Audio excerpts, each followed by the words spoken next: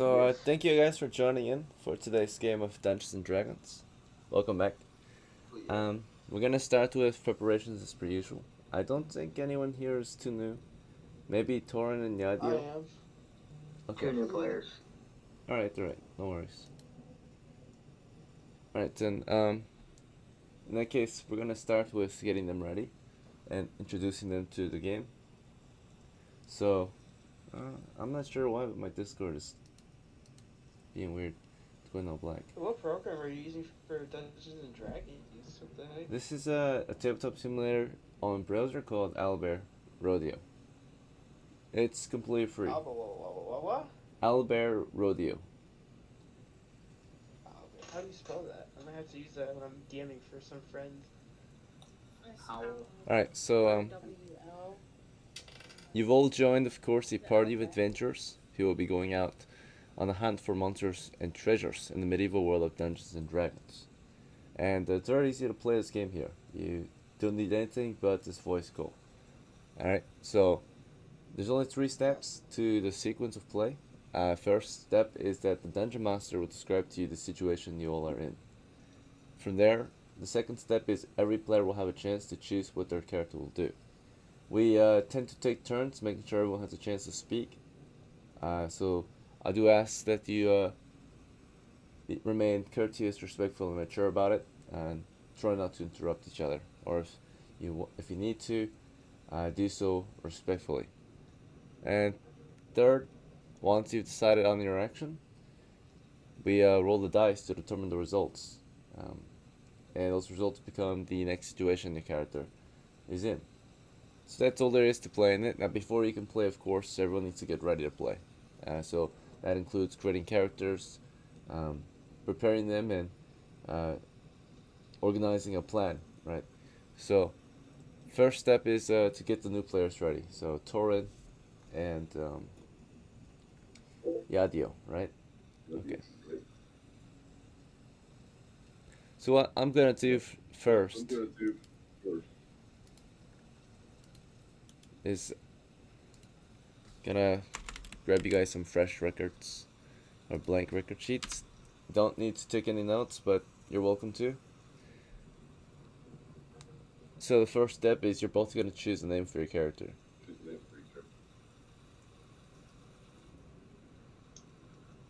Alright, so Torin and Yadio, if you want, you can choose it yourself, as long as it's a medieval-esque name.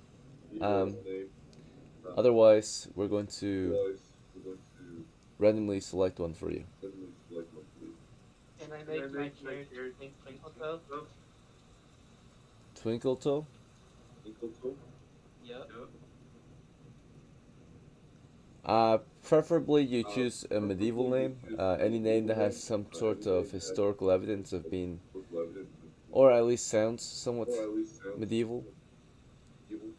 But if you really want to have Twinkle Toe as your name, I suppose.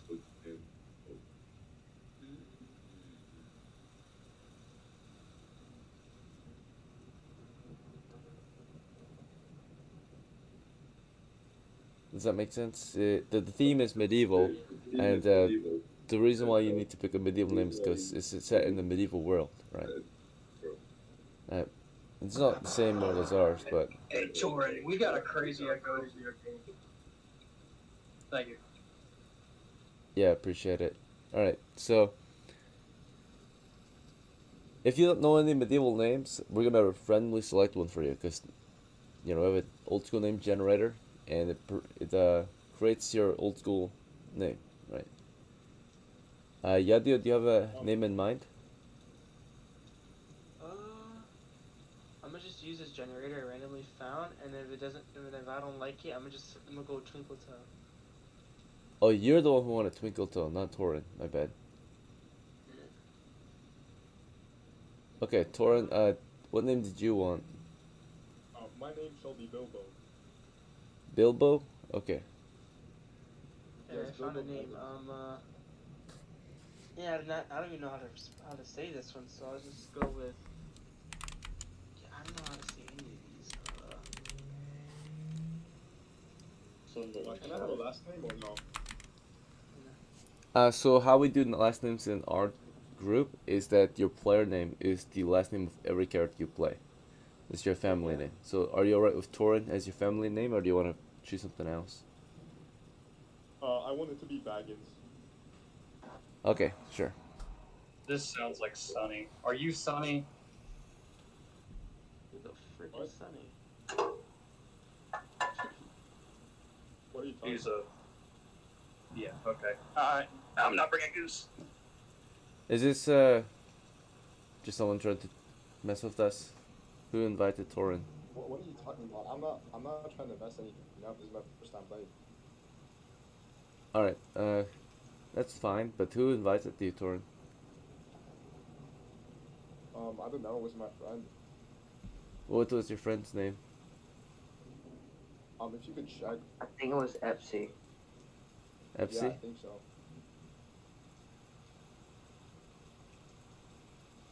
Alright.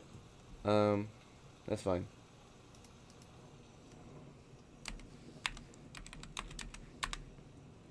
I mean, I could leave if you want. Like, I'm just trying to play though. Okay, you can play here. That's fine. It's just, you know, we already have some like red flags from you, right? You want to be Bilbo Baggins, which is fine, but we've had a lot of players in the past want to name the characters similar things, so it's fine.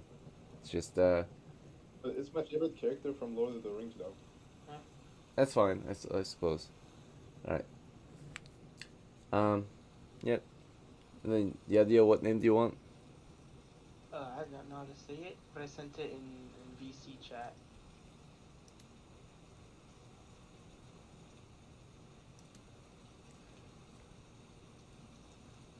Hewlin? Okay.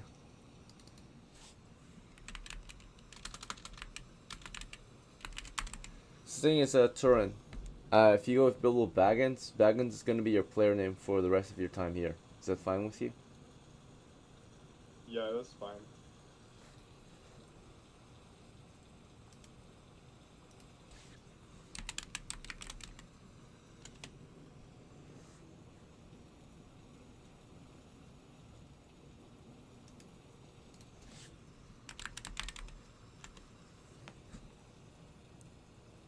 Alright, so the next thing we're going to do is determine your character's ability score, which reflect how capable your character is as adventurers. And to do this, you're going to go into the dice rolls channel. You're going to type in a command or prompt the dice bot to type or to roll some dice for you. The command is /roll space 6 space 3d6. Okay, so go ahead and do that. I just did mine. Alright, good job. And then Yadio, type /roll space 6 space 3d6.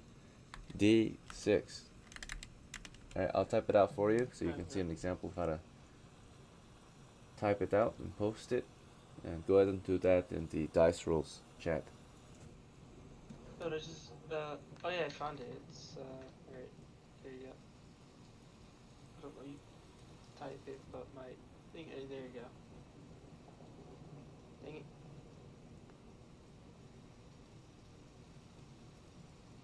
You're supposed to press enter after. Yeah, that's what I did, but it's, Alright, so make sure you type it out, because as you're typing this, dice should prompt you to ask it to roll for you. Or a bot. There you go. there you go. Alright, looks good. So these scores are rolled in order from strength down to charisma, and they're rolled in the listed order. So what you see on the screen is the order in which your scores are rolled. So for Baggins, you got 7 strength, 5 intelligence, 7 wisdom, 11 dexterity, 9 constitution, and 18 charisma. And for Hewlin, or for Yadio, yours let's see, are going to be 8 strength, 11 intelligence, 15 wisdom, 15 dexterity, 14 constitution, and 12 charisma. So basically any score that is 8 and lower is considered below average. Any score 9 through 12 is considered average, and any score 13 and higher is considered above average. Alright, so these mainly help you choose your class. So they give you an idea of how capable you're at the various abilities or skills needed to be an adventurer. But there are 7 classes you'll choose from. The classes are your job in your party, right? So the jobs include, or the classes include, cleric, fighter, magic user, thief for the human classes, and there are 3 demi-human classes, which means you'll be of a different race as well, which include dwarf, elf, and halfling. Alright, so between those 7 options, you will choose one, and I will recommend a certain class based on your scores. So for Baggins, due to your high dexterity, I'm going to recommend you're going to play as a thief. But it's your choice. I'm gonna have to be halfling. Okay, yeah, that's it's possible to be a halfling. Yeah, you need at least a 9 constitution. So. Could I improve like my stats or? In the future, yeah. So as your character gains experience, he'll be able to increase his abilities. Alright, sounds good. Thanks for letting me know. Okay, so Gain experience? So you'll gain experience by completing the following goals: hunting monsters and treasure. Hunting monsters and treasure will grant you experience points or money, which you can use to improve your character. Alright, so Yadio, you're playing as Hewlin, and you scored pretty well in Wisdom, Dexterity, and Constitution, which means I recommend you can play as a Cleric or a Thief. But it's your choice between those 7 class options. Do you need me to go over the class options again? No, I'm thinking so. With cleric, what do you do with the cleric? So as a Cleric, Heal, right? kind of. At level 2, you'll be able to possibly cure light wounds. But the main job of the Cleric is that you're a clergyman. So you're like a holy warrior. Your main role is to compel evil, to turn away the undead. Right? So you have a skill called Turn Undead, which allows you to cause undead to flee, possibly. Right? If your faith is strong enough, there's a chance you can pray and cause them to retreat, or even in the future become destroyed. Right? If you're powerful enough, you can just instantly destroy them. But early on, you'll be able to compel them to leave you alone. Right? As a thief, you're going to be very good at a lot of looting and thieving skills. Naturally, will help you hunt and loot monsters and treasure. Right? That's why I recommend it for you as well, due to your high dexterity, which affects how quick your character might act.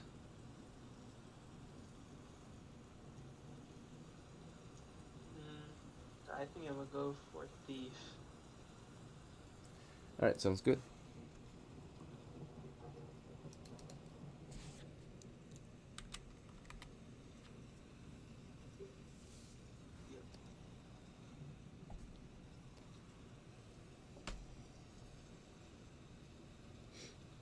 Alright, so let's see.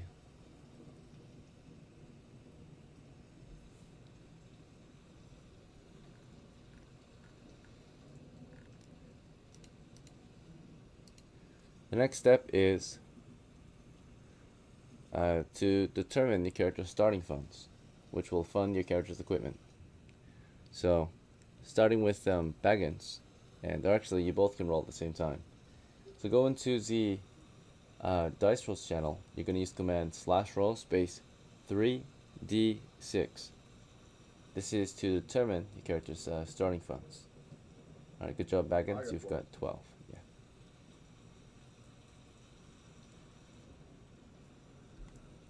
Alright, and Yadil, go ahead and do the same when you're ready. It's going to be /roll space 3d6. Alright, good job.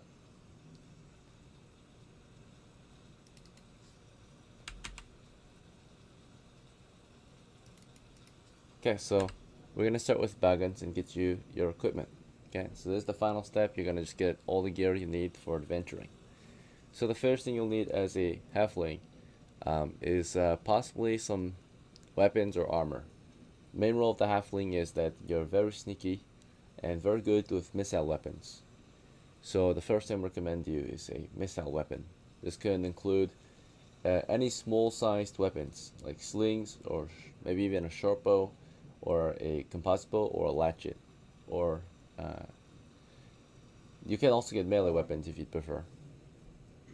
Oh, so, by the way, I read somewhere that they get a +1 to initiative rolls, halflings? Yes, that's true. So when halflings fight on their own accord, they will act faster than any other class or monster typically. Hey, so I'm definitely gonna get a bow. Which bow is the best? So for bows, the best one for you in your case, due to your size, is gonna be a composite bow possibly. But I'm not sure if you can fully afford it on top of extra gear. So the one I recommend you is the short bow, early on. But if you want the composite bow, it's fine. The total price will be around 9 coppers. You have 12. I mean, okay, and then what else do I need? I need some armor, yeah? You do, yeah. So do you want to go with the composite bow or short bow? If you go with the short bow, you'll only spend 4 coppers on it. Yeah, I'll get the short bow and some arrows. Yep. Alright, so the total price for a short bow, quiver, and arrows is 4 copper pieces.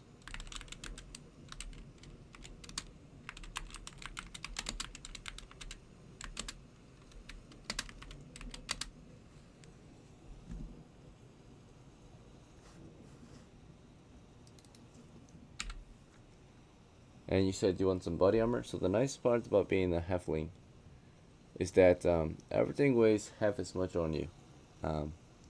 Or not half as much, because everything costs half as much for you. So because you were a halfling, most of your clothing had to be light or small sized, because you're a halfling. So I'm gonna switch all your gear to small, at least your starting gear, which actually half the price of it, which means you were actually able to start with an additional piece of armor for free. This could be either a small gambeson or a small shield. I can't shoot with one hand. I need 2 hands, right? Yes, so I would recommend the small I don't have gambeson. a melee. I don't have like a knife or anything, so I probably should just go with the gambeson. But is that gonna affect like how fast I move? Let's see.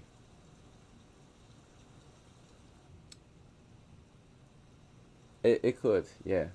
If you go with that, but basically because your funds, you're basically gonna get an additional 5 coppers due to the fact that you're starting gear with small size. So you don't have to get additional armor if you don't want it, but for surely you have an extra 5 copper pieces, so you have 13 total due to your small size. Okay, could I need a bag. Sure. Yeah, so there's 3 kinds you can afford: knapsack, backpack, or satchel. I need a backpack. Okay, sounds good.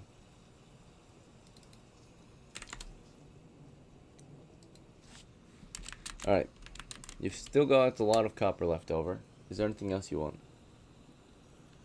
I heard that when I fight, I get a +2 to AC, right? Yep, due to your small size, so it's harder for things to hit you. Okay, so I should probably get armor then.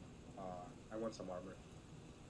Okay, so in that case, a small gambeson would cost you about 3 coppers. If you want, you can get a small heavy gambeson, which is even better, slightly heavier. This will only cost you 5 coppers. Yeah, I'll get a heavy gambeson. Okay, sounds good.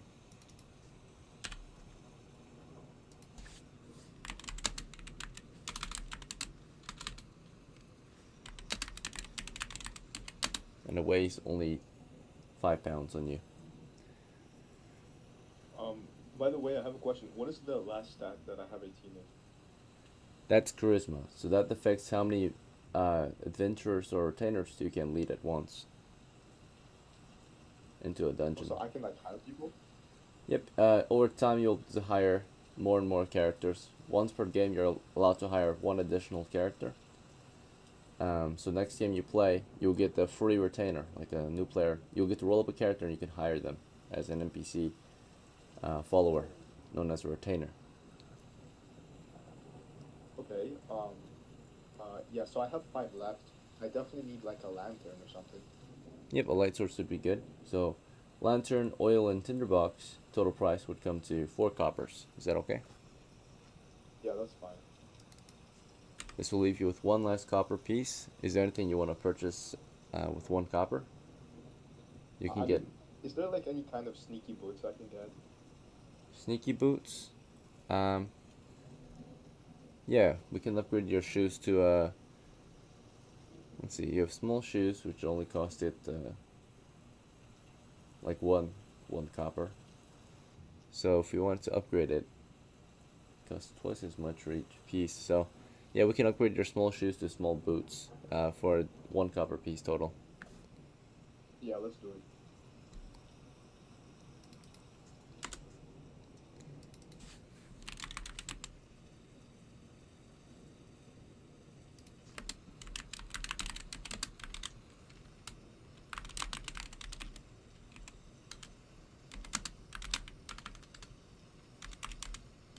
Alright, everyone else, appreciate your patience.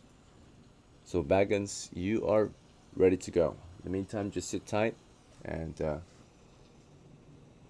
be ready to play when the time comes. But you are ready now, so I'll fix your nickname and, to include your character's name. Alright, Yadio, it's your turn. So you've got 8 copper pieces, and the first thing you need is lockpicks, because you're a thief. And perhaps a 10-foot pole, so you can detect traps easier. So lockpicks will cost you 3 coppers, if that's okay. We'll buy you that first. You can hang these on your belt. So yeah, after you get lockpicks, you'll need to get if you want, you can get a pouch for it. It's easier to access if you have it on pouch. The difference mainly is that if you put the lockpick on your belt, you have to unbuckle, pull the lockpicks off, and then buckle up, right? Versus a pouch or some type of hook on your belt, easier access. Would you prefer a pouch for your lockpicks, or are you alright with just buckling up? Most of the times you're going to use lockpicks anyway. You're usually in a very safe and secure position where you have plenty of time to prepare. So most characters don't need to put them in a pouch, right? They're usually in a safe place to, of course, pick a door. Can I put anything else in the pouch besides a lockpick? Yeah, so the normal pouch, not a small pouch, just a normal sized leather pouch on your belt, can fit up to 3 pounds or 3 small objects, as long as they're small. So 3 pounds worth of small objects. So you could fit up to 3 lockpicks, for example, right? You couldn't fit a sword or anything large, right? So as long as it's small enough to fit in a pouch, up to 3 pounds worth. I'll just stick with the buckle because I'm a broke bastard. Right. In that case, the next thing you want to purchase is a 10-foot pole. With the sling included, you can wear it on your shoulder.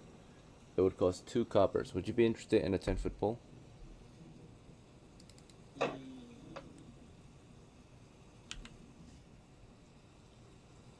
Now, if you're not interested, no worries. You can save your money for other things, including weapons, armor, tools, etc.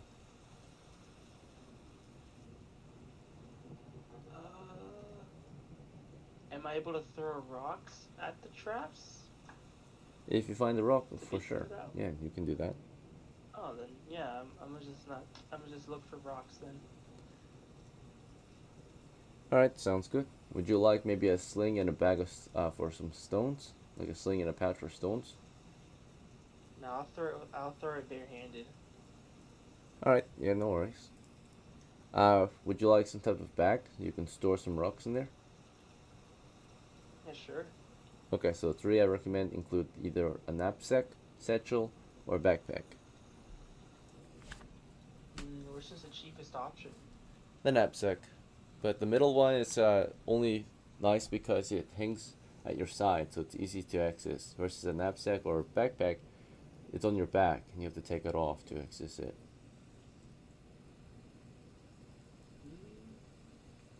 I think I'll go for the backpack, right? Because I'll just store other random crap too alongside it. Sounds good. Alright, so you've got a backpack now. Costed you 3 coppers, which left you with 2.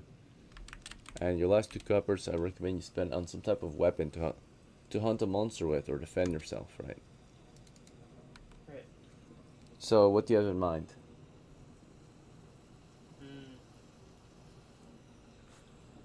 Do you want a I missile? want something that could slow me down, so maybe like a knife. Okay, something small. Sure. And a melee weapon. Okay. So a knife. Let me check the price.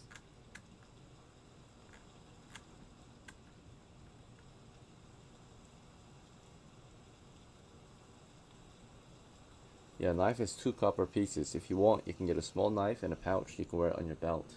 If you get a normal knife, you won't have a means to carry it. I mean, you could store it in your backpack, but then you've got a sharp object in your backpack that can be a potential safety hazard, right? Right. So, I recommend you're gonna get a small knife and a pouch for now. Alright, sure. Yeah, I'm gonna go for that then.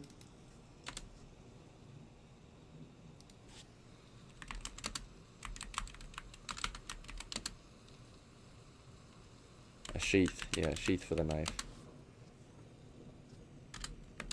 Alright, you're good to go. So, both Baggins and Yadio are ready. Just sit tight, and we're gonna help the other players get ready now. Just a moment.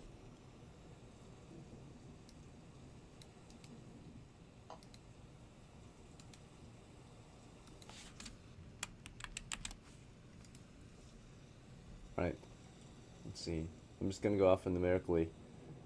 I did notice Alpha joined late, so we'll have him go last. But Ethan was here pretty early on, so Ethan's been waiting. We'll let him go first. Yeah, give me one moment. My Discord just had. Oh, there we go. It works now. Okay. Alright, Yeah? so for this game, do you want to play as Oscar or some other character? I'm gonna play as HAMO the second. My halfling. Alright, good to go. Let me grab them. And do you plan to hire any retainers this game? Nope.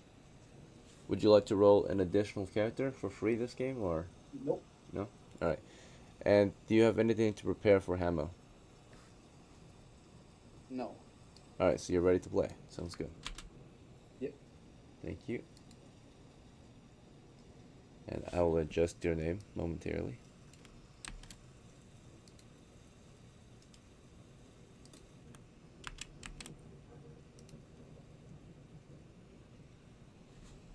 Alright, so in that case, we're gonna move on to Geese. And Geese, you say you want to play as Goose or someone else? I'm gonna run Goose, and then I'm gonna see if I can bring Drat the Mage with Sleep. Okay. For Goose, it's a really simple thing for him. Just let me know when you're ready. Alright, so yeah. What do you need to prepare as Goose? For Goose, I'm gonna go ahead and replace one of my grenades, the shrapnels, and then get a what do you call it? A smoke grenade. Okay. I'm not sure if I'm tracking correctly, but did you have 2 shrapnel grenades since the last time you played, or was one? I should only have one. Okay, appreciate the honesty. In that case, you only have to spend, I think, 20 coppers to get an additional shrapnel grenade. So, let's see. Yep. And then I'm going to move my potion of gaseous form from my cart to my person.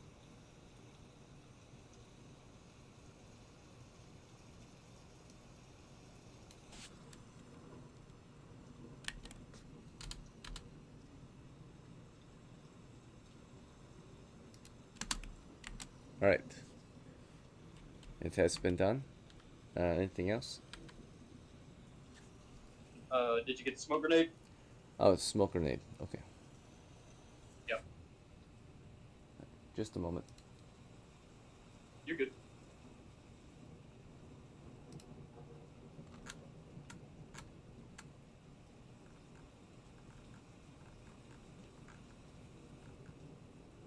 I'm also gonna move that antidote to my person.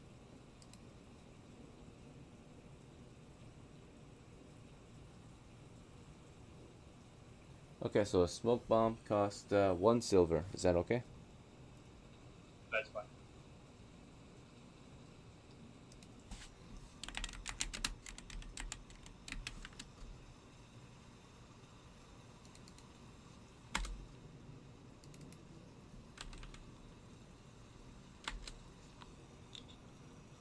Alright. And you said you want to purchase, what else was it? I'm moving my antidote over to my person. Oh, that's right. Okay. And also sell that excess sheath, please. Because I apparently have 2. I guess from when I had my dual shorts. Alright, so for this potion, do you want to just keep it in your... Let's see. Move into a safety box, put it on my person. Safety box. Yeah, whatever it's called, to keep it safe or get crushed or whatever. Okay. Oh, so you want to purchase a new box for it? Just move the box over to my person, that's fine. Alright, box. I have a feeling I'm going to need it this game. I don't think you have a small box right now on this character. Do you want to make I'm it? gonna go ahead and put one on the other one. Okay, so a case, yeah. Yep, armor weighs less now, so I'm not too worried about it. Alright, so you've got a case for the antidote and the potion of healing. Yep, and then go ahead and hire. Or you want not the mage potion of strat. healing, potion of gaseous form? Did you want a potion of healing on you too, you said? If I have room for all 3, sure, that's fine. Okay, that's fine. Sorry, what did you say before I cut you off? I said, then go ahead and see if I can hire Drat. Alright, yeah, just a moment.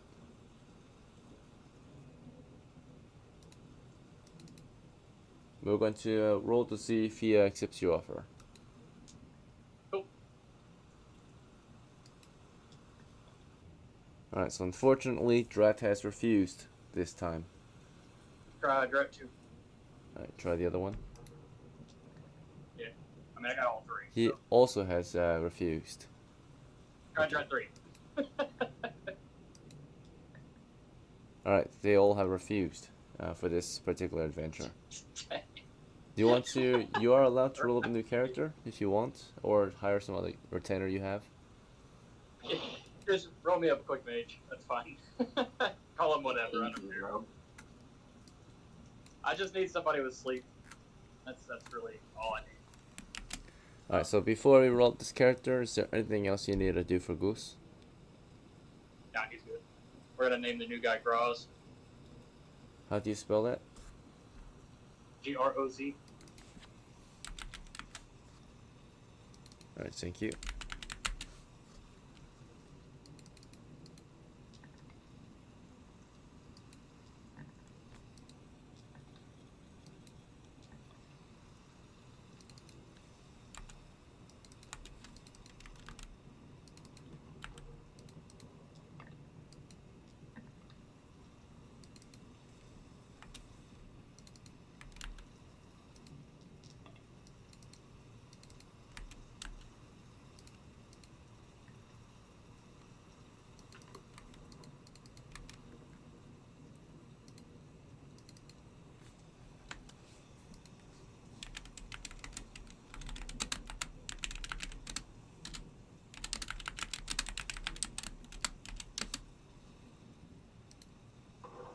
appreciate you being.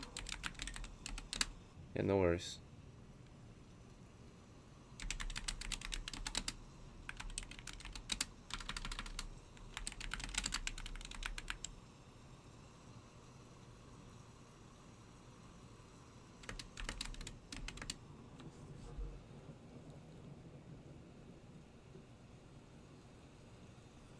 Alright, that should be everything.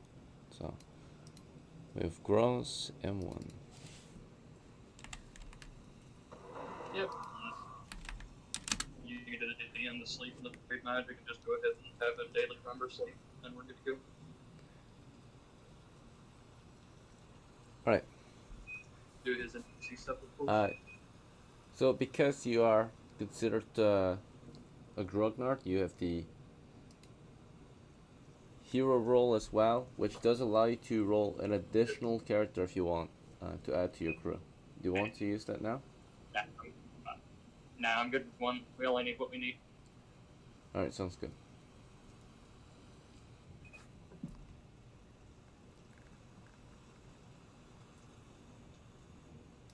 Okay, so honestly, welcome back. You want to play as Schnauzer? Yeah, Schnauzer's second. Which Schnauzer's Oh, third? sorry, Which sorry. Schnauzer's third? House. Just a moment. Yeah. Before we continue, Geese wanted to hire... Oh wait, Geese, it was just that one, right? Yeah, okay. Yeah, just the one. I just needed the mage, because I know we have one mage, but I don't know their experience, so I just wanted to make sure we had the backup. Okay, yeah, no worries.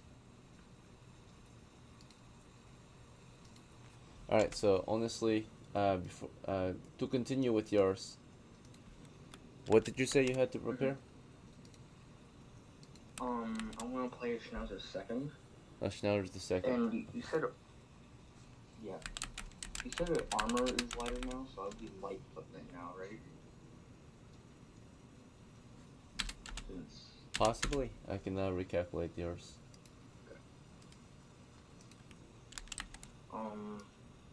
yeah. Bank all the money that I have on me, and then Alright, let me look over your armor real quick. Just a moment. And all your armor should weigh half as much due to your armor skill as a fighter.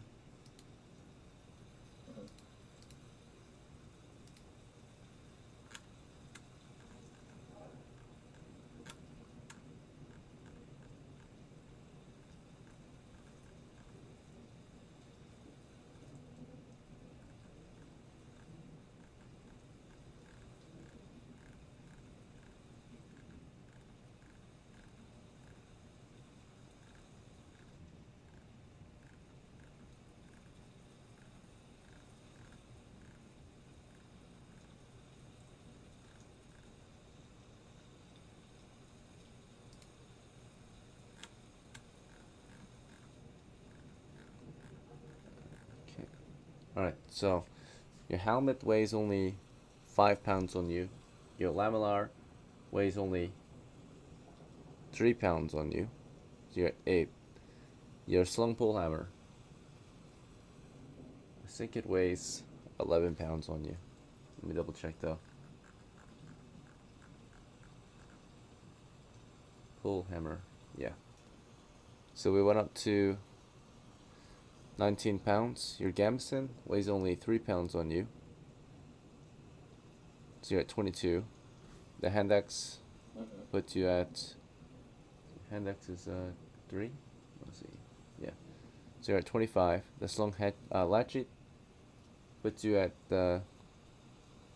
31. The quiver and cross puts you at 33.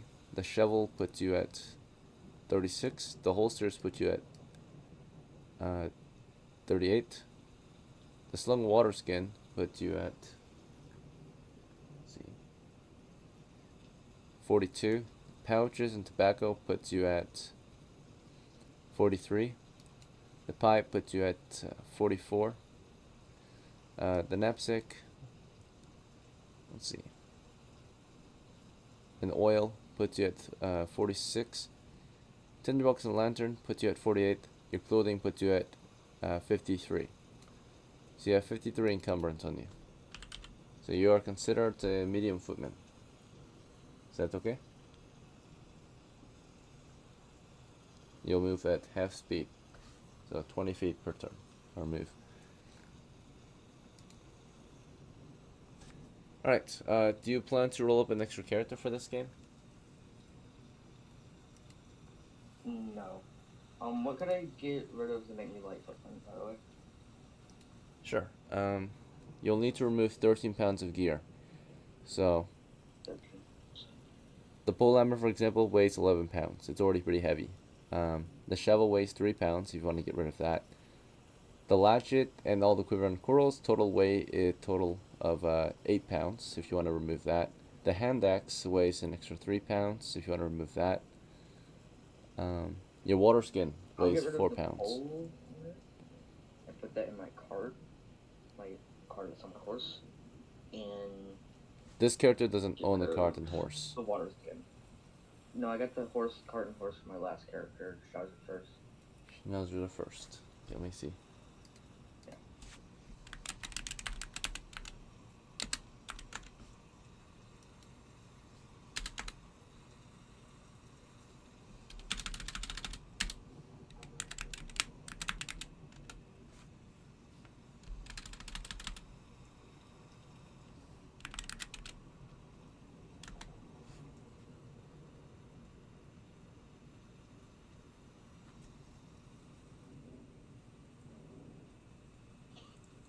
Alright, so Schnauzer the first was killed by a trap, and his remains, they were brought back, you said? Or you think? No, they were not recovered. But there was witnesses that I died. So. Yeah, he was killed. I'm gonna check the report on when he was killed then, and see if that crew was able to bring his remains home. Alright, so it said that he was killed in the southern Goblin caverns. He died to a door trap. The group was able to return to DELN, and therefore, because of that, they probably were able to bring your horse back. Okay. Alright, we'll annotate the horse and its gear was recovered. It was a sumpter, which carried quite a bit of gear actually. So, I'll go ahead and make these adjustments.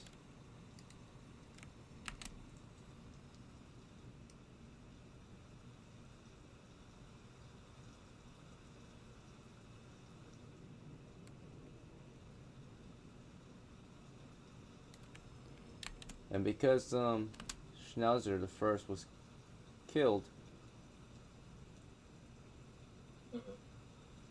did he have an heir? That would be Schnauzer second. Okay, so Schnauzer the second at some point, let me know, he would inherit the 23 coppers that were banked. But there was some copper on the horse. It was 12 pieces. So was that given to Schnauzer the... Oh, wait. Yeah, so you're playing a Schnauzer the second, right? So you're gonna inherit all of that then. Okay.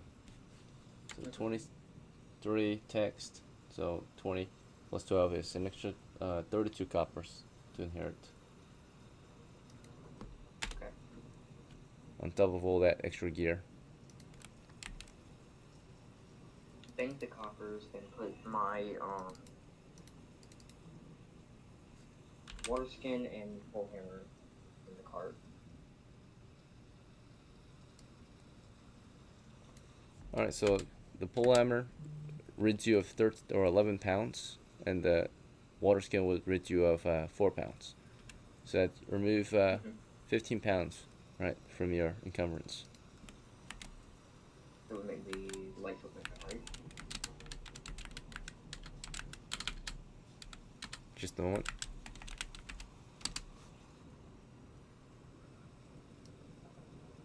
The sling water skin actually weighs 5 pounds total on you, due to the sling.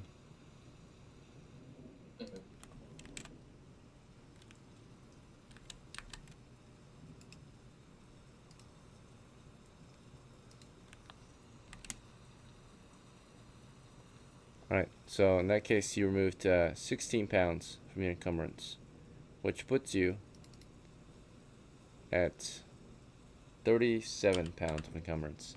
You're now a light fitman. Very good. Nice. You said that boots won't make you want to be fast. Like boots slow you down, right? So I would put my boots in the car and get shoes instead. Okay. Let's see. Boots. So they don't necessarily slow you down directly, but they are heavier, actually. That reminds me though, you would actually be at 39 pounds due to that. So they are heavier, that's Yeah, it, so I'll do but the they're more shoes protective. instead. So you go with shoes, you should be at 37. So Okay. I'll do shoes and then put my boots in the cart. okay, that's fine.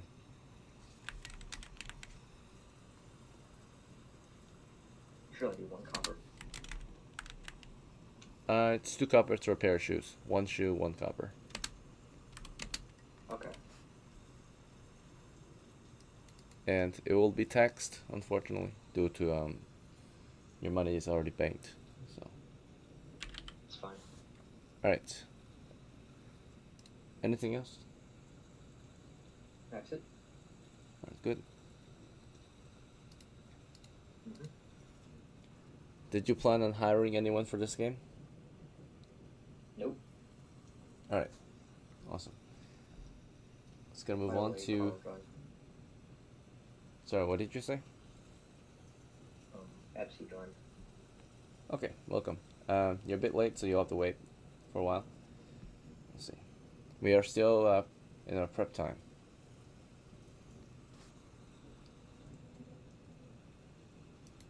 Alright, next is Lana's turn. Thank you for your patience. You're gonna join us as Melody or someone else?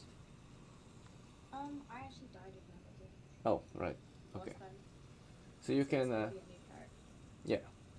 Do you want it to be the heir of Melody, your second character? Yes, please. That sounds good.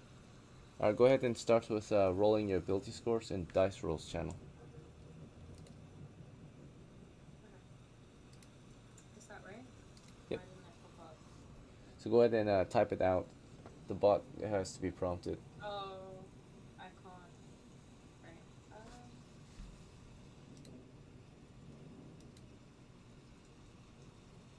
we seem to have to do score.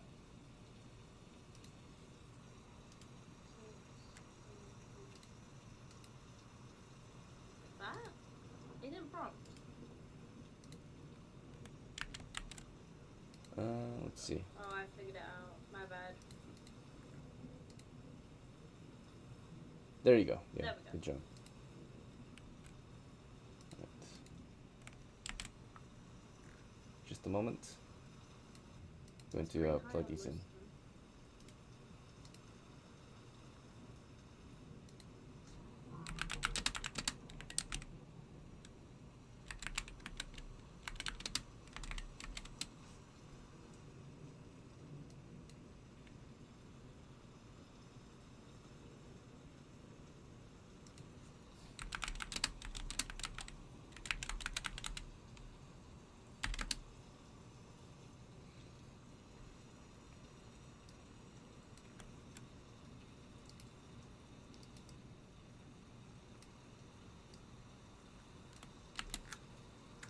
Okay.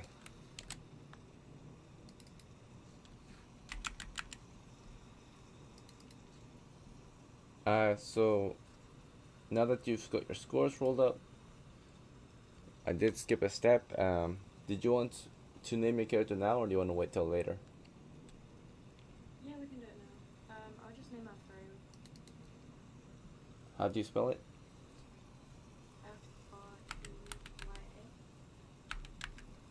Okay, sounds good.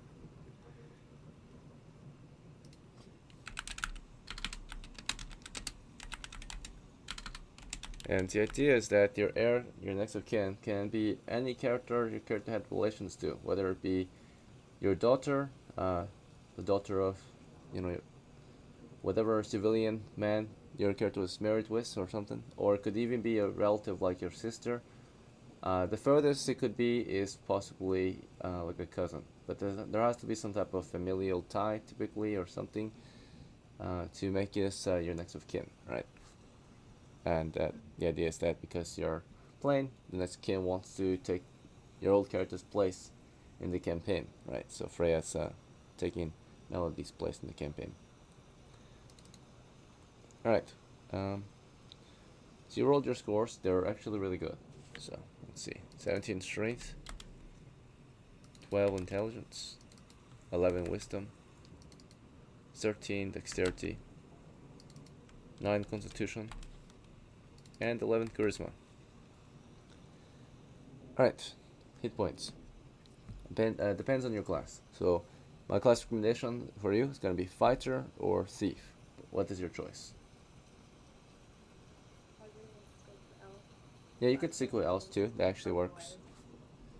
Does anyone want to suggest a class? Do we need something other than that? Fighter. No, you're good. Do you think? We got 2 fighters. We'll be alright. Okay, then can I go for an elf? Yep. As an elf, you're a fighter magic user, right? So you're fulfilling two roles already. Okay. And in this case, you're able to actually make some adjustments to your scores here. Elves require high intelligence and strength. You can lower your wisdom up to, or by 2 points up to the 9, which is the lowest you can lower a score to increase your intelligence by 1 point, which would bring your intelligence to above average. So you would make a very good elf, right? If you don't have to. If I lower my wisdom, what does the intelligence necessarily give? It allows you to progress faster for one thing as an elf, but also for all classes it helps with cognition. So learning things faster, it gives you a +1 to knowledge checks. Additionally, extra languages, which can be useful when trying to communicate with other monsters of intelligence. I'll do that then. I'll put my wisdom back in my Okay, sounds good. Alright.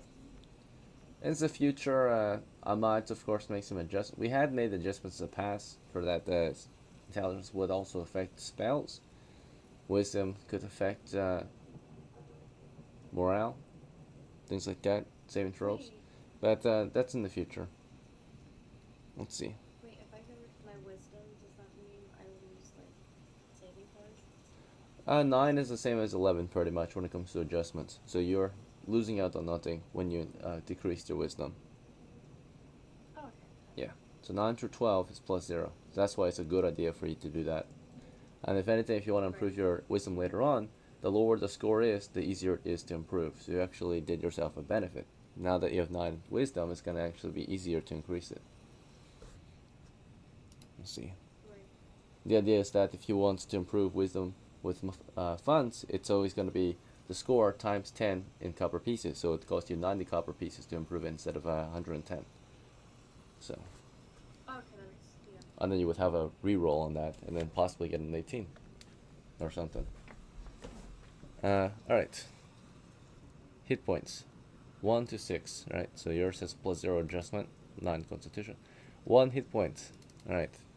Bad luck had to come sooner or later, right? We'll see. Money. You have 15. And because you're the heir of Melody, you're gonna inherit a lot of things. For one thing, Melody, she was killed by a wolf. I'm gonna see if her remains were brought back to town. Let's see. I believe they were. I remember my friend saying that they wanted him. Alright, so she died during the Clawed Footprints adventure when the crew came across, looks like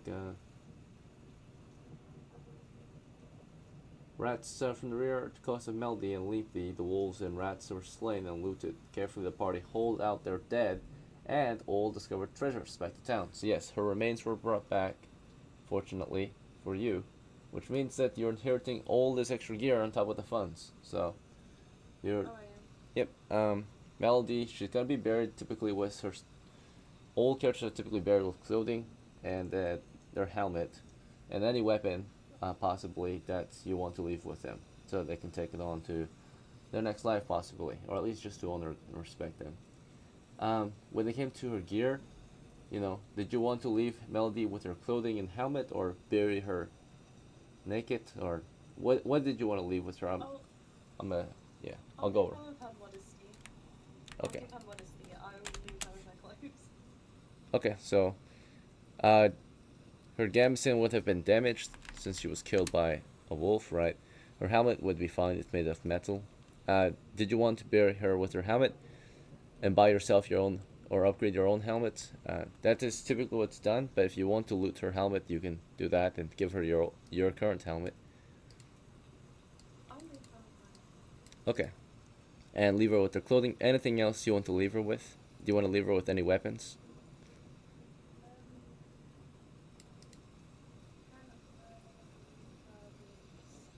But can I take the sling?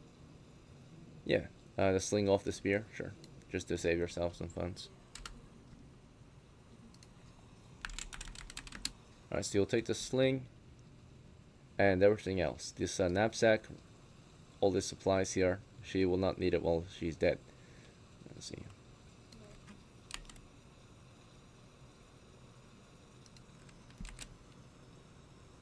Alright then.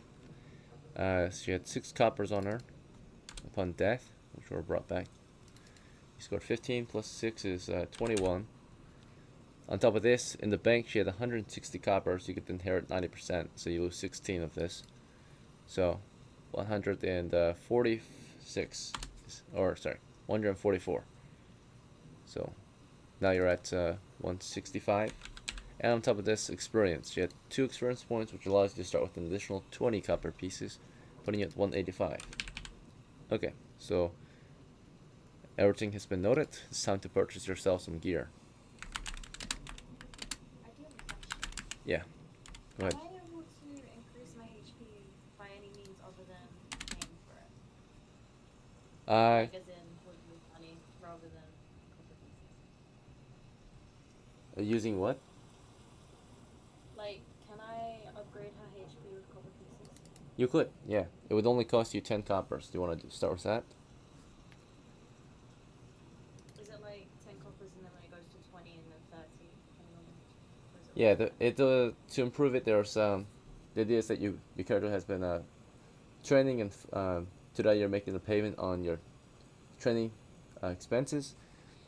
It would always cost about 10 coppers times whatever hit points you're at, and there are 3 methods to improve your hit point, which is either a +1, or you take the average, or you do a complete reroll, pretty much.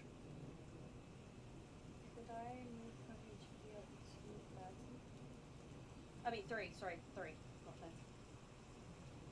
Okay, so first off, let's say you spent 10 coppers to train your hit points. So you're at 175. There are 3 training methods. You can either take a +1, you can reroll, or you can take the average, which is 2. Oh, it's You'll take 2, so just the +1 basically. Alright, don't want to gamble it. And next is gonna cost 20 coppers to increase it again, right? The same training method supply. In this case, you can take a +1 or you can reroll. what would a +1 be? It would bring you to 3 hit points. Oh, quite literally. Okay, yeah, I'll do that. So my recommendation actually for you, or sorry, the average for your elf was 3, actually. 3 is in the middle of a 6.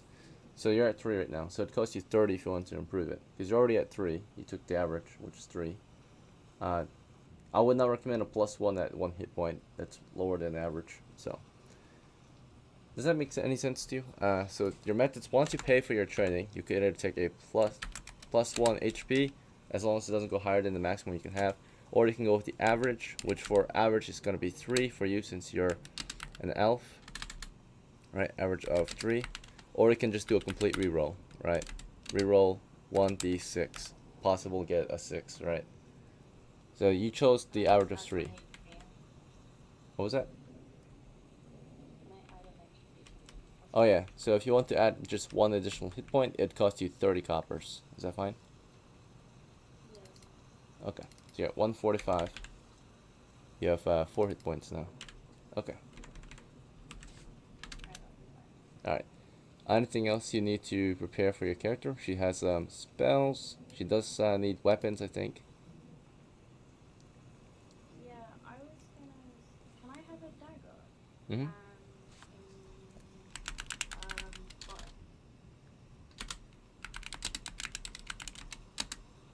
What kind of bow do you want?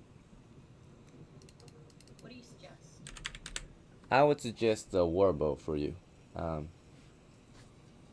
It is Yeah, the I'll go for that. best footman's bow in the game. So, How much is it? just a moment. Let me see.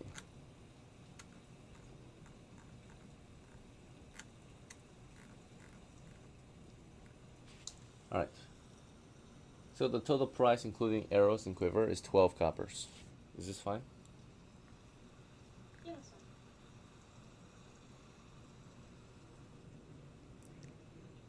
If you're interested, you could actually afford the Masterwork version, which allows you a +1 at hit, so an increased chance to hit. Would you be interested, or do you want to stick with the normal one? I'll go for it. I'll go for it. Okay, so the total price would come to 122 instead. Never mind. Never mind. I take it back. I take it back. Okay, I'll go so for just... normal.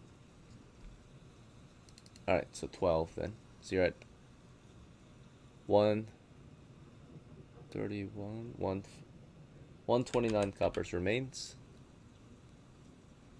Alright. What's next? Can I get that slung? Is the slung that I took from her? The sling that she had. The bow you want it to be slung on you? Yes, please. Alright, sounds good.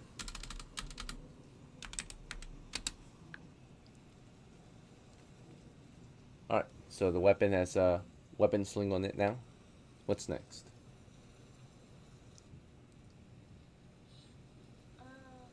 Do I have any armor other than a helmet? You don't, not at the moment. Would you like additional armor? Yeah, I'm just worried about how much I'm gonna weigh.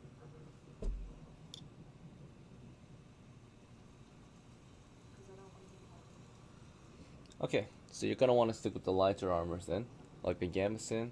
Maybe you upgrade your helmet, and the best light heavy armor or metal armor is gonna be a lamellar or a chain armor, male. I just like what Pokemon would get. So my recommended is gonna be first you're gonna upgrade your helmet to a heavy helmet, which is only weighing an additional 10 pounds on you, costing you 5 coppers. So you're at 124. Then gonna get you a heavy gambeson. Total price is 10 coppers,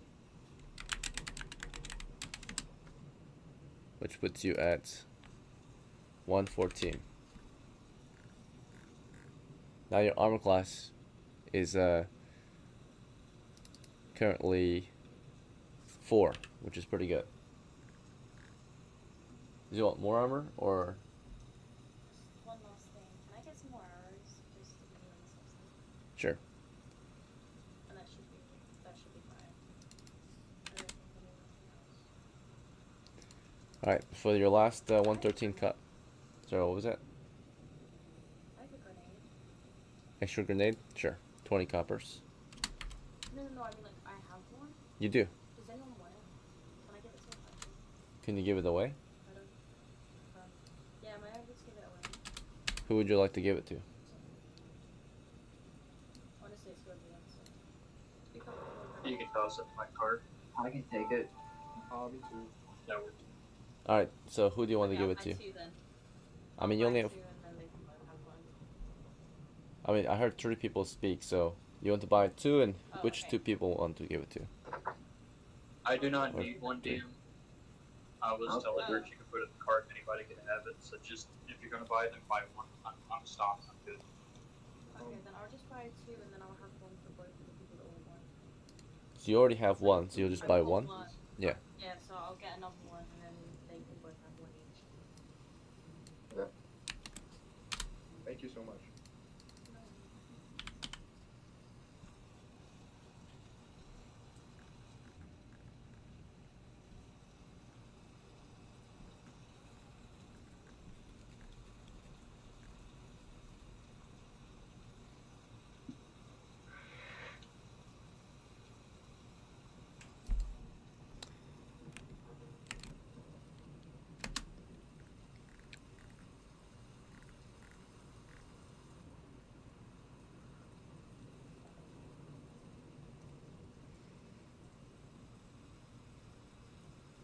Alright, Schnauzer, where would you want to put the grenade? In the same pouch with the tobacco? In the pipe? Yeah. Alright, it just barely fits in there. My phone will stuff in one spot.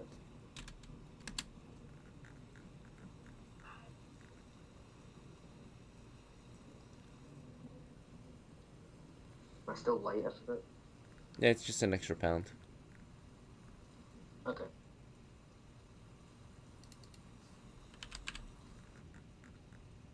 For the other character, Bilbo, I suppose you put the grenade in your backpack for now. Yeah, I mean, I don't have a pouch, so. Yeah, you don't have one yet.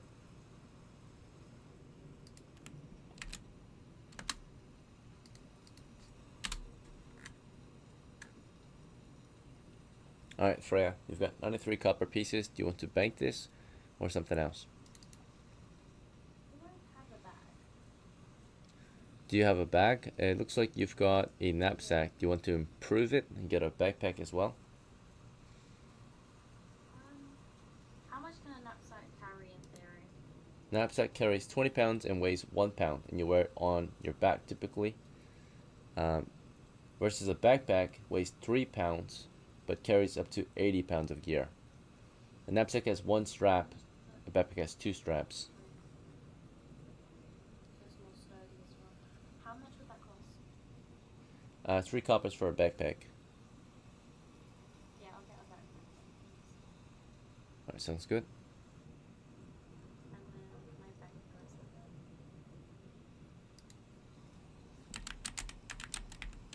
Yep.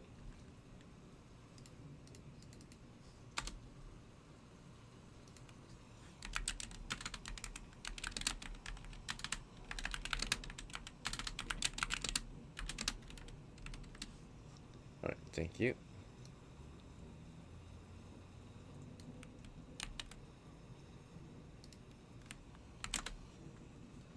Alright. Now it's Alpha's turn. Alpha, do you want to play as Frederick or someone else? I'll play as someone else, and I have rolled the dice thing for you already. Okay, sounds good.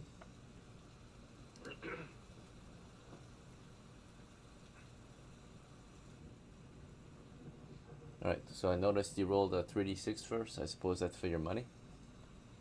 Yeah, I tried to do the 6-3-6, but I fucked up. But the first one's for the money, and then the second one's the stats. Alright, good to go. Do you have a name for this character already? He's going to be Arthur.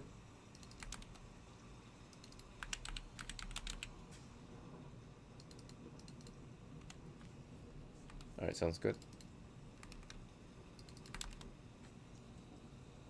And what class would you like? What classes can I play with him? It looks like a fighter would be most recommended. Maybe cleric. Pretty much any class though. Okay. No flaws. I'll do fighter. Alright, go ahead and roll a d8 for hit points. Okay.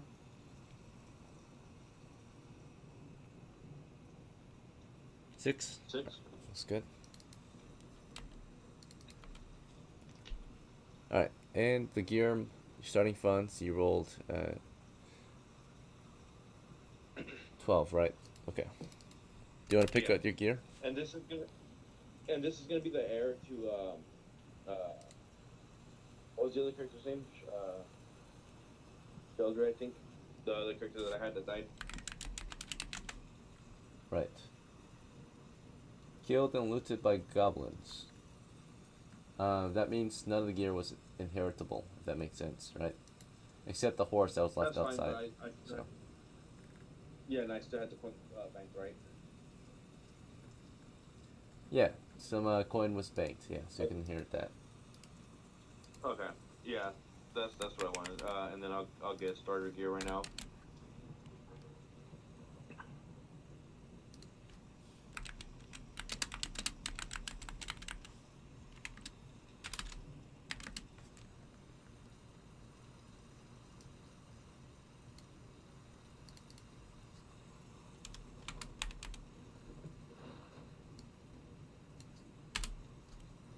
Okay, so air is SHN'TRY, or air of SHN'TRY, I mean.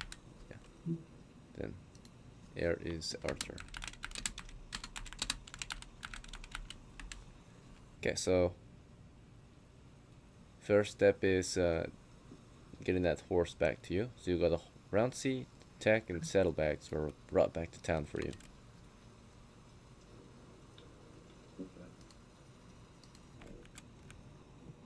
Additionally, inheritance.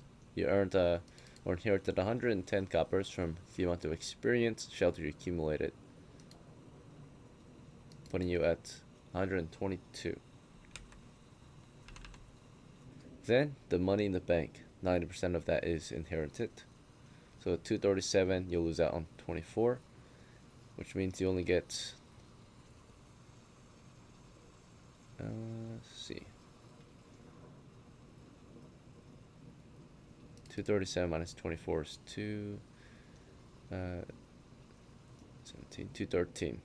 So 213 puts you at 335. Alright, so what gear would you like to purchase? Okay, I'm gonna do a heavy plate. Alright, let me double check the price. Okay. Oh, the price has changed, huh? Right. Fuck, So okay, heavy plate is 10 gold, so 1,000 coppers. Fuck, okay. Yeah, no, scratch that. We'll do, let's see, where is it at? We'll do gambeson. We'll do, mail, helmet. You want this to be a heavy gambeson? Yeah.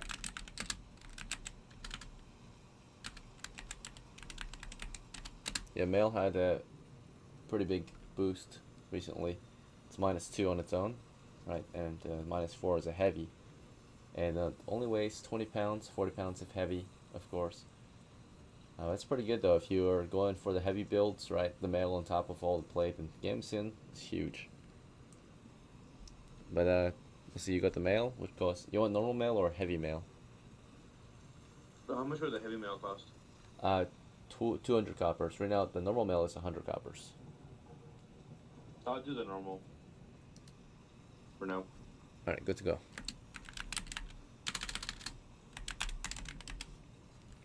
So the total price came to 115. Alright, so you're at 220. Okay, I'll do a heavy shield with a sling. Okay, sounds good.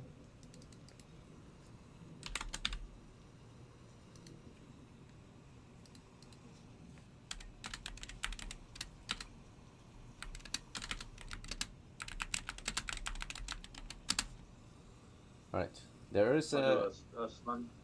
Oh, go ahead. If you're interested, there also is a Pavis shield, which is the same as a heavy shield. The only difference is that the Pavis shield, you can plant it, versus the normal shield you can't. I think the only other drawback to having a Pavis shield is, what was it? I thought the Pavis shield dude was the one you could mount the gun to and hide behind it and fire. You could, yeah. I'm saying you can plant it on the ground and use it as a mount, right? So the only major drawback to it as well, besides it being so big, it's a wider shield than normal shields are. It can be kind of encumbering, but shields can be strapped to your arm, whereas a Pavis shield could not. So Pavis shield, you can wear on your back or you can carry it in hand, but it's too encumbering to wear on your arm, versus a shield you could.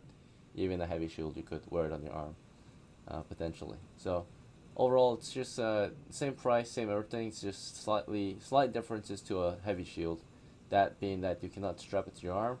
However, you can plant it, right, and use it as a mount. And naturally, if you get a heavy Pavis, it's basically a wall, right? A heavy Pavis is a -4 armor class bonus. So, would you be interested in? I'll do the heavy shield. Okay, I'll do just the a heavy shield, for now. more mobile. Okay, sounds good. Alright, good to go. Yeah, the PAV is mainly for gunmen or crossbowmen. So. Okay. And then I'll do a spear with the sling. Okay, sounds good.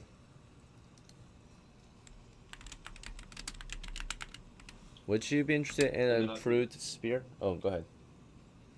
What spear? You can get an improved spear, such as a masterwork spear if you're interested. It would only cost you an increased hit, yeah. So it costs you a 31 total if you want a masterwork spear. Sloan spear. Yeah, I'll do that. Okay, so that case, 31 is the cost. You're down to 178. Okay. And then I'll do a sword with the, what is it, scabbard or the sheath? Yep, scabbard and sword. Do you want this to be a masterwork as well, or normal? Yeah. Masterwork sword. Okay. Do you want the bastard sword or normal sword? We'll do normal. Okay, sounds good. It's a bit faster, more effective in one hand.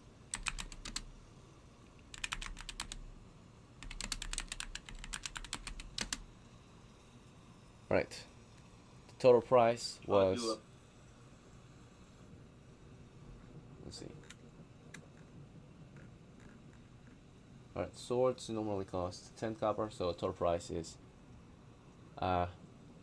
101 coppers. Alright, you're at 76 left. I mean 77 left. Okay, I'll do a backpack. Okay, 74. I'll do a flint and steel or a tinderbox. Okay. 5 torches. Alright. And then I'll do 3 days worth of rations.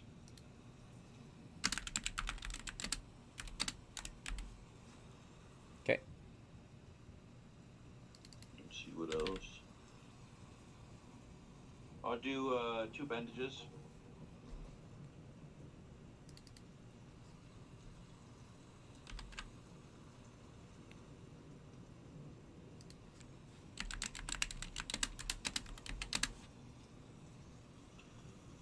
And then I'll do a what's better, a war bow or a composite bow? Composite bow is more mobile if you plan to go on horseback. Warbow is heavier and slower, but it's really good on foot. I'll do a war bow.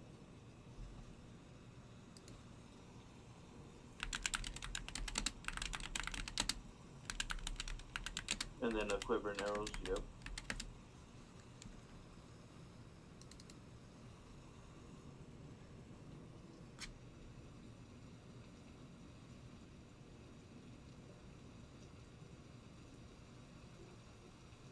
I'll also get, if I can, I'll get a mask to help with like any type of gases or fumes, and then leather gloves.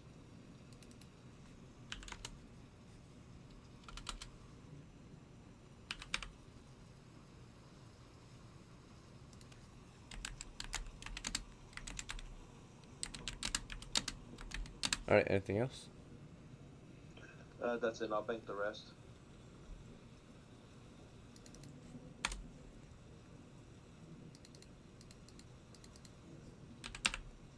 Alright, good to go. Alright. Everyone else, appreciate the patience. We're almost done. Welcome back, SP. You want to play as Carl again, or someone else? Yeah, I'll play as Carl and I'll bring Wendy if that's okay. Yep, just a moment.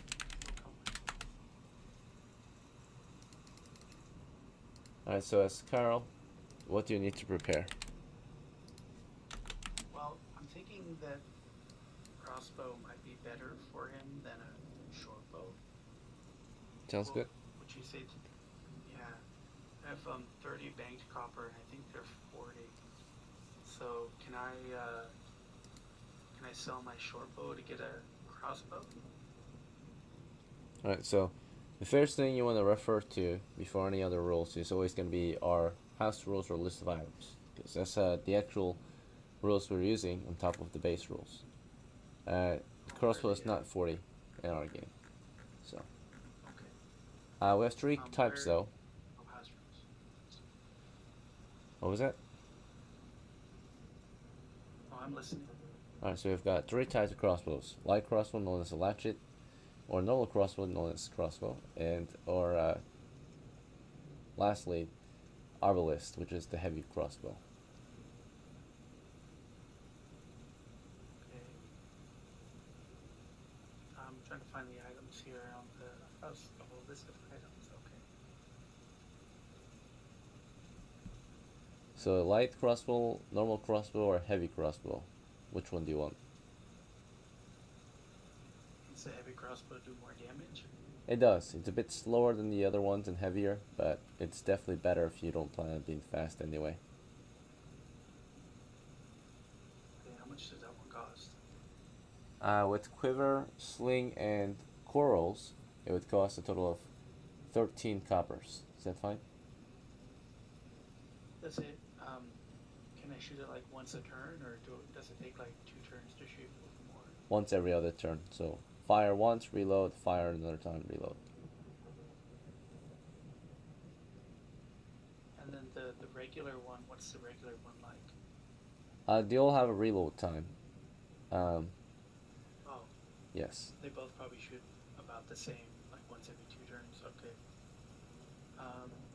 Right. Practically, is it smart to get a crossbow? It can be. Yeah. The initial shot is good. If you have cover, it's good. Okay. And if you got time on your side, it's good. Okay.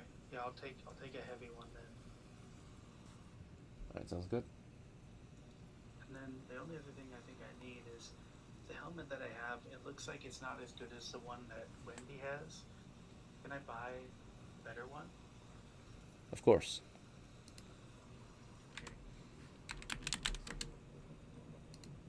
And then I'll just bank the rest of the money.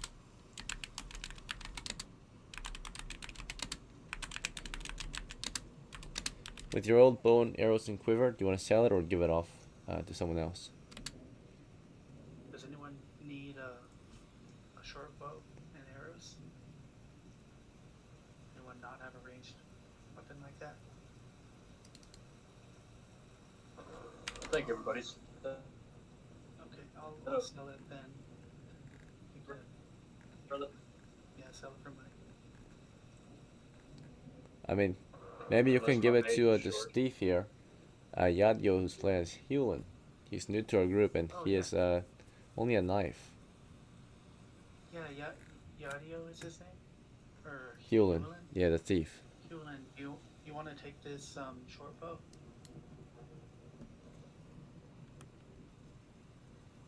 Or maybe he's not here Is that Sunny? anymore. I don't know if No, he's that's here, but Yadyo. I don't hear any objection. I think it's Sunny to him. You know who Sunny is, don't you? Yeah, you. What's good on? Yep. Offering to give Yadio. I think a short Yadyo bow and since Vegans he are only- different players. I think. Well, I don't want to give it to I don't someone know who who already Sonny has is, money. but I just met him to socialize. So I don't think Yadyo is Sunny. I think it's Vegans. It's fine. The reason why I'm saying Sunny is because all of his audio cues and speech is the same. So Yeah, I we're already gonna know. see if I Yeah. just place that. Yadio. Alright, I'll be right back, DM, but I'm here. Okay. Well, Like, I I'm don't listening keep, to I this. don't want to keep bothering him, so I'll have him carry it, and then if he needs to use it, he'll have it if that's okay. And if he doesn't want it, I mean, if then he's I'll not just- present, then we're just gonna take him off the game. There's no point. Okay. Yeah, I'll just sell it then if that's okay, because he's not here. Yeah.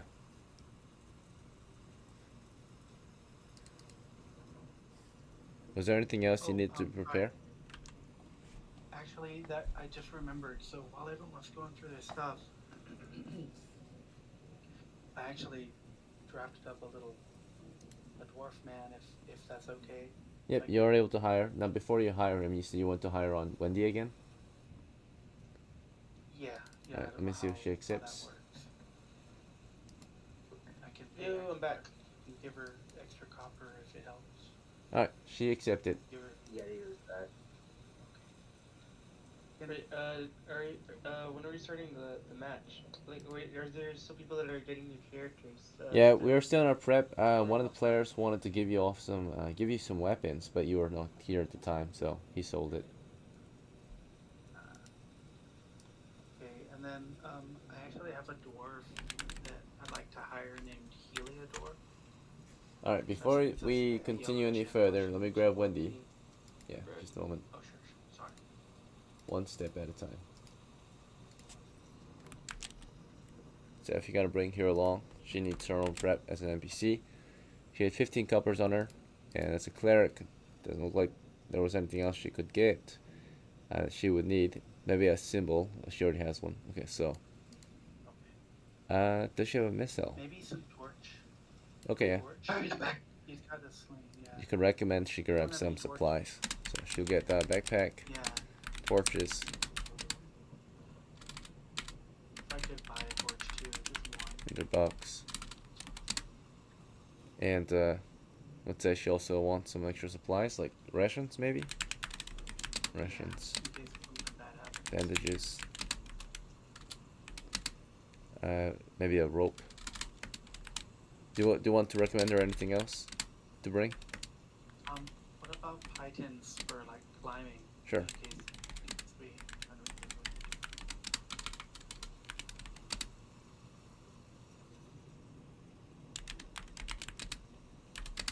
I don't know how much money I have, but can I give her 4 extra copper pieces as a thank you?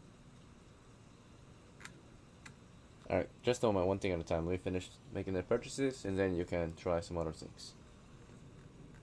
Sorry.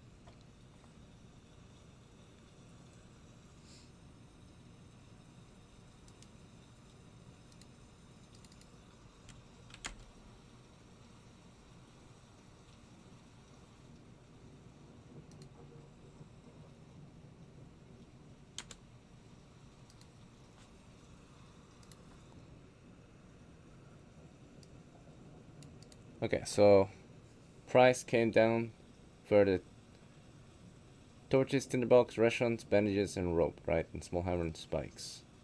Backpack. 3, 4, 5, 6, 7, 8, 10, 11. Text as well, so 13. So she has 2 coppers left.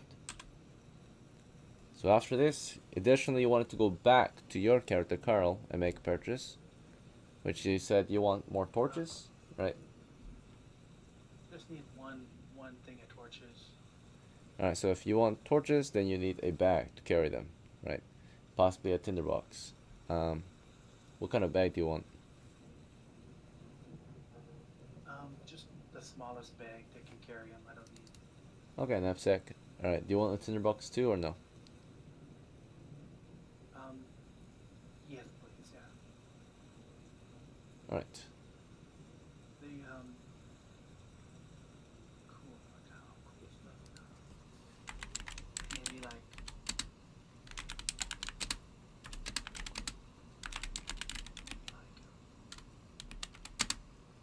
What's it called?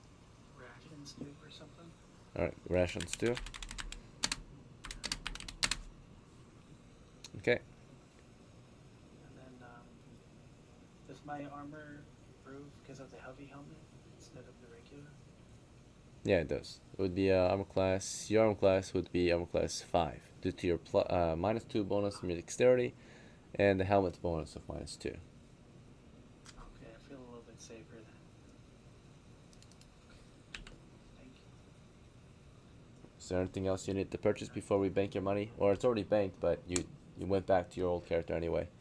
So I just recommend Wendy if she can bank her money, and then if I can try and hire the Heliodor dwarf. Then all right. So wait, I'd like to. you had 5 coppers in the bank left after you made all your sorry.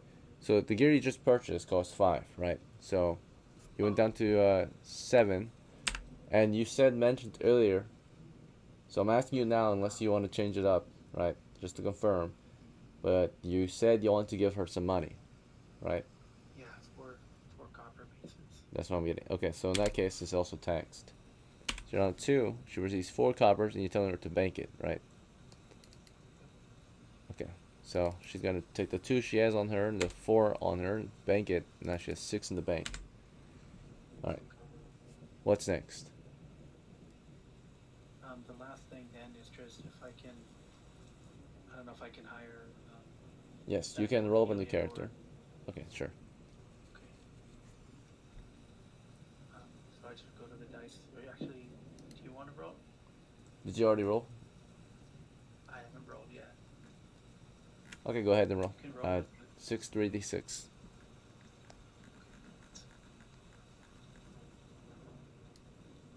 Ooh, you can slash R. Looks like 6 3d6. Okay.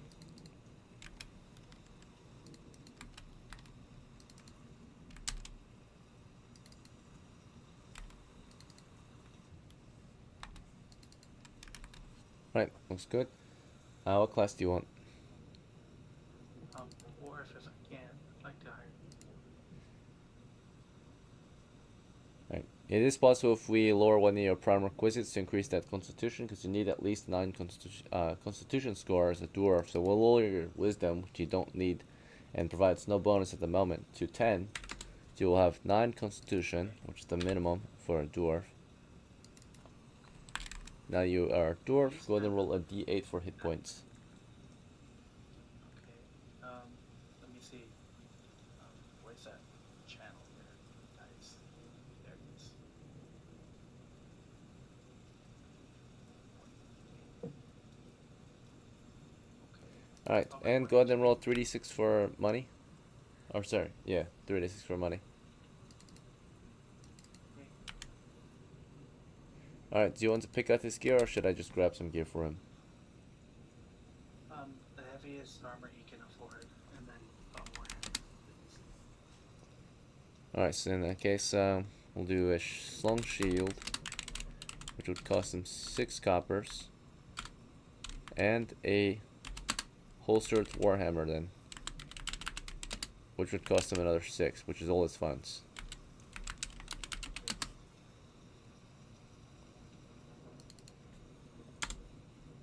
Alright, do you have a name for him? Yeah, his Heliodor. How do you spell this? Heliodor.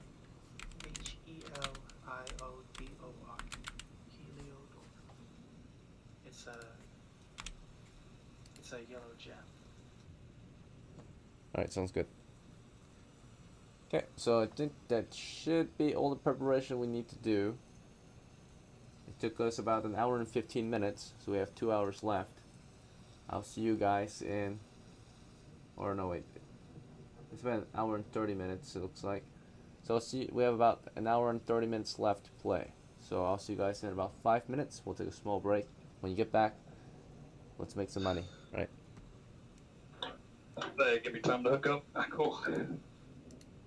You're jacking. Is Sonny still here? Who? Sonny. I don't know who that is. No, I don't think that's who Yeah. that is. I met him on Socialize. What is socialize? It's The server. The server. You know how people like there's a bunch of VCs and they just join.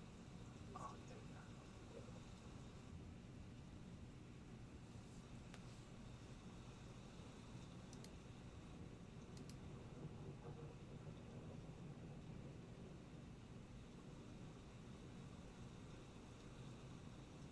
What was that guy's name? Torrid or Tourist or something? Torin? Yeah, Torin. Is he still here? Yeah, he's Baggins. Or Baggins? Yeah, Baggins. You here? Yeah, I'm here. What state are you from? What? I don't What think state are you from?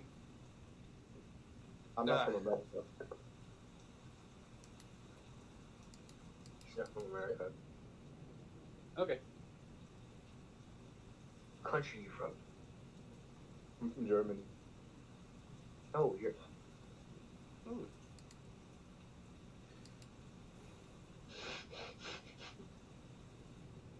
So how many people do we have coming with us? Honest. Or Ethan, are you leading? What? No. I'm not. Are you leading? He's in second rank. Okay. He's in second. We're gonna go to level 2, by the way. Oh, shit. I wonder if I'm allowed to shoot under guys' legs. A lot of chance to hit us. Me. Probably not, because people are going to be moving around. You guys cool with going to level 2, or you want to go fight the other That's thing? fine. How many of us are there? That's 8. I don't know. Oh, 8. Oh shit. Okay, that's a lot. Wasn't level Is 2 it? where we saw the vines? The vines. Yeah. Yeah. It's a lot unless we run into like a dragon, and then there's. Oh, well, I'm like, Or I'm like, you guys just want to go elsewhere We have a instead of lot Goblin. beginners What is here. the- elsewhere. The home of the What is cheats. the- Cobalt? If you guys want, we can do that. I think we do something not as dangerous, because level 2, those vines are a problem, and Nah, let's fight some gnolls. That's gonna be fun. No. Sorry Yeah, about lots that. of your. Is there like a picture of what's in level 2? Hang on. I'm pulling a dolly. It's heavy. Yeah, there's a book you can look Cobalt cave. There we go. There's a book. I was gonna Yeah. say we could go and fight fucking gnolls. There's a lot of room in there. there's probably good Okay. treasure there, but the Or we could continue in the Goblins. So that's completely up to you. Let's do goblins. Let's do goblins. How? That's where I was going there. The issue is we got to funnel like 8 people down that one tunnel. Yeah, Unless we're doing That's it gonna be different an way. HQ. yeah, That's let's not do normal. that. Let's not do that. That's all that past those vines is a death trap, if you ask me. It's a really long tunnel. And Well, what the issue is like if I remember correctly, it's like a 1x1. oh, But it's like Thing is, going I'm like you have to like if I unless I'm remembering. And if there's We any can do hidden, cobalt. if there's any sort of hidden stuff that can get behind us, then we have no way to get out. that's true. Don't we still need to raid that cobalt hideout? Whatever it is. Yeah, but that's What about that door that was busted open? Did they ever find any Kobold King or anything? No, I never went in there. I don't think. The we never got kobold- that way. Wait, no, that was We the haven't goblin. finished going. We have not finished going down that area. That is the right side of the place we're at. Maybe I'm good there, Once, buddy. Are we talking about the place Well- with the elves? Oh, Yeah. we don't. Yeah, it's There's okay, a we don't dragon have- there. There's a dragon. There's a a dragon. dragon. So can There's a someone dragon. summarize what happened in the last session? Because I wasn't here for it after the vine. Well, you're There's looking no at dragons Dragon. below. Oh, there's look at 15 campaign seconds. reports. campaign reports. Okay. Oh, unless you're talking about the group. No, there was new people. We went to the west side. We got out. Nothing happened. Essentially, they were just hanging out on the cliffs. And I made sure everybody got out without dying because I fucked up that game. It happens. What did you? Can I ask what you did wrong so I can learn from it? All right, ladies and gentlemen, Essentially, I look. Okay. it's been roughly 5 minutes, so hopefully it was long enough break for y'all. But we're gonna start the game now. Mhm. So, welcome back. Thank you for preparing with us and remaining patient. To start off the game, as per usual, I'll describe to you the situation we're in, and then you guys will have a chance to figure out what you want to do, right? So, as of right now, we last left off with the crew being based just outside of the southern caverns east of DELN. The eastern caverns in the woods in the southern area, right? So these caves, they belong to a race of wicked, grotesque demi-humans known as goblins. And we've been campaigning against them for the past few months. There are many cave entrances, but we're at the southern entries, and they are in an alliance with other wicked demi-humans. We categorize them as the greenskins. These goblins work together with orcs and hobgoblins as well, and these three different groups of demi-humans have claimed the forest, right? And they are based in the caverns beneath the forest, right? Originally, they, of course, defended these forests, but they have been under siege for the past few months, right? We've cleared out their western borders, we've cleared out their north and southern borders. There are still some stragglers toward the east holding the line, but their main defense is in the central woods, in the middle of these woods, where of course a great cavern system has been besieged. All the entrance points has been closed off and besieged by various troops from down. Your crew is currently based at the southern entrance or southern approach. So the southern cavern is a bit different from the others. One major difference is that it's a bunch of openings in the south cave or the south cliff face, right? So there are many or multiple ways into the caverns from this point, which makes it somewhat difficult. But currently they all have been cleared and secured at the moment, to a certain extent or point. From this base, you're able to, of course, purchase any additional gear you might need to do, or might need to bring. You're also able to sell off any bounties or treasure you find in there, and more importantly, you're able to start your campaign or continue your adventure from this position. Right, you're based here at the Southern Caverns camp. Alright, so with that said, that's the current situation you're at. If you want to continue the campaign or not, it's up to your crew. That's where we're currently at. Last time we went on an adventure, I think that crew was somewhat successful, as they managed to kill a few goblins on their way out. I don't think there were any casualties, so it was a decent everybody run. lived on the way out. Yeah. But it was a small reward. So let's see what we can get from this one. So here's our little campaign map. We'll get you guys some tokens actually real quick before we continue any further. Actually, so that would be part of preparations technically. So let me grab you all a token real quick, so that way we are actually truly ready to start exploring this cavern, if that is what we choose to do. So actually, before I grab your tokens, is everyone on board with the current adventure, or do you guys want to try something different today? So we're currently based outside of the southern caverns. Yeah, the We can southern continue caverns. that one. Continue the campaign, hunt these goblins down, right? Clear them out. The goal is to hunt every last one of them down and recover any loot. So. I'm back, sorry about that. Alright, so in that case, if we're going to continue and no objections, right? No questions, concerns, objections, we'll grab you all a token to represent your character on the map. So some of you already have a token, that's fine. We'll grab that token then. Let's see, we have Wendy here. We have Carl. We'll make adjustments to your tokens momentarily. But for now, we'll grab the ones we have and then grab new ones for those who are new. So let's go and grab one for Baggins. He's playing as Bibbles, the first little halfling. So go ahead and pick one of these tokens you see. Let's see, some of these, yeah. Alright, go ahead and pick one of these. When you see one you like, just tell me the row. Oh, which one? Is there any ones that look like a halfling? Sure. How about halflings can't have beards, I think. I'm not sure. But how about this guy right here? Yeah, that works.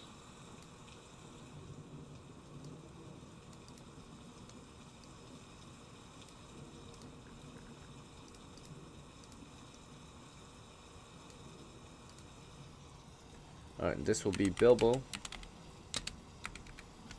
Okay, and what would you like to equip in your hands?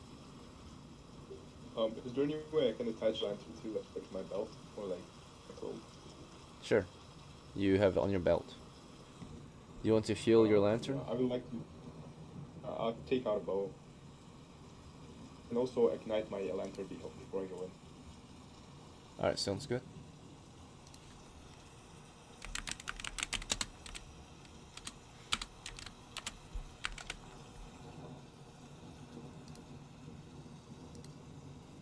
Alright, just a moment.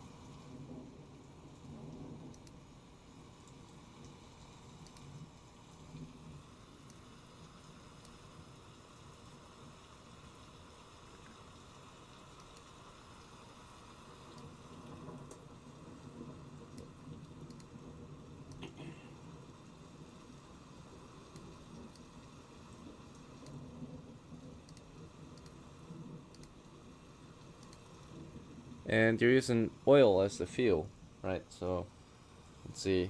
Oil's pretty bright, I suppose. Typically, it should provide you with about 15 feet of light-ish. So in that case, if it's on your belt, it'll give you about 7.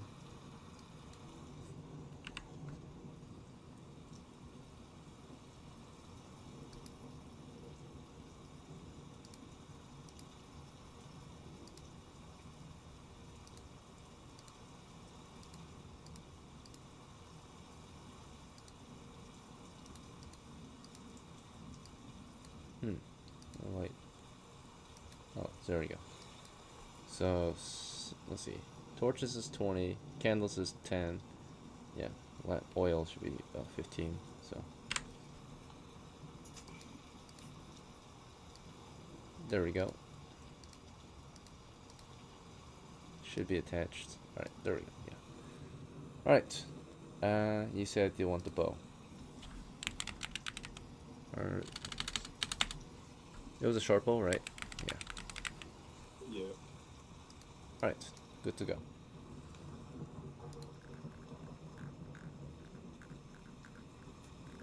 Next we have Hewlin, played by Yadio. So, thank you for your patience. Says Hewlin, you're gonna need a token to represent your thief on the board. So if you see a token you like, just let me know and I'll grab it for you.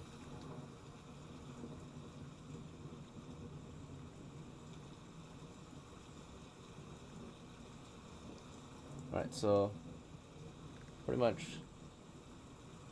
these are your options. If you see one, just tell me the row and the column. Or tell me to stop first, stop scrolling, and then you can tell me which Wait, who's taking the token? You. Oh. I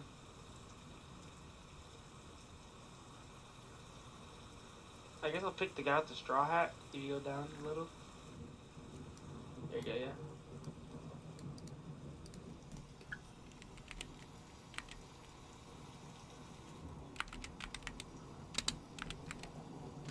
And would you like to equip your knife then? Or something else? Okay. Yeah, knife. Yeah, that's really all I got. Right.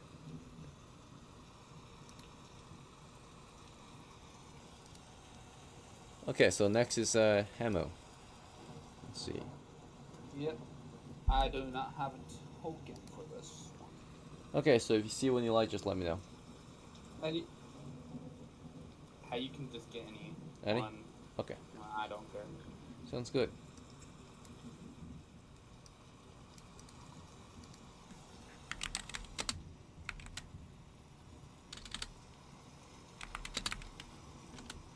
Alright, and for your equipment, do you want to equip the combo or something else? Yes, I want to put my Masterwork Magical Compound.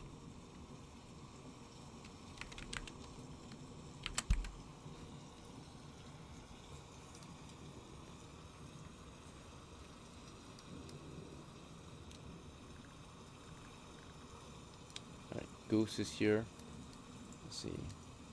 Okay, Goose, do you want to stick to your grenade and sword or something else? Go on shield and sword. And make sure the sword's lit, please. Sure. Thank you. Alright. And for GROZ, he's new. Yep, he's in PC, so the only instruction I give him is sleep whenever we need it. The rest is up to him.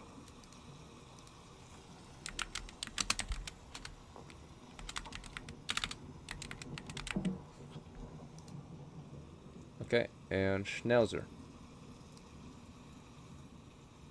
Yep, same one I always use.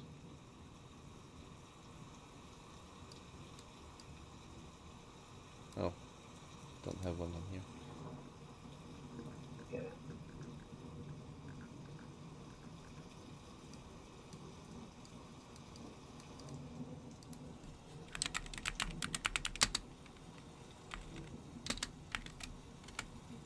What would you like to equip?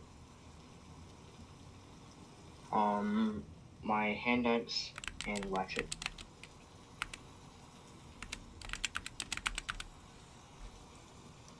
Okay. And FREYA. Let's see.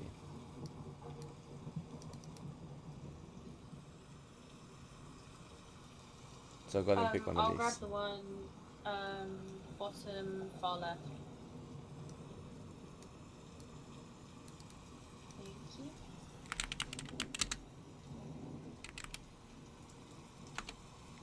And you want to use your warbow?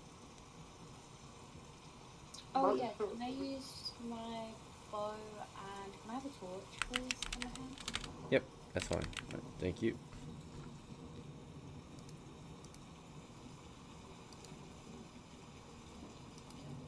Wait, I have a question. Do I need my arrows in my hand or does it not matter? It only matters if you're if you want to like have it ready, but typically you'll be able to draw from your quiver, so you have easy access to it as long as you've got a quiver on. Does that mean I would have to put my torch down? Yes. You would have to drop the torch before you fire. Yeah. Okay, can I then have my torch and my spellbook? Or is that the same? Do I also need 2 hands for a spellbook? You don't need to equip the spell book. It's only to memorize spells when you've forgotten spells, or when you've rested and you want to memorize. But spellbook, yeah, you don't ever really need to equip it typically. Oh, okay. Yeah, I'll just have my bow in my hand then. Okay, yeah. I was only Baggins. I'm only equipping a torch for the rest of the people. I was probably gonna be nearer the front because we've only got 2 torches at the moment, I think. Yeah, I would say the only reason you might want the spellbook out is that typically you only can cast 1 spell a day, right? 1 first level spell a day. So if you did not memorize the spell, you could read it off your book, right? Therefore, you didn't have to memorize it exactly. You would just read it off the book, and then with the amount of power you've got, you would cast it. So in that case, you would have options, right? Instead of having it memorized and ready to just immediately cast, you can also read it through your book, which is fine. But most players like to just freehand and cast from what they memorized. In this case, I think you memorized your spell sleep for this one. All right, that's what most people go with. Mm-hmm. And then you said you still want the torch and warble, or do you want to switch it? No, I have the torch and warbow. Okay, sounds good. Thank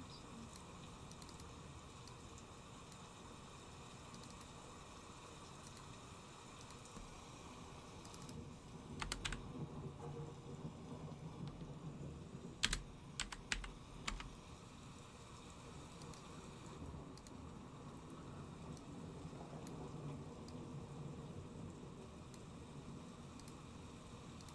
that a fork? That's a torch. Oh, okay.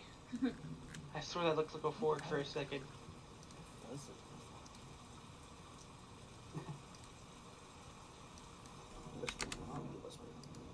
Imagine just running into a dungeon with just only a fork. I mean, yeah, fork, pitchfork, polearm. It's pretty effective. Or like a table fork, like for eating. Oh, right. Utensil. I guess A if you had utensil absolutely fork. nothing on you, you might go with the fork. It's better than just your hands, maybe. Yeah. You could poke them to death. That would work, definitely. Especially against a dragon. Master locked it. Eat them alive. Alright. Yeah, you just eat them alive. Just poke Orcs the are pretty dragon to dangerous. death. You die from getting stabbed with a fork. If you put a magic like upgrade on a fork DM, how much damage would it do? I guess double damage, right? So maybe up to 2 damage. 1d4. 1d4. Alright, so, A 1d4 spork. Arthur. Let's see. You need a Yeah? new token. So, let's grab you one. Okay. We got a pretty big Okay. team. I'm trying to fight. We'll do that second, that Viking looking one. This one? That one, yeah. Yep.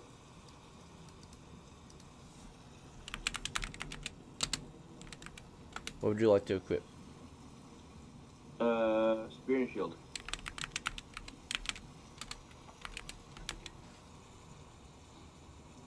Alright, sounds good. This is a heavy shield and a masterwork spear.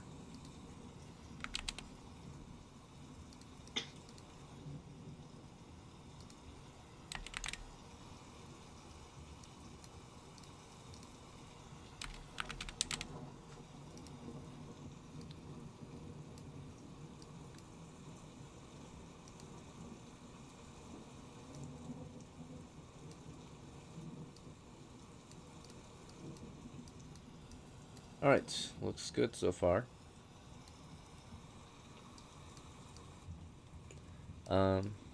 Next. Carl. Steve. You already have your token on the board, so... Are you go with the... You don't have a sharp one anymore, right? You've got the arbalist now? Yeah. Could I get my... see if Wendy will give me my dagger back? Sure. She's got her own weapon. We'll just have her equip her shield and a melee weapon, and I'll have my dagger on my belt.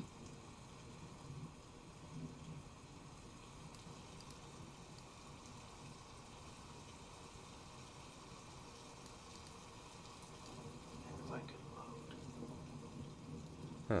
Huh. So she had a dagger previously? Looks No, like. it was my dagger, and I gave it to her so that she could use it for the vines, but then someone else had a sword instead and did it because we were in the back. That was me. Okay, sounds good. She should have had a... She has a warhammer and a shield, it looks like.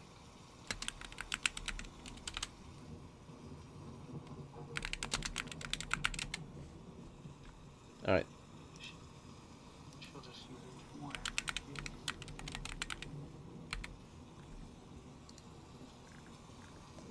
And then Heliodor, he will equip his hammer and shield then, I suppose, too. And then in whatever marching order, they'll just be right in front of Carl. That's okay.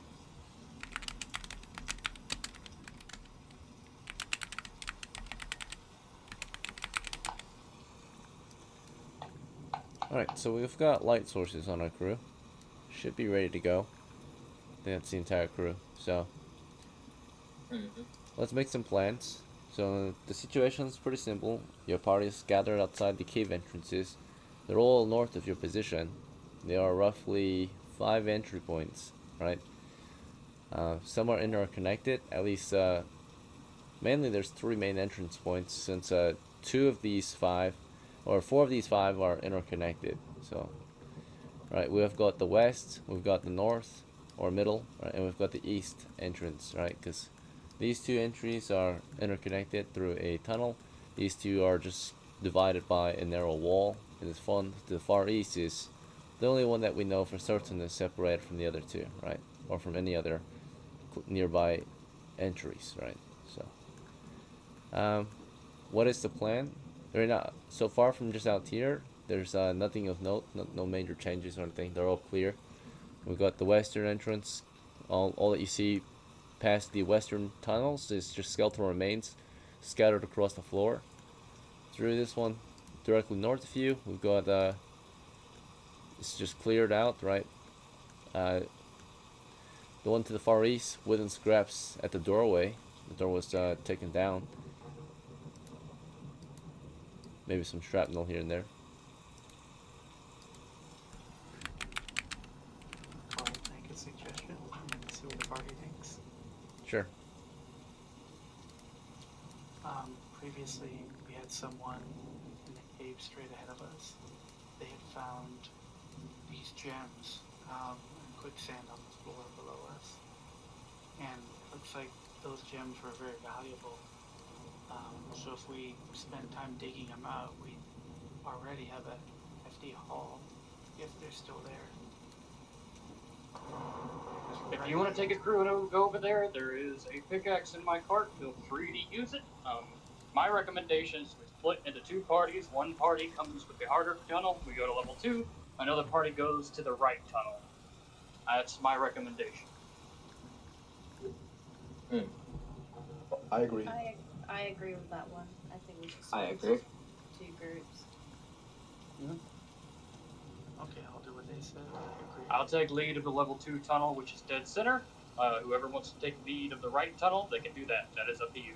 Or dig. That's up to y'all. Geese, do you recommend I go with you or the second party? We're going to figure out who's leading first. Once we figure out who's leading, we'll go to the next step. Alright, so in that case, we've had some ideas going around. Some crew members mentioned the idea of digging up crystals to the north, or the middle tunnel. But before that, another suggestion's been made that we should split the crew into two different crews, and before that, appoint the leaders, right? So Goose has volunteered, I suppose, right, to be the leader of one crew. Yeah. Who would like to lead the second crew? That is correct.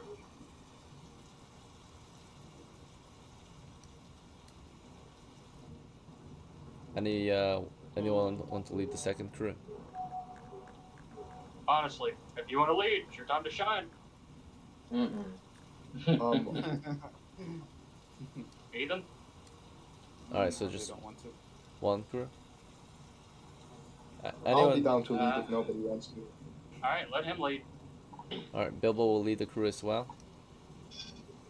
Okay, so in that case, let's figure out who's in whose crew then. So just two crews, or do you guys want three? Two parties, or Two's fine. two's I fine? do too. Alright, so who's going with who? Do you guys want to discuss this first, or should we just have everyone choose, Can I- take turns? We should balance it. Just Can I let go them do with it their Goose? way. Sure. That's fine. I would like to go with Goose too.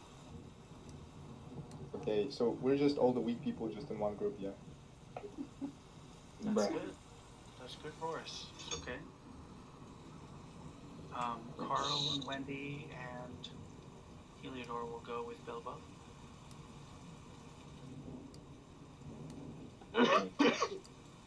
Alright. What about I go with Schnauzer? Goose. Okay.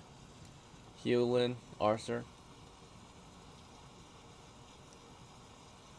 Maybe we need some more experience on the liquor. We have no magic, like, at all. You don't need magic. Lana. right? Alright, I mean, we have one grenade, maybe it'll save us. Lana can go with you guys. Right? Right now. So we got Arthur and Hewlin left to assign. No hard feelings. You just go where you want. I can go. I'll go with the group on the right, with Goose and GROZ. Right. Let me fix your name. Just noticed yours hasn't been changed yet.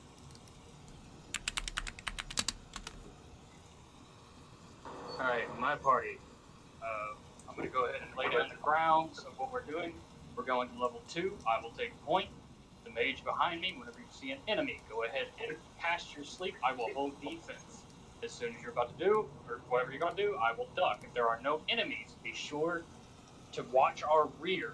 So whoever's in the back, let's have a fighter out in the back. I want you to be a few steps behind everybody. Be sure you're in the light.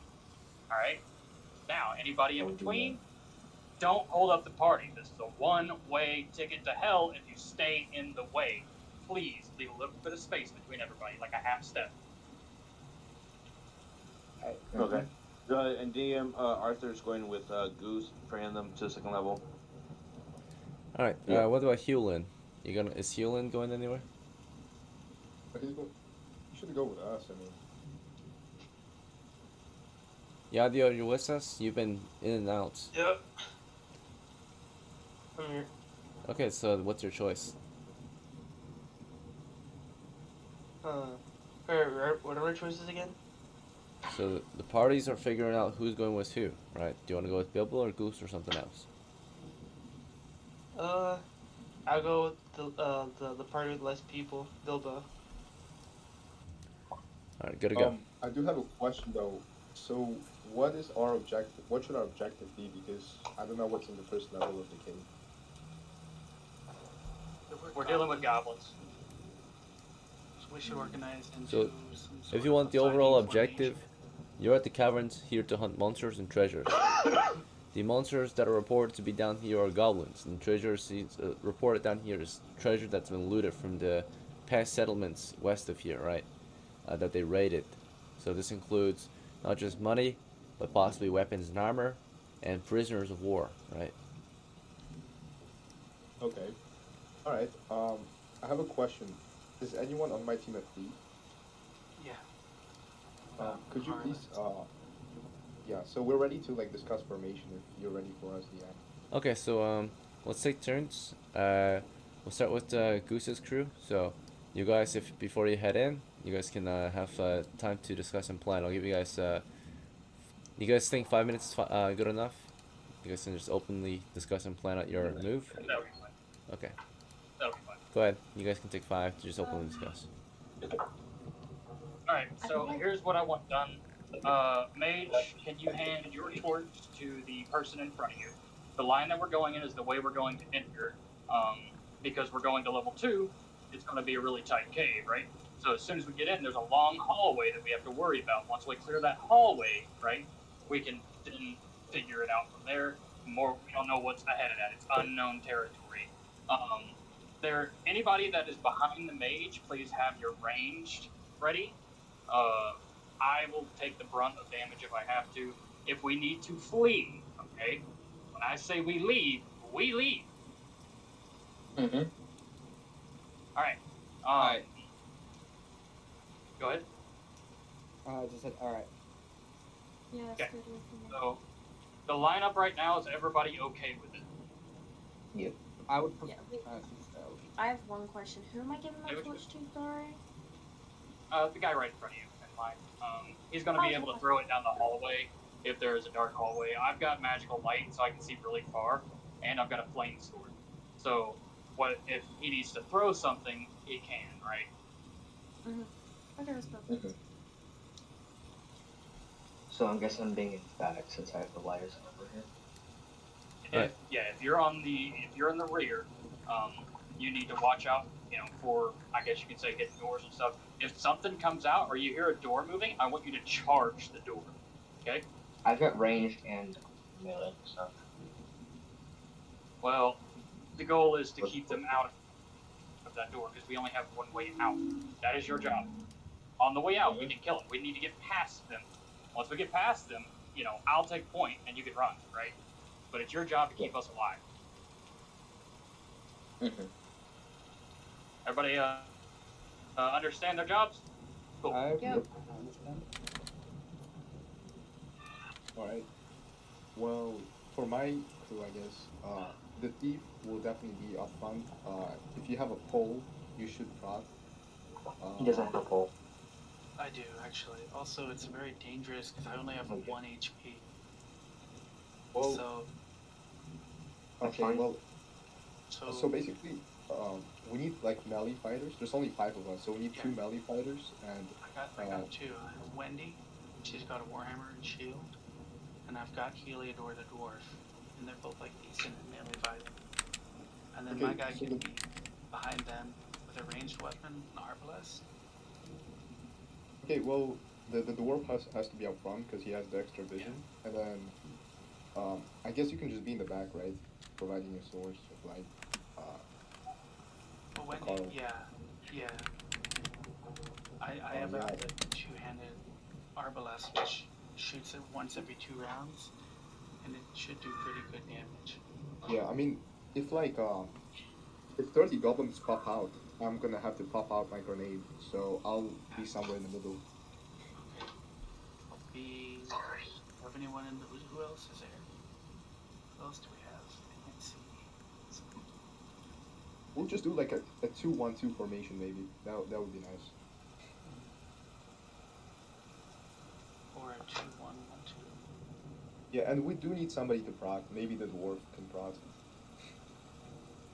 I might be able to prod between the two if I'm in the second row. Well, that's going to be like 5 feet in front. We need like the whole 10 feet of the pole because the traps can be like 10 feet in radius. Do we have another thief that has more than 1 HP? Well, probably, but he's on the other team, I think. Oh, we have Goblin here with us. He's a thief.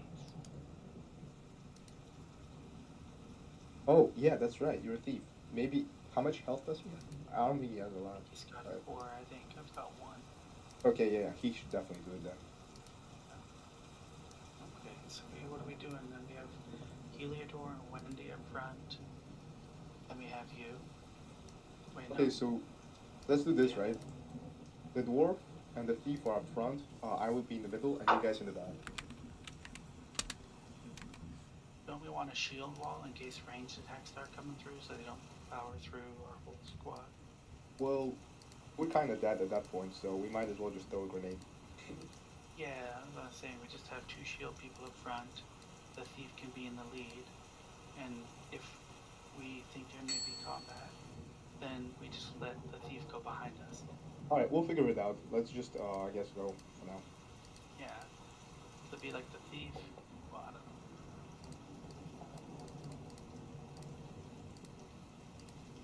Alright, Yeah, so hopefully that was enough time for y'all to just openly discuss your plans. We're gonna get started now, and at this point moving forward, we are going to go with the sequence of play, right? That way it's an organized play, and therefore everyone has a chance to actually roleplay and such, right?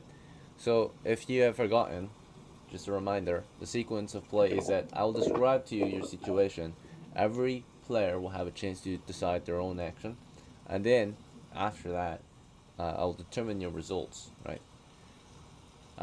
Once the dice are rolled, your results are determined, and then that will be the situation. So for Goose's crew, your starting situation, you are gathered around the entrance of either the middle cavern, eastern of the middle cavern, or the far eastern cavern, right? So that's where you currently stand. That's the current situation. You're gathered outside of there, single file at the moment, but as you approach. Starting with Goose, what is your first move? Do you want to get into a formation? Do you want to begin exploring immediately, or something else?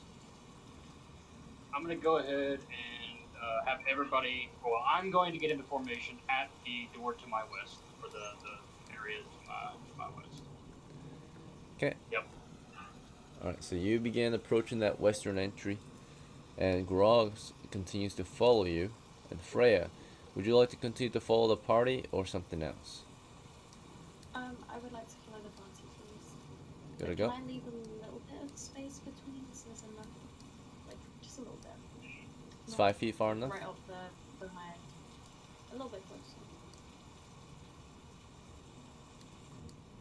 Yeah, that'll be fine. Alright, about 3 feet. So Goose and GROZ are headed in single file. Freya keeps a small distance between her and GROZ.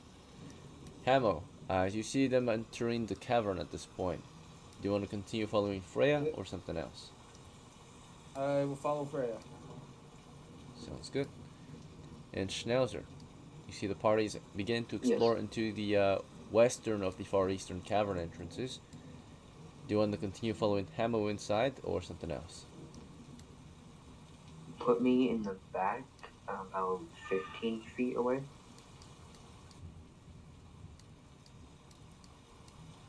Alright. Well, no, about 10 feet actually. Yeah. Arthur, you notice that the crew is starting to head inside the cavern. Do you want to follow HAMO? Do you want to stay with Schnauzer at the back or something else? I'll follow HAMO.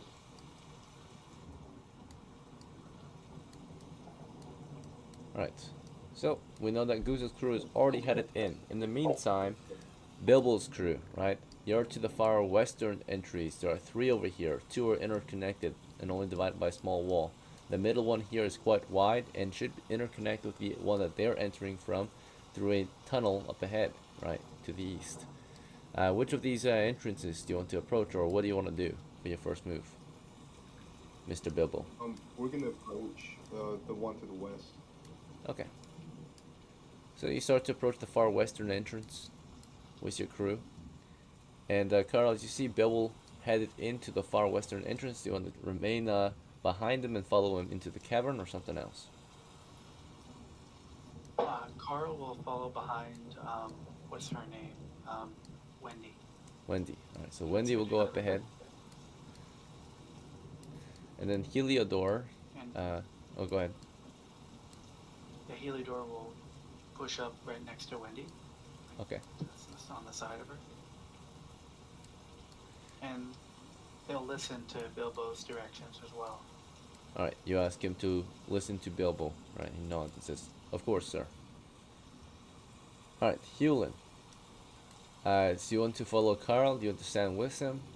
Your crew is headed into the far western entrance. What would you like to do for your turn?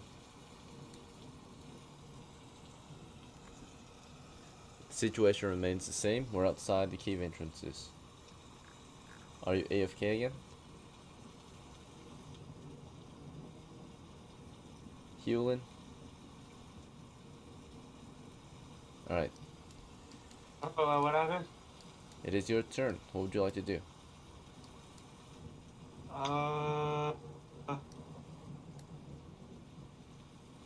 Great. Alright, So, buddy. wait, where are we right now? I noticed that you've been AFK a lot. Do you actually want to play, or are you just gonna... Oh, no, I do. I was doing some stuff IRL. Alright. It's fine, but try to pay attention when it's your turn. Your situation is that your party's headed into the far western cave, right? Do you want to follow them or something else? Wait. I am gonna follow them.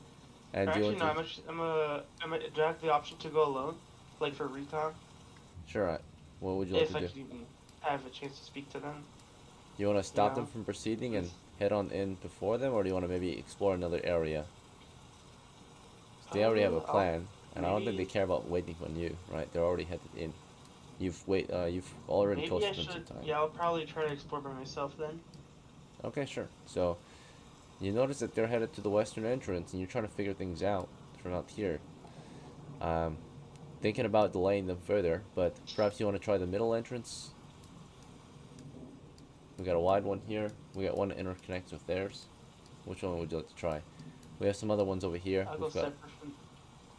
Oh, I'll go for the. We got a far eastern one. For the one like right next to theirs, like that one tunnel. Not like the one that's interlinked with theirs. Okay, sure. All right. Oh, not that one. The one on the right. The wide other one. Just bear in mind, Yeah, Hewlin, you have no light source, right? So you can go in for a while, but then after a while, you have to rely on hearing alone, right? It'll be pitch black. Alright. Okay, which means no map. Goose, your crew is headed in, so at this time, you're now moving into a 10-foot wide cavern tunnel, roughly. Somewhat narrow at first, but widens out further north. And to start off, you see some shackles up ahead along the western wall, 15 feet from the entrance. Otherwise, the tunnel continues into a wide intersection. It's about maybe 15 to 20 feet east to west, and about 20 to 25 feet north to south. It's got two other exits, one to the west in the middle of the western wall, and one to the north. In the middle of this intersection along the eastern wall is a large seated demon statue that has been beheaded. Scattered around it are skeletal human remains. There are also candles, dusty and old, dried bloodstains off to the west. South and north, it's a trail of bloodstains, kind of just surrounding the demon statue. Another pair of shackles in that northwestern wall. So basically, these shackles are on the western wall, right? North and south, flanking the western exit. All right. With your approach, how would you like to proceed? West, north, or something else? I continue straight north, and as I'm walking, I just say out loud, "Nobody touch the candles."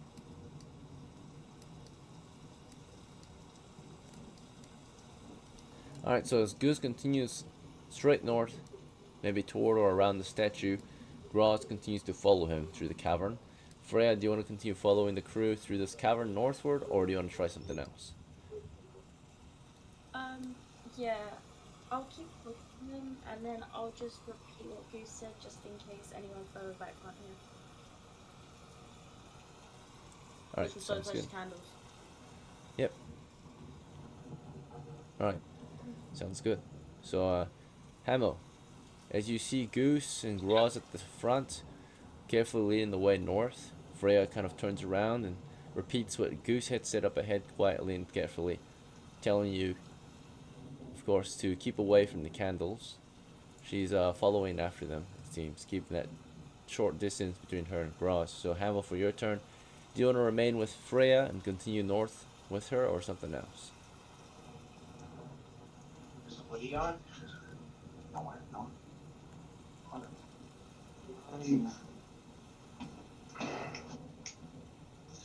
We'll follow Freya, but avoid candles. Of course. Alright. Arthur, as the party is exploring northward, Goose, of course, carefully leading the way up ahead, he whispered something from the front somewhat, right? Or carefully said something to GROZ. GROZ passed it off, or I guess Freya might have heard too, and she passed it off to HAMO. But basically, as they explored northward, as the entire crew continues north into this cavern, it has been noted, or at least warned by Goose to keep away from the candles. So, for your turn, do you want to just continue following HAMO and keep away from the candles that are said to be up ahead, or something else? Yeah, I'll continue to follow keep away from the candles. Okay, and Schnauzer, same situation. Right, last turn the party entered and began exploring. This turn they are now exploring north past the statue, through an intersection and such. Word has been passed down to avoid the candles along this or around the statue. Do you want to continue north of the party and avoid these candles, or something else? Continue north and avoid the candles, but I would also like to keep a lookout for hidden doors. Do you wanna slow down and look for hidden doors? No, once we get into the hallway, I would just like look for hidden doors, like yeah. Into a hallway, alright. So, we'll see. Yeah, so you're not at a hallway yet, you're still outside the cave, following the crew in, but I'll let you know when you reach a hallway, and then you can check it. Alright, back to Bilbo's crew. So, in your last turn, you explored into the cavern, western tunnel. You began exploring through it, and your crew, of course, proceeded. You can't see very far, but you began exploring north through a narrow tunnel, and up ahead you start to see skeletal remains. You're carefully observing, mapping, and moving. But from there are only two other ways to proceed: either north or south. South seems to lead outside, and north seems to lead further in. Before we continue, I take a look at my crew. We're not following the plan. I see a member is completely missing. Maybe got scared or something. So we pause and we rearrange our position. And basically what I do is I stand to the west to the right west, and I tell Heliodor to get to my right. And I tell Carl to give me the pole, and since I'm 3 feet tall, Carl can shoot over me, and then Wendy can also shoot if she has a bow in between us, and hopefully this time my team can get into a good position. Okay, so that's a lot of things at once. So we'll start with the first move, which is you're moving toward that western wall and asking Heliodor to come up to you, and then you're gonna try to make some plans. So Heliodor makes his way up to you, and you ask, hey, let's make some plans. I noticed someone's missing, and so you guys want to openly discuss for the next few turns, right, and make plans. So Wendy, of course, she continued up toward you. You started to rearrange the crew. She's listening carefully to your plans. Carol, for your turn, do you want to just follow the crew? It seems that the crew is halted. Bilbo turns around and asks Heliodor to come up forward and wants to make some plans. So do you want to... He starts to tell you his plans, right? Yeah. You want to follow these plans and just have that arbalist ready to fire over Bilbo? Yep, I'm gonna make sure. I'm actually gonna be behind Heliodor. Okay. And Wendy can go where he tells her to. Right, he asked you to fire over him if you want to. I'm gonna tell him I don't feel comfortable standing anywhere without a shield in front of me. And I'll be standing behind Heliodor or Wendy. He can arrange us any other way, as long as I'm behind a shield. Alright, and Wendy's... Sir, you're back. I took care of a call. Okay. Alright, Wendy here, right, at the entrance. Hearing the plan from Bilbo, right, he turns around, makes plans at the entrance, rearranging the crew, slight delay. She hears the plan, and maybe she'll prepare a missile weapon then too. If she has one. Okay. Yeah, she has a sling. She has one. That's a shield I'm sling then, probably. Alright, and then Hewlin, it's your turn. You get 1 move per turn, so you've already... I mean, sure. What suggestion do you have for your crew? Oh, never mind. I changed. I just be cool. Okay. Hewlin, alright, it's your turn, and you decided to be AFK on your turn. Alright. We're gonna take a small break. We're 2 hours and 30 minutes in. We have 30 minutes left. Possibly we might extend. I don't know. We'll see. Come back in 5 minutes. Yo, SB, I also need the pole. Okay, I can give you it. Okay, thank you. And then the only thing I was gonna say was you can swap with Wendy after if you feel comfortable. If we get in combat, just swap with Wendy. Yeah, sure. But the thing is, like, I can shoot, and she can shoot over me, and then you can shoot in between. But if we swap, the only person that can shoot is you and her. No, so that's not true. That's not true. Because what happens is if you have a shield, they block the first volley from any range attacks of any enemies, and then they crouch and you fire over them. It's like a standard tactic. You don't have to communicate it. And then you crouch. Okay, well, I'm 3 feet tall, so it's like I'm already crouching. Yeah. But Yeah, you don't have any. You don't want to get shot. You have some defenses, right? Because you're small, but we're going to be fighting goblins. Yeah, every time we've played the goblins, have had ranged weapons because they're bad at melee, I think. And the shields, like they provide excellent defense against arrows. They've just been blocking them nonstop unless they've got stronger. Unless they target the shield, you know. That's a good suggestion. Yeah, we should do that. Yeah, and then she'll just be ready to swap with you. So just tell her to do that, and she'll already follow your directions. So, but I've got 1 HP. I can't take a hit. One hit will kill me no matter what. Not necessarily. You're on the right. Yeah. Well, they have a chance of doing 1 damage to you. If they do 1 damage, you're not they're knocked down. Not unconscious. No, not necessarily. Because remember, you can roll to stay conscious. Well, yeah. Yeah. Yeah. You're not killed immediately if you hit 0, but go to -1 block. Okay. So you can maybe survive, and these are goblins, so they're more than like. Bro, you missed. I don't want any attack rolls on me at least until I get and hit dice with health. You know. Why don't you create a new character with a fighter? Because Carl loves Wendy and they're gonna get a house, then he's gonna retire. So I got a plan for it. You can still play another character. You got playing. This is how he finds his fun. Yeah, I've got Wendy. They may not make it out. It may be a sad story, but I'm gonna try my best to make sure it's not. And I've got the story. I've got Heliodor the dwarf, so one of his friends. So we'll see if anything happens. You know. There's a left. Alpha, that looks. Who left? Where's it? No, Alpha the Dread. Connection issues, probably. Alpha, if you have Yeah, anything I don't know you what want the- to say. I don't know what the fuck happened, bro. My shit just lagged out.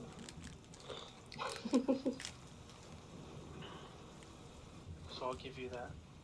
I have a You question. know, you bastard. I have a Yeah, what's up? question. For the people on phone, how good is it when you like are looking at the DM screen? Is it like Oh, it's It's horrible. read meh. anything? It's meh. It's not great, but I'm driving, so I really don't hardly look at it. Right. It's horrible. Oh, okay. I'll For stay on me, my the- PC. It was just that my eyes were hurting a little bit, but that's fine. yeah, you're alright. I'm on PC, what I but recommend the you do- quality get really bad sometimes, like really pixelated, super pixelated sometimes. On PC. What I recommend you do Yeah. is every time he posts your character sheet, copy it, send it to your like self or whatever, like email it or like text it to yourself, and then when he does the updates on his end, update it on your end so you at least know what's going on. Do you think if I asked the DM like after this if he could send me, he would, or does he do that later? Probably, but with how much time we have right now, I think we should just go ahead and try to get something done. Okay. We really need to rush into that dungeon. Because I can tell you what my party, I plan on doing. I'm going to go forward. I'm going to check left, make sure we're clear there, continue forward, go down the hall, turn to the right. That is unexplored territory once we get past to the right there. Make sure those things aren't there, continue forward. I mean, there may be traps and shit, but, like, this is why I'm having people stay far back, right? I can tank a grenade, but I can't I take think we multiple. should move it. Like each turn until we get there should just be moving forward continuously. That's all I'm gonna because do. otherwise we're just gonna stay here and we're not gonna get anywhere. Sorry, DM. Yeah. All right. That's the goal that I want to do.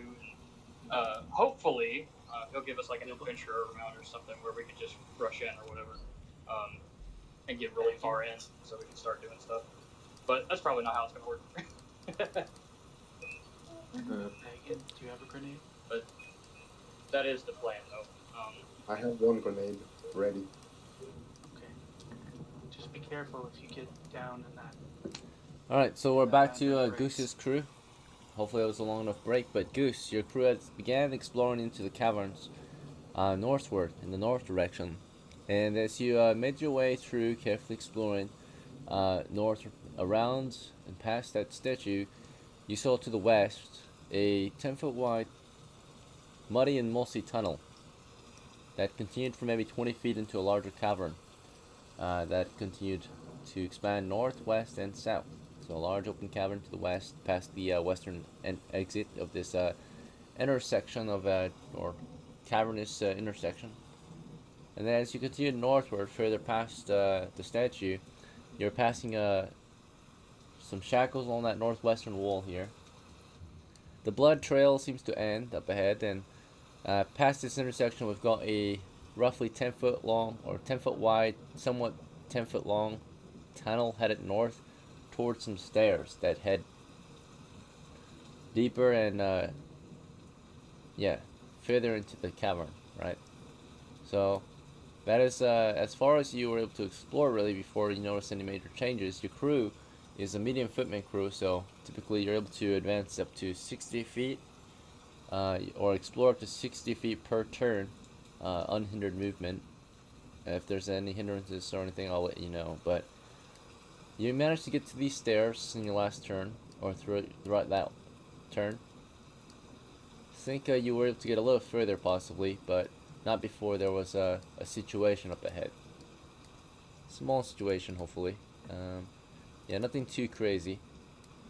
So, it's summertime still, and naturally you notice on the stairs, at the bottom of it, there is a puddle of water.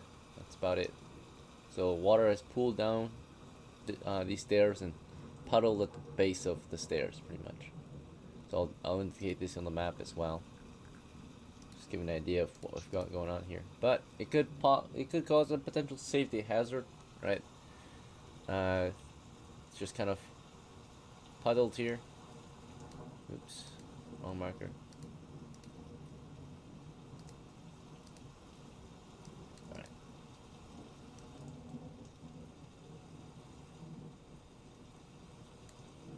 Alright, so basically we've got this puddle just north of the stairs, right? Water has pooled in and has created this pool. Right, so it trickled down and created a puddle base there. So at this point, you can continue down these stairs if you'd like, and maybe just jump over the puddle. How would you like to proceed, Goose? Yeah, just go over it. I'm not gonna step in it. Just avoid it. If anybody else wants to do something with it, that's on there. Past the puddle, the tunnel is clear, so your magical light allows you to see quite far or scout out the dungeon from quite a distance, right? So past the puddle, the tunnel continues maybe 20 feet before turning east. In that corner, or where it turns, in that northwestern corner, there's another puddle of water, it appears, where more water kind of has trickled down and flowed into that depression in the floor cavity, right? So we got two puddles in here, and the tunnel continues east. So at this point, I suppose you just want to descend and explore further. It's only one direction to continue, right? Yep. If anybody wants to investigate the puddles, it's on them.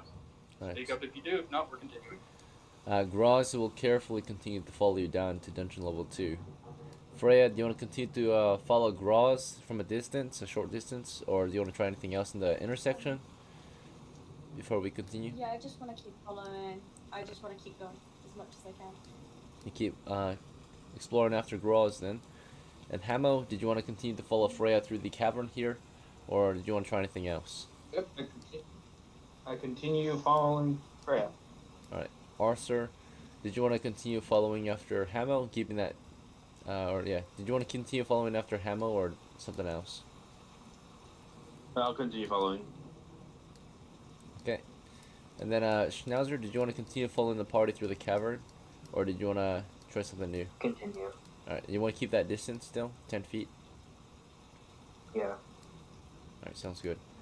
Alright, so that was your guys' first turn of exploration through the cavern, right?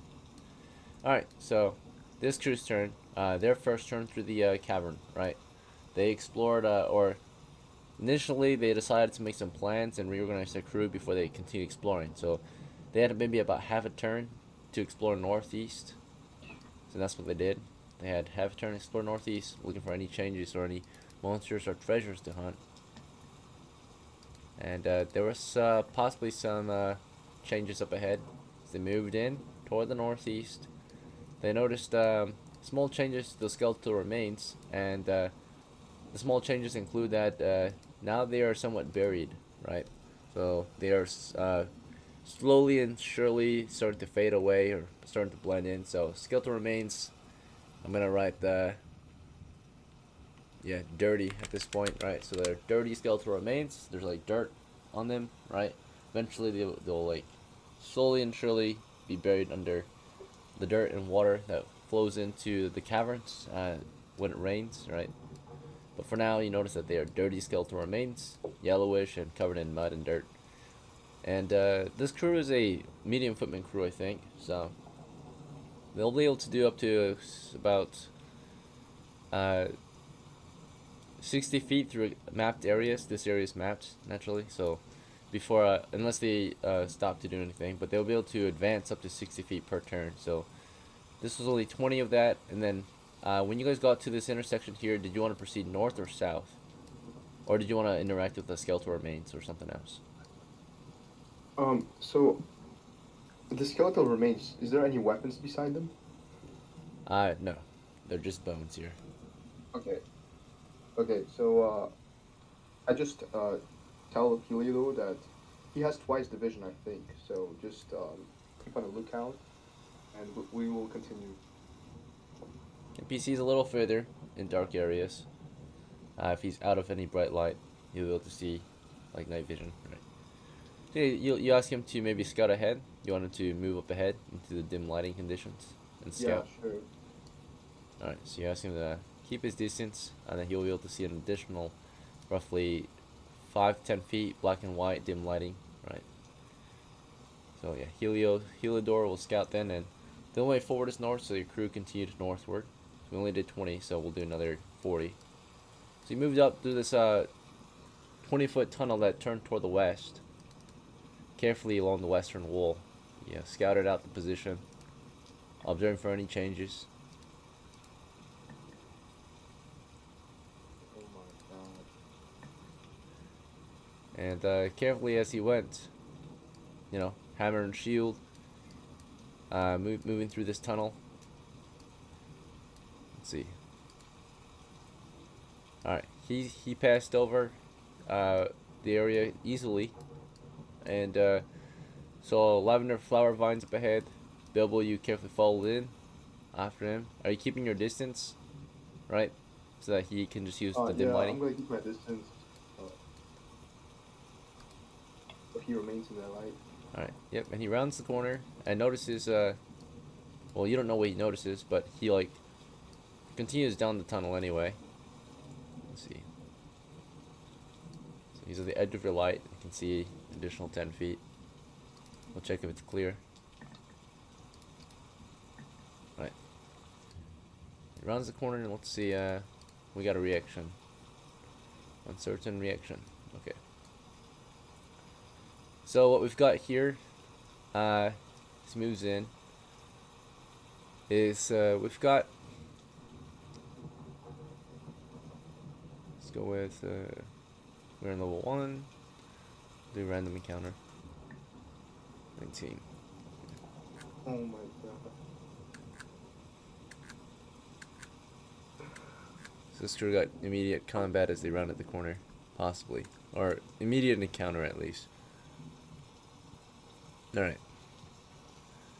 Let's see.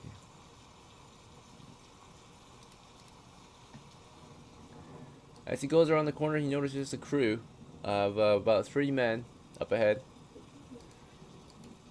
So we'll add 3 of these tokens on the board. They have their own light sources.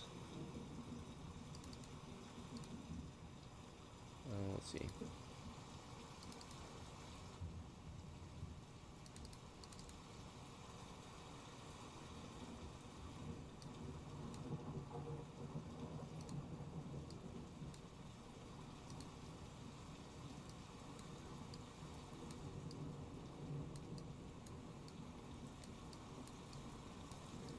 Alright.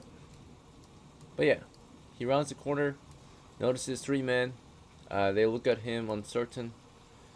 And Heliodor immediately turns around to Bilbo, right? I think we have friendlies up ahead, right? And he turns back to them and says, you know, good morning. Right. Alright, Bilbo, you know, you notice Heliodor has stopped to interact with the encounter up ahead. It seems to be a friendly, somewhat friendly encounter, or at least neutral encounter. Do you want to join him and converse with these NPCs, or do you want to stay back and keep your distance, or something else? Yeah, I'll converse with him. Guess you're gonna move up, right? And then Wendy, do you want to move in after Heliodor and Bilbo, or do you want to keep your distance? Or actually, this is an NPC, so she'll do whatever Carl does, or she'll just keep her distance, keep following. But Carl, are you gonna follow with Bilbo and Heliodor to converse, or do you want to keep your distance still, or something else? Carl's gonna follow Wendy, so yeah. Wendy was following Wendy will push up Bilbo, I think, yeah. So. Carl will follow. Alright, so in that case, your crew is conversing with these NPCs. And then let's see. So the initial reaction was uncertain of our crew. Heliodor greeted them, and so reaction to the greeting is uncertain. They greet him back, and they say good morning. So Heliodor is like he waits for his leader, right? I guess, or actually Heliodor. He belongs to, who does he belong to again? SB, right? So yeah, he just kind of waits. Bilbo, what do you want to do? Generally, I want to go up and say good morning. Good to see fellow adventurers here. What are you guys doing here today? Okay, and like I said, they have their own light source, and let me just put some light on them. They have with them a lantern candle light. So there we go. Okay, let's see the reaction. Oh, wrong dice. Alright, they react uncertain. I have also 18 charisma if that helps. Okay, anyway. it does. So in that case, they react friendly. See a halfling asking them that, they will respond in favor. They will tell you then. They say to you, well, we're just here as humble traders, actually. And we are just exploring this area, seeing if there's anything we could gather and trade back in town, you see. We were told that the area is safe to explore, and we're just having a look at these flowers at the moment. Reported to be, of course, somewhat magical. Some have stated that they could put you to sleep if you were to interact with them. And you see these two here are just like looking at the flowers, drawing them, right? Studying the flowers, trying to figure them out. Oh, okay. I tell them, well, we're here for a treasure haul. Do you know what's up ahead? If there's any possible treasure?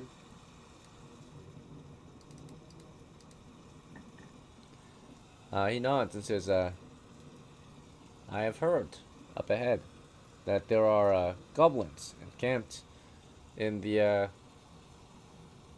on the cliff sides. So I only know that they are defending a great treasure, possibly to the north and west, past a dangerous intersection that used to be a goblin outpost. It was destroyed, but now they're defending the only exits further in. The last crew to have explored was wiped out, never made it back out. We were told that this particular area is somewhat safe, so that's why we are looking to maybe harvesting these flowers. I see. My friends on the other side are going up another tunnel. Do you know anything about that tunnel? There are many tunnels down here. I would like to perhaps help you or tell you, but I don't know what tunnel you're talking about. Perhaps you could show me. Okay. So I would love to take them, so I say follow me. Okay. Let's see if you... yeah, so he'll follow you, but let's see if the rest of the group will follow. Alright, so he says, gentlemen, this halfling here needs our help. Let's see if we can help him. And so his mates nod and say, sure. Alright, so in the meantime, Carl, Wendy, or Carl, did you want to do anything while they conversed?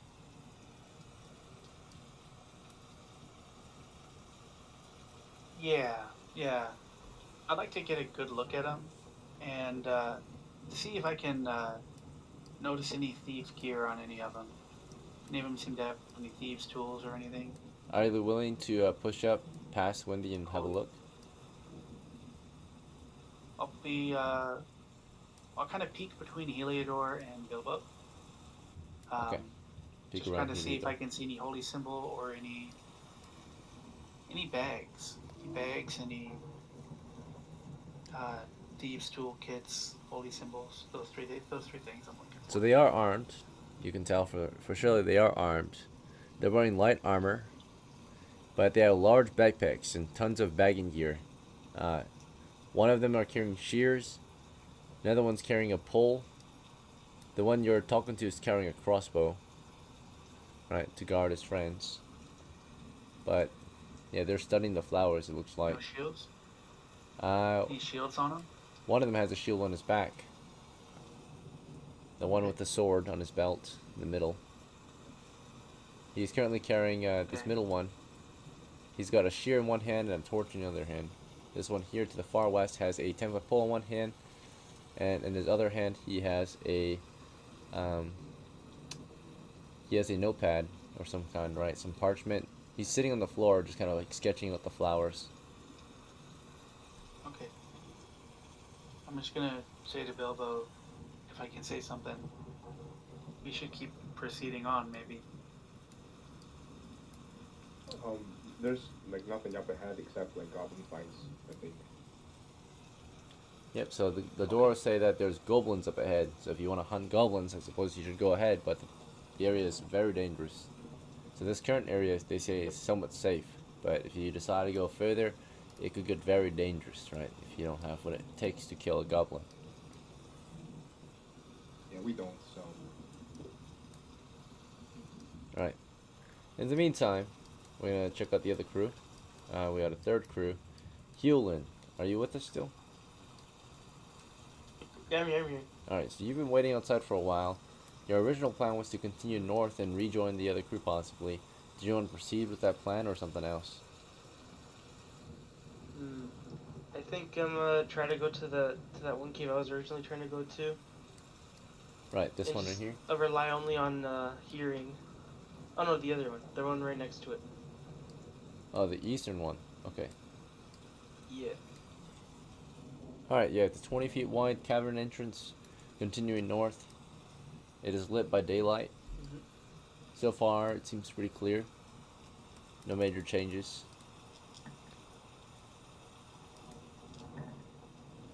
Alright, yeah, nothing major.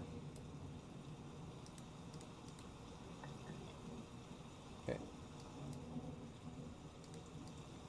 So, at this point, you can continue north or west. Sorry, north or northwest or northeast. How would you like to proceed? You could also continue along a particular wall if you want it. So wait, it's completely dark, right? No, it's lit by daylight. Or is it like some sunlight? Oh, okay. It's brightly lit. So...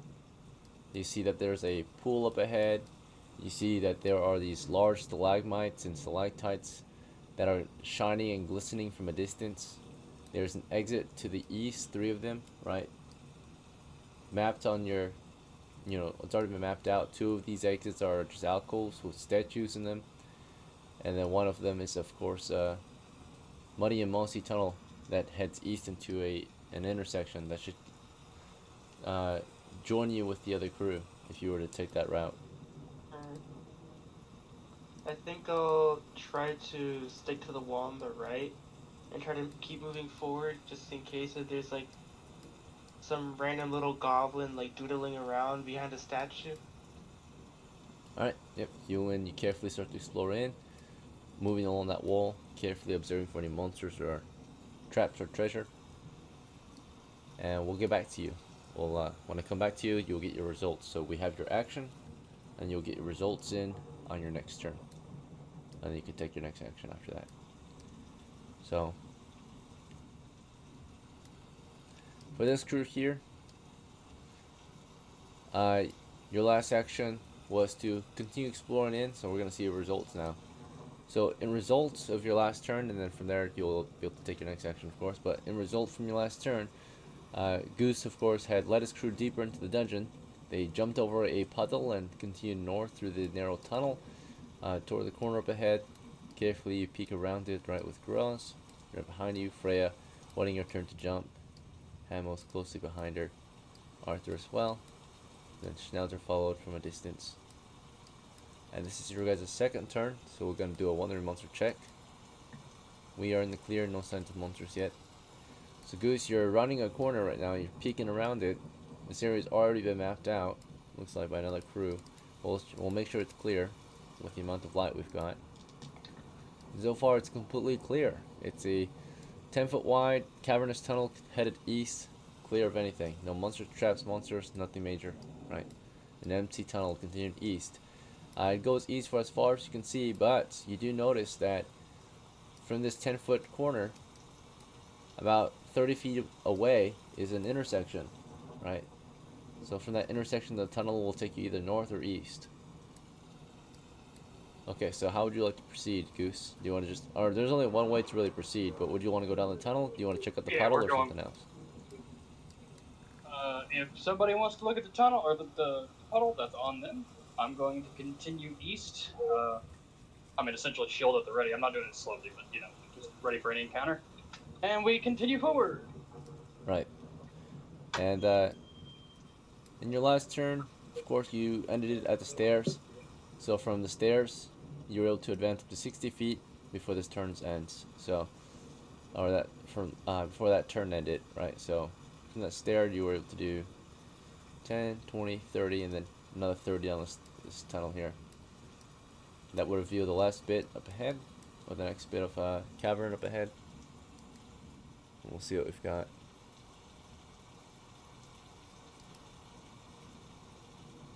Alright, so basically, to the east, draw this in your map.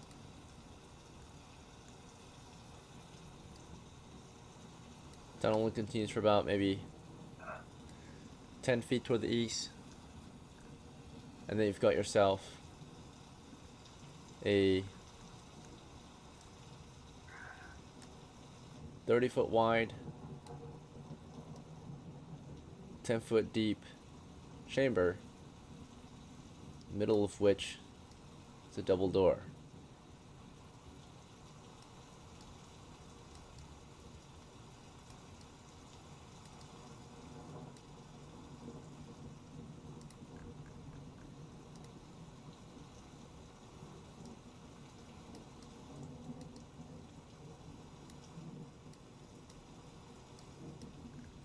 Alright.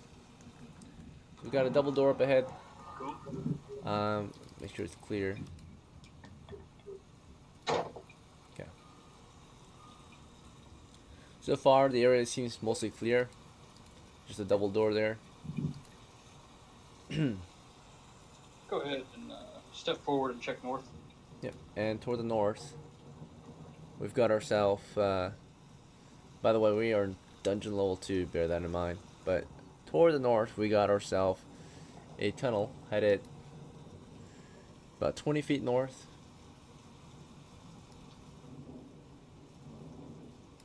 Before turning toward, or before approaching an intersection, or cavernous intersecting chamber.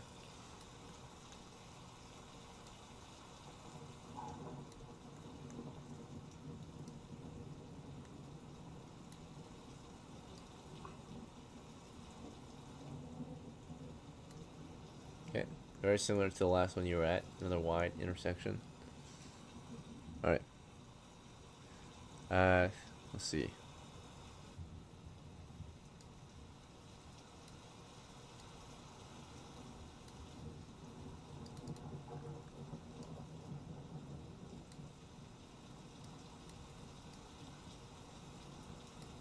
Okay. Make sure it's clear. Alright, so yeah, so far it's mostly clear. As you look toward the north, yeah. Peeking around that corner. It's a clear tunnel headed into an intersection that seems to be empty. Yeah, there's like nothing in there. Seems very empty. At the moment, yeah. So from here, you are able to determine your next course of action, and that will be the wrap of your turn, pretty much. Yep. So, yeah, from this corner, do you want to... I just continue north, yeah. That's the safest North. route. If I go to those doors, we're dead. Okay. So you proceeded north, and we'll get your next turn's action, or next turn's results at your next turn, yeah. So GROZ will follow you, and then Freya, you had followed, or did you want to just continue following Goose through these tunnels? Yeah. I just want to follow them. Okay, yeah, nothing major has happened, no encounters yet. HAMO, did you want to continue following Freya through the tunnels or something else? 0 encounters so far. Oh yeah, what's up? Can I mention something? Can I get a bit closer because there's a bit more space now? Okay, sure. Right behind him now.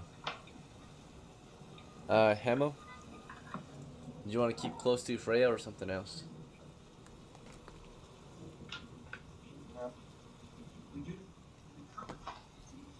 Are you AFK? Yeah, no, I'm here. I was talking. I don't know if you're doing that. Yeah, I didn't really hear anything from you. I'm gonna. Okay, well, they must not pick me up then. Well, but what I want to do is I keep a little distance away from Freya, like right there, at where leave some room. Alright, that's all you wanted to do? Just follow her, keep a short distance? Alright then. Arthur, did you want to continue following HAMO through these caverns, jump over that puddle? He's headed north down into Dungeon Level 2, exploring through these empty tunnels. Arthur? Oh, fuck! I thought I was unmuted. Yes, I did. Alright. But I'd stand next to Freya. Okay. You want to be side by side or behind her? Yeah. Side by side. Schnauzer, did you want to continue following the crew, jumping over that puddle, through the tunnel with them, keep your 10 feet of distance still, or do you want to change it up?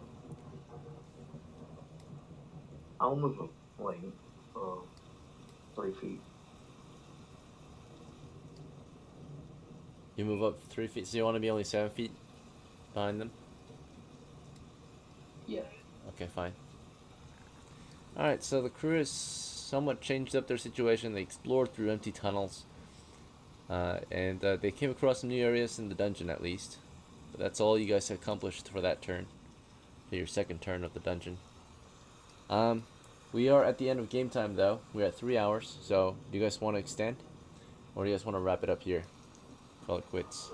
Yeah, yes, sending it please. down. Alright.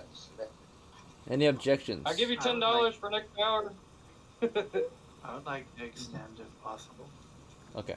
So we'll do another hour, possibly, but let's take another break then. I'll see you guys in 5 minutes. Yo, SP, what do you think we should do now? I think we should try to follow the main group because there's like, or maybe explore that cave in the middle and try to save this guy.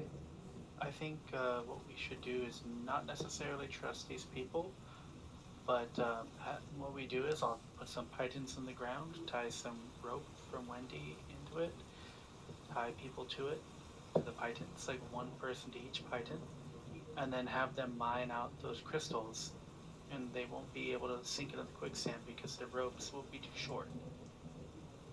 What quicksand are you talking about? To the right of, to the right, like in the way that single guy is going, those crystals are worth approximately 600 copper pieces. So if we divide that between however many we divide it by, that's quite a haul. Yeah, but what about the quicksand? There's a What's the pickaxe. Yeah, he left a pickaxe for us on his card, he said. So we Yeah, can use that. Oh, you said pickaxe. I thought you said quicksand. There's quicksand underneath the crystals. So, Okay, so we put the pythons on the ground so they can't sink into it, you know, and the rope, make the rope short enough that, you know, okay, they can't that's a good sink. idea.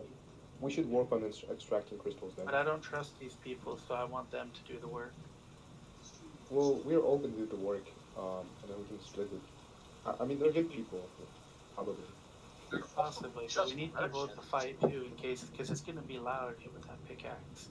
So we need some people to defend against people to defend against any monsters that are possibly gonna come attracted by the noise. Okay, well, we're just gonna.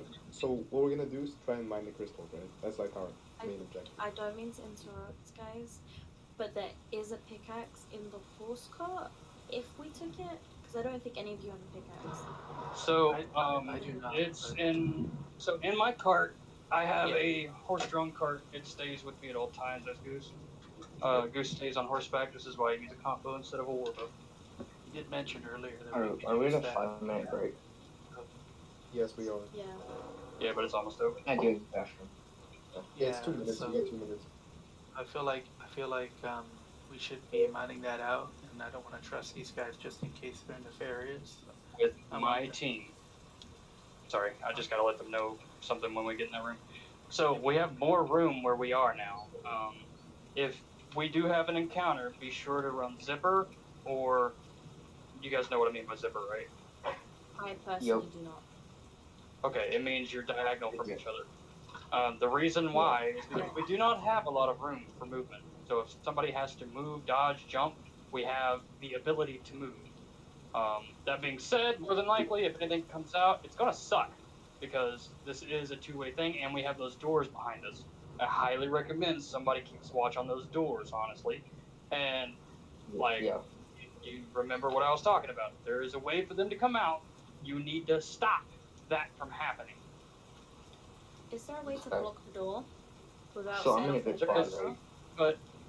but I would be very careful. He doesn't have much light back there, right?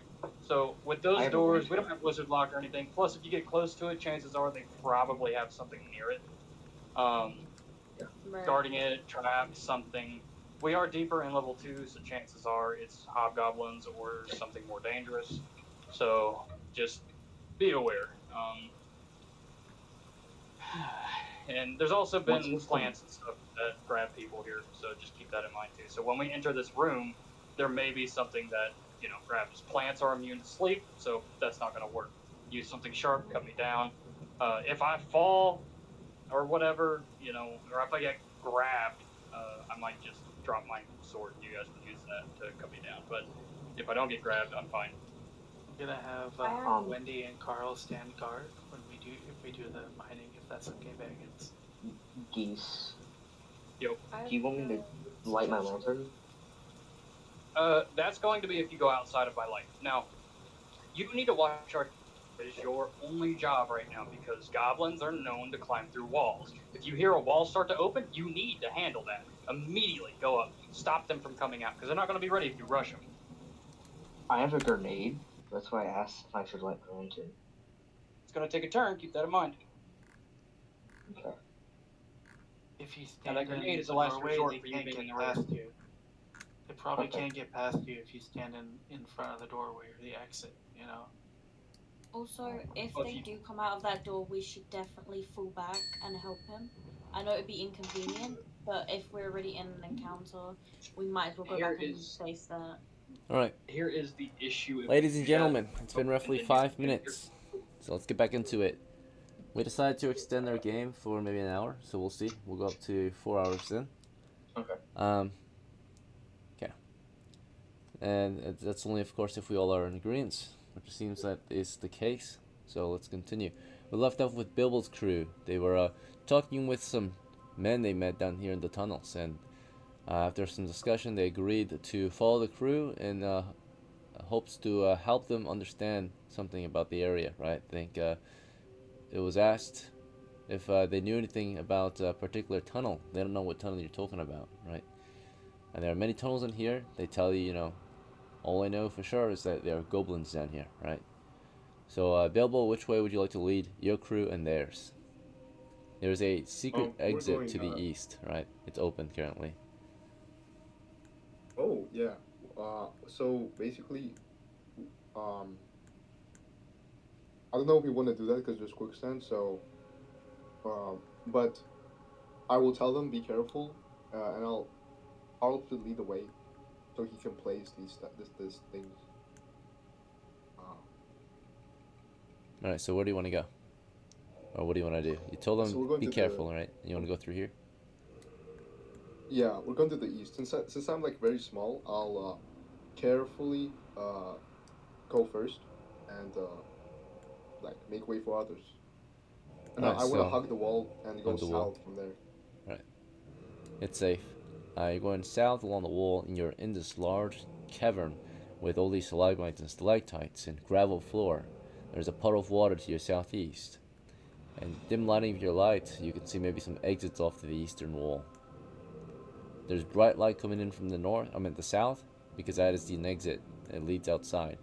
And as you're looking that way, you see Hewlin carefully exploring around, right? And just a moment. So as you guys are all exploring in, Hewlin gets himself caught up in something, right? So Hewlin, you were exploring along the wall, trying to be careful of your environment, right? But you were not alone down here. There was something in here. So waiting around in this open cavern space that was supposedly supposed to be secured, right? We got ourselves some bugs, right? So you're moving around and you notice some bugs in here. We'll check if you're surprised. You're not surprised. They are not surprised. A safe encounter distance. We'll do we'll say about, they're bugs, so you wouldn't notice them until they were pretty close. They're about 11 feet. They're hanging out in that alcove behind the statue. But you notice there's about half a dozen or so bugs over there. These giant centipedes, right? Many-legged bugs. So we'll grab a token to represent them.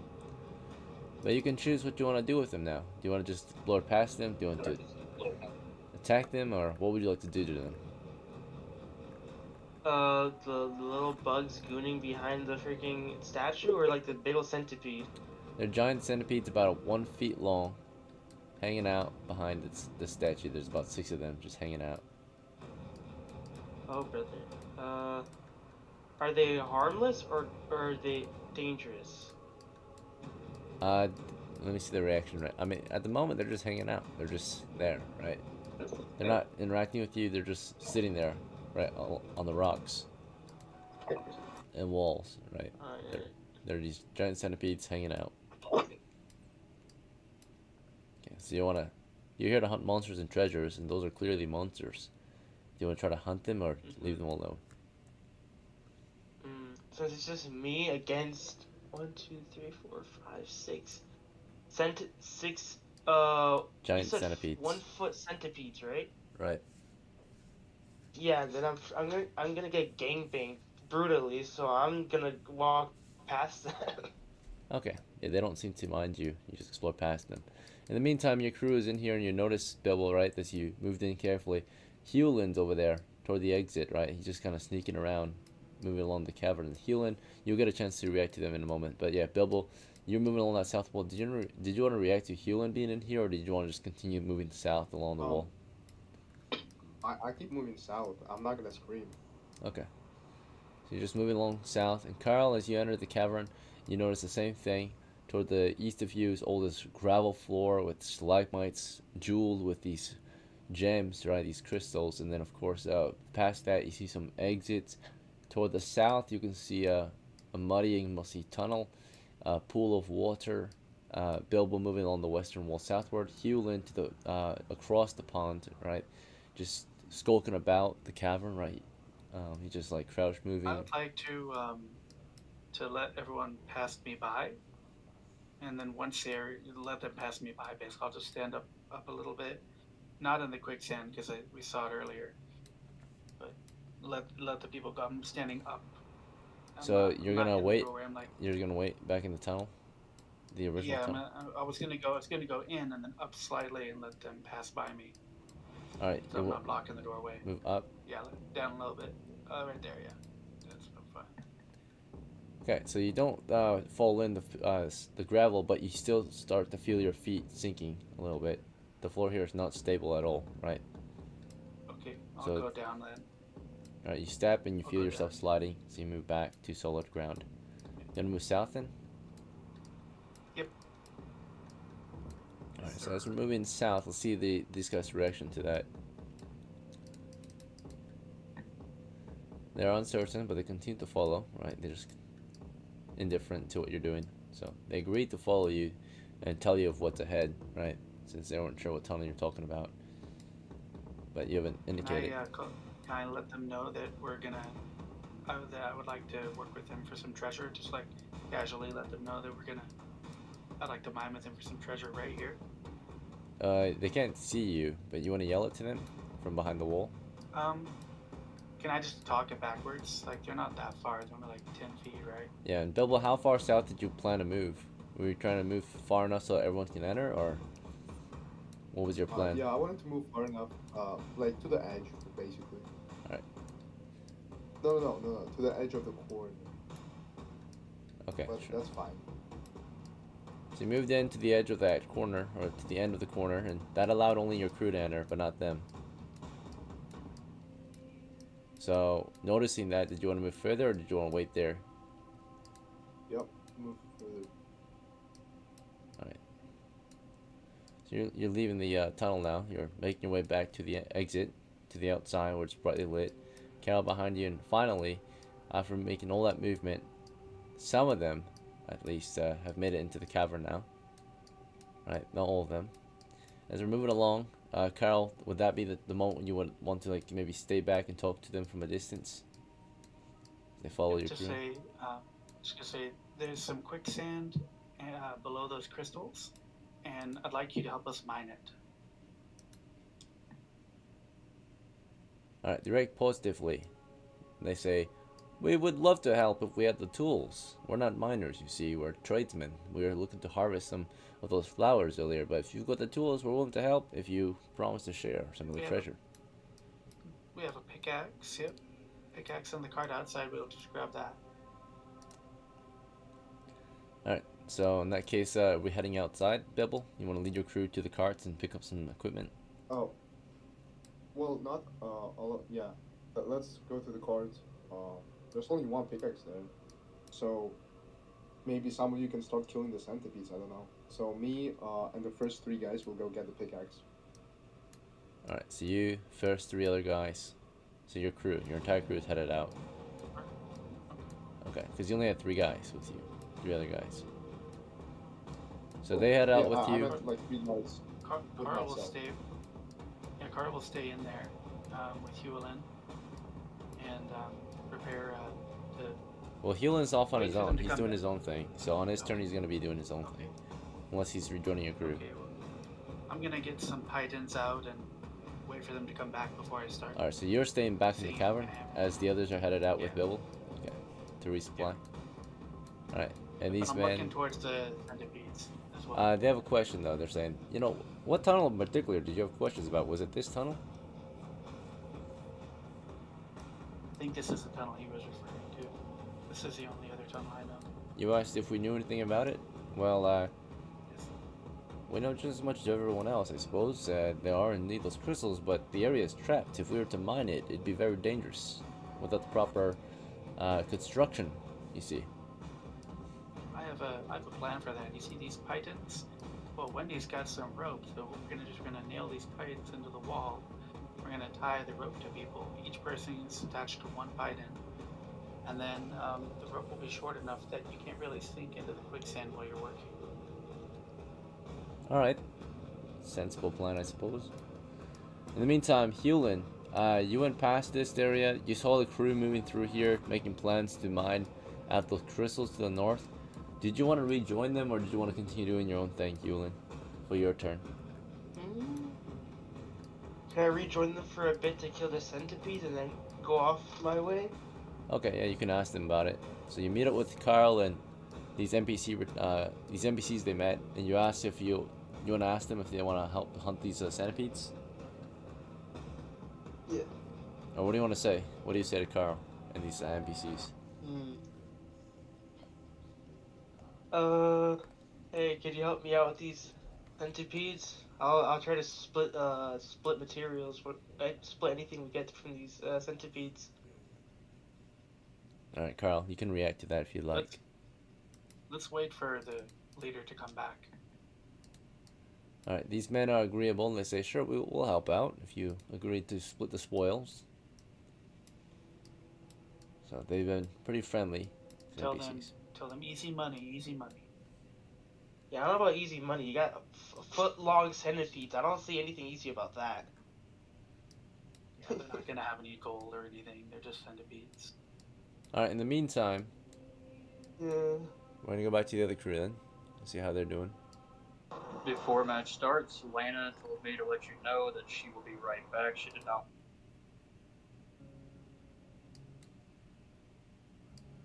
Okay. Do you guys need more time? She said she'd let me think over her thing. No, it's fine. We're good. She said she'd just follow me if she could. Possibly. We'll see. Alright, so Goose, you decided to lead your crew northward, right? Down this northern passage? Correct. And it was clear so far from what you could tell. So you moved up north with GROZ and Arthur, and Freya's a bit out of it at the moment. She's not sure. Her player's not here, so she can't really advance. But I'm she back, can hold. Wait, no, guys, Okay. I'm back. Right. So I'm back. the crew is headed north, so making our way north right now through this 10-foot wide tunnel that Goose is leading a crew through right now. Right, carefully. You're moving through this 10-foot wide tunnel that heads north into this intersection, this intersecting chamber that continues northwest. Right.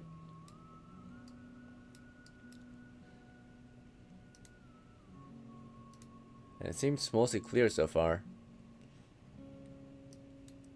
Okay. And then you've got, as you round the corners, you make your way into the intersection. Still, of course, scanning and observing carefully from a great distance since your light continues so far up ahead. You notice that there's some stairs to the north. So we got stairs over here. Level 3. Not exactly. They go up. Back to level 1. Oh, okay.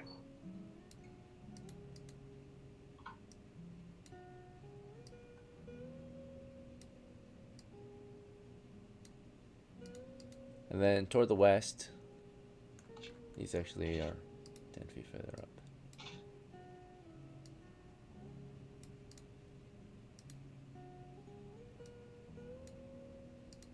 You can make the stairs, like, instead of them being an arrow down, they could be like an arrow up, so we know it's up. You see what I'm saying? So how I do it is usually the biggest line is up, smallest line is down.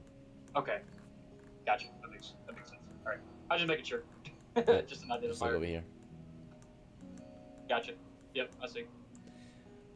So toward the west here, we've got another tunnel headed west.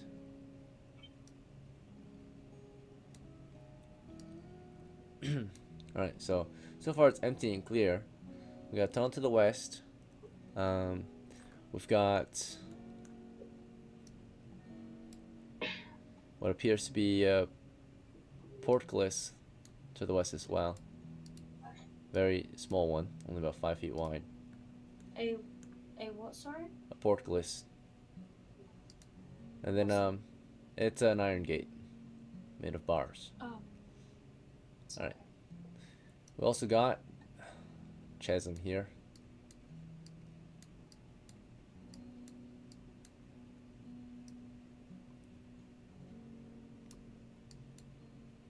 That might take you down to level 3, who knows, right? But it's going down for sure. Yeah. And we've got basically this narrow strip of land to continue moving northward. So which way would you like to proceed? North or west somehow? We're going to continue north, but I'm going to move over to the eastern wall. And as I walk, I'm running my hand across the wall to make sure there's nothing there.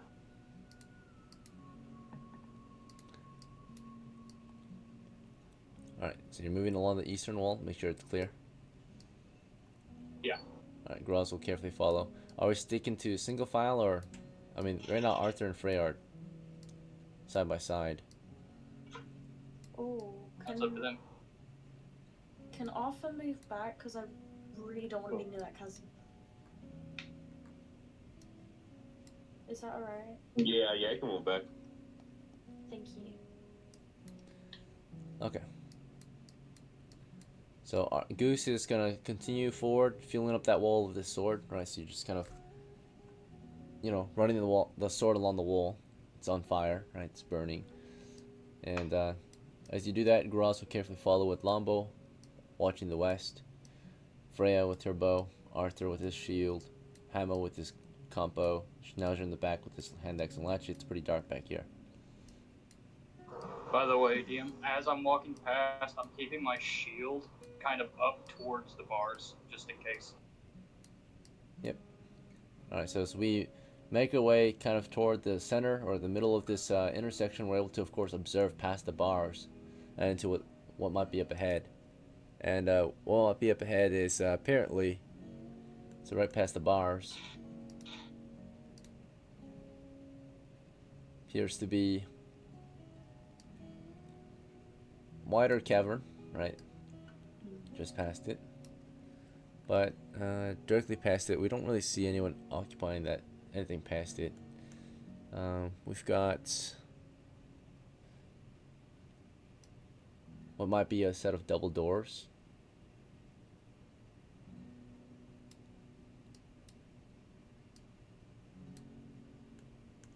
Okay.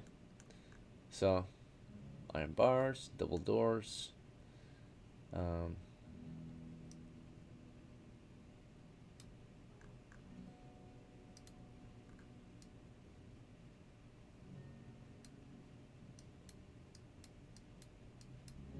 kind of mechanism that you'll be able to see as you move further north. Along the southern wall, past the bars.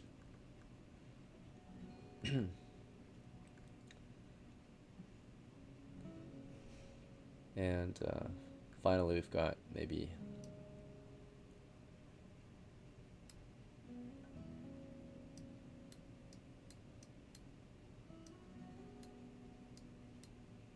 some kind of barricade directly north of the bars, northwest.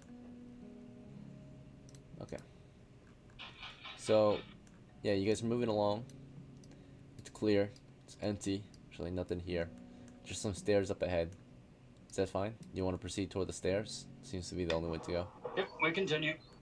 Okay.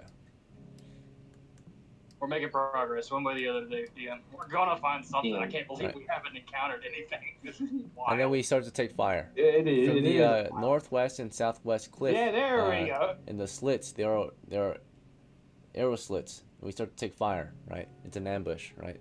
So, we didn't see them. They're slits, and you know, you would only see them if you carefully observe those walls, right, for the past 10 minutes. So, covered and concealed slits in the walls and such, right? They fire in from the narrow slits in these walls on your crew's position. All right, and we are taking fire from the this northwestern one. Okay, and a slit here.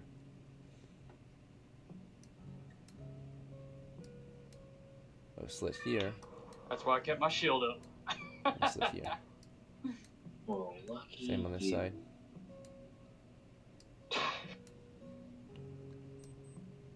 Okay. That's great. So we are taking fire, right? About 6 shots total firing on our crew's position. They waited for our entire crew to file in, or most of our crew to file in before they opened fire, right? So that they have ultimate line of fire. So here they come, firing in with a big bang. So we got this guy, north one. Let me see. Yeah, they're definitely properly garrisoned. But we got this north position firing in on Arthur. So Arthur takes this shot. Let's see if he survives it. This is indeed a firearm, right? So it's a big bang. Let's see. Oh shit. Check the damage real quick and the attack bonus.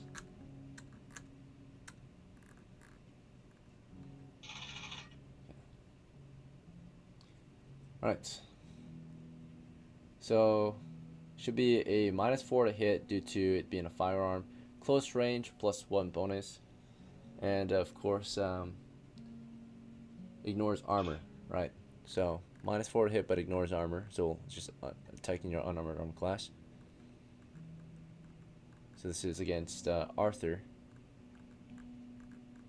Let me check Arthur's armor class if he has any armor. The only thing that will protect you here is dexterity. So, alright, but yeah, your shield and body armor is rendered useless against this firearm. So it's a straight shot, -4 to hit due to inaccuracy, +1. High ground, so we'll go over our bonuses first. So it's got +1 for high ground, it's got +1 for close range, it's got +1 for flanking, or no, +2 for flanking. And that is all the bonuses. Penalties are -4 due to firearm inaccuracy, right? So just a straight roll. Yeah, so basically score a 10 or higher to hit. Hit. Alright. And we're hit from up here.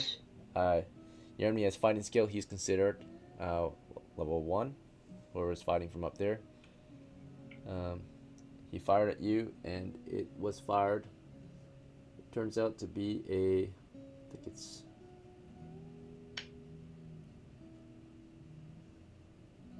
Okay. Yeah, so... Small firearm. Should only... So, 15 firearms. Let's see. And gonna... It's 10.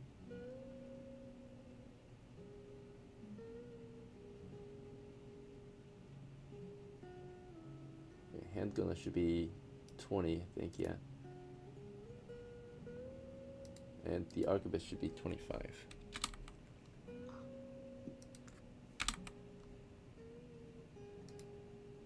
Alright, so fire out. I'm gonna take 2d8 damage then. Alright, so 14 damage. So Arthur is hit by a bullet, right, for 14 damage, and is instantly killed, right? So he's shot. It goes right through his upper shoulder and through his chest, his torso, and out the other side, right? So clean shot through the heart, pretty much, area. He's shot and killed immediately. So we lost Arthur immediately. Another shot, another round coming from the northwestern. Still, this round is going for HAMO. Alright, HAMO, you're small, so you've got a lot of bonuses here. So when it comes to the enemy's shot, still got that +1 for high ground, +2 from flanking, +1 for or at this point it's no longer close range. I think it's normal range. And then penalties include a -4 for being a firearm, so we're at -1 now.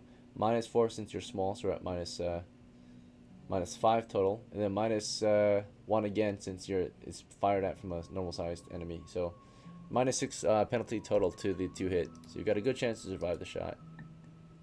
Alright, that's a miss. This other one here, this one here, is going to be firing at Freya. So let's roll into hit. 12. Alright, with bonuses and penalties applied. So bonuses include a +1 for flanking, a +1 for close range, or no, +2 for flanking, +1 for high ground, -4 for, of course, firearm, right, inaccuracy. That's it. So 12 is the hit. Let's check if Freya has what it takes to defend. Alright, Freya has armor class. In this case, she has a -1 bonus here. Okay, so she would have 8 armor class in this case, which is that's still a hit on her. So she's hit. She has no other defenses here, right? So the only main defense against firearms is typically actual cover, right? So let's see. Shields can somewhat provide some coverage, since they're not, but the bullets still typically go right through them. So what kind of cover you want is solid cover, like stone, typically at least. So anyway, she's shot, she's hit, she takes damage. She only took 5, which it's just barely enough to kill her, right? So she's shot immediately as we moved carefully through this area, or tried to move carefully through the area, but naturally we saw that this area was a defended position. We had portcullis, which was the first indicator. This is supposed to be an indicator of there being like a moat, a barrier, right, preventing passage. So so she's shot and killed as well. So we lost 2 already. So 2 are dead.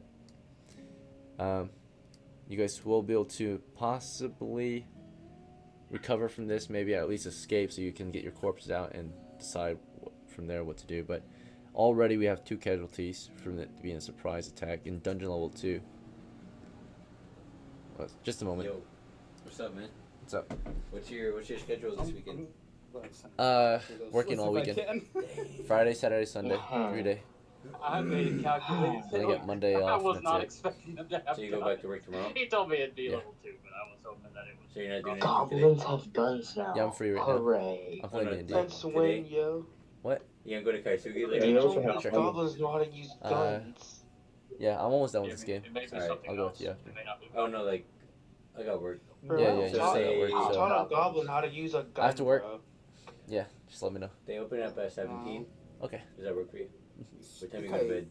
So, I was going to Uh, say, like, I have night shift, so so I just have to. probably hot. I start work tomorrow. I have to get to work tomorrow at 4 p.m. Remember, there's orcs as So, well. I can as stay up late, caverns, not just technically. goblins. So because they're all So working you're up together. late right now? So it could be a Yeah. lot of things. Oh, you're up early right now. Whatever Wait, it is, aren't- Technically, wait, you're up early. Aren't orcs Yeah, like normally yeah, I'm not like supposed to be awake right now. pirates? Like, Because I'm on a sea, night whatever? schedule, but No. I don't care. Yeah. Like yesterday, I got off a shift at like 8 o'clock. Guys, I don't want to And then, be Yeah. a bad sport or anything. 8 but I really a.m. need to go to bed. Oh, So, like, no hard shit, I feelings. So- texted you. You're good. I But don't then I didn't know if you were awake or not. I didn't Yeah. want to wake you up. Oh, you're Man, good. don't talk anyhow. Fucking, I'm gonna come I'll by and send bring you a those message snacks letting right you know how now. the game goes. Oh, you're good. Alright, Yeah, Appreciate it. I'll be back right now. Thank you, Have thank a you. good rest of your game. Bye bye. Bye-bye. Yeah. Stopping by.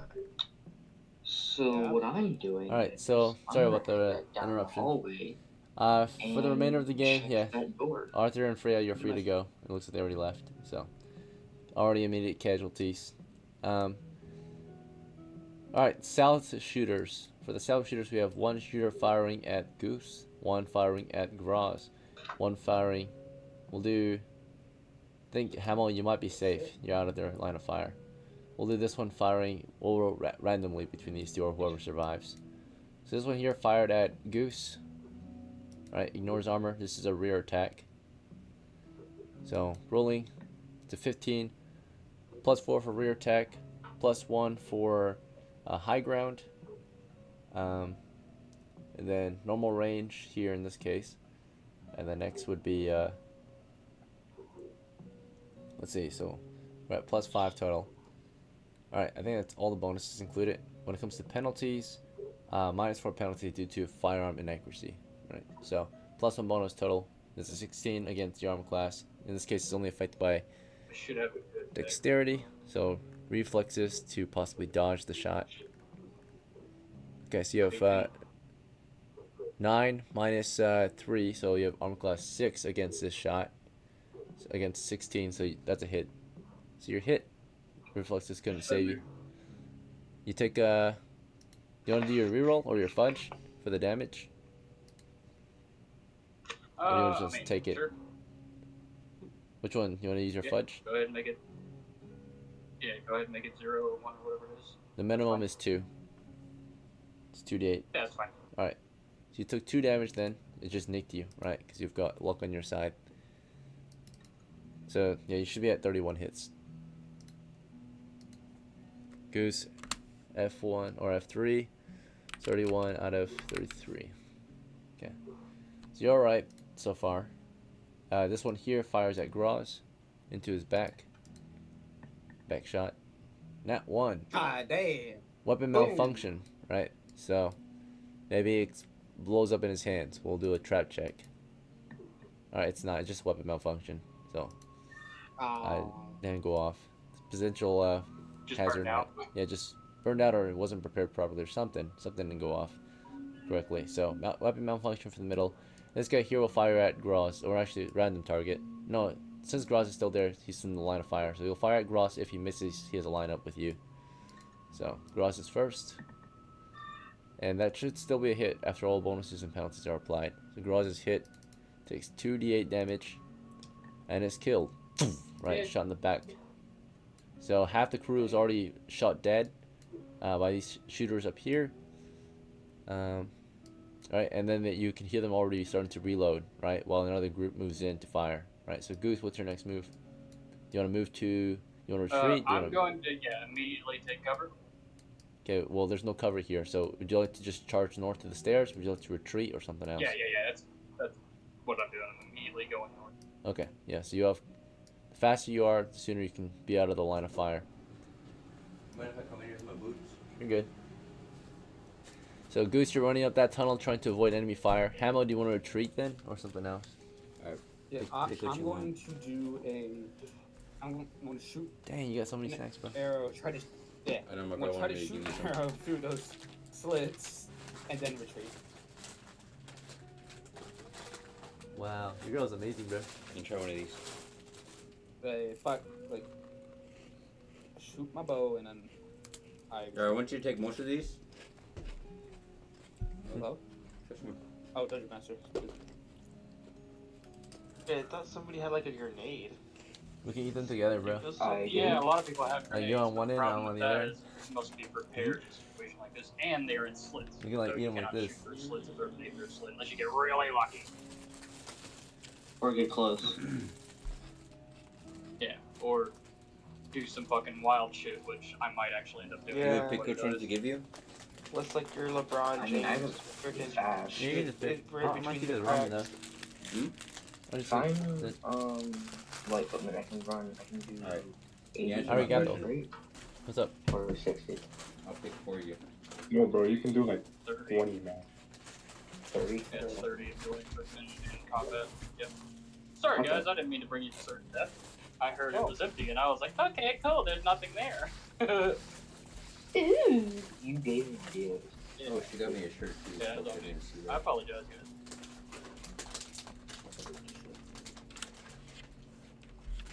Unless He's being haunted in okay. his dreams for life. Listen, unless those slits are really, really small, I thought they should. Like whenever I see arrow slits, they're pretty noticeable. Probably Right. they're like. What if they're like pulling off like a Vietnamese spider trap thing, where it's like they're like in a tunnel behind slits. Well, now that I have the new information that is here, I can adjust my plan. I did not expect him to have guns. Goblins and guns. What a party. I have a song called Goblin Got a Gun. 100%. Wait, what? Bro. Dude. It's talking about a guy with a sword trying to kill a goblin with an M60. Yeah, it's pretty dumb. Yeah. It's like, yeah, maybe the guy has a chance, but no, it's M69. Yeah. The guy's a fucking vampire hunter, and then he just happens to stumble upon a goblin. It's a fucking stupid ass song. It was fun to write though. Goblin egg. He's saying that he wrote a song. Mm-hmm. That's pretty cool. I got a That's bunch of songs. Peanut. That was last Halloween when I wrote that. I got those.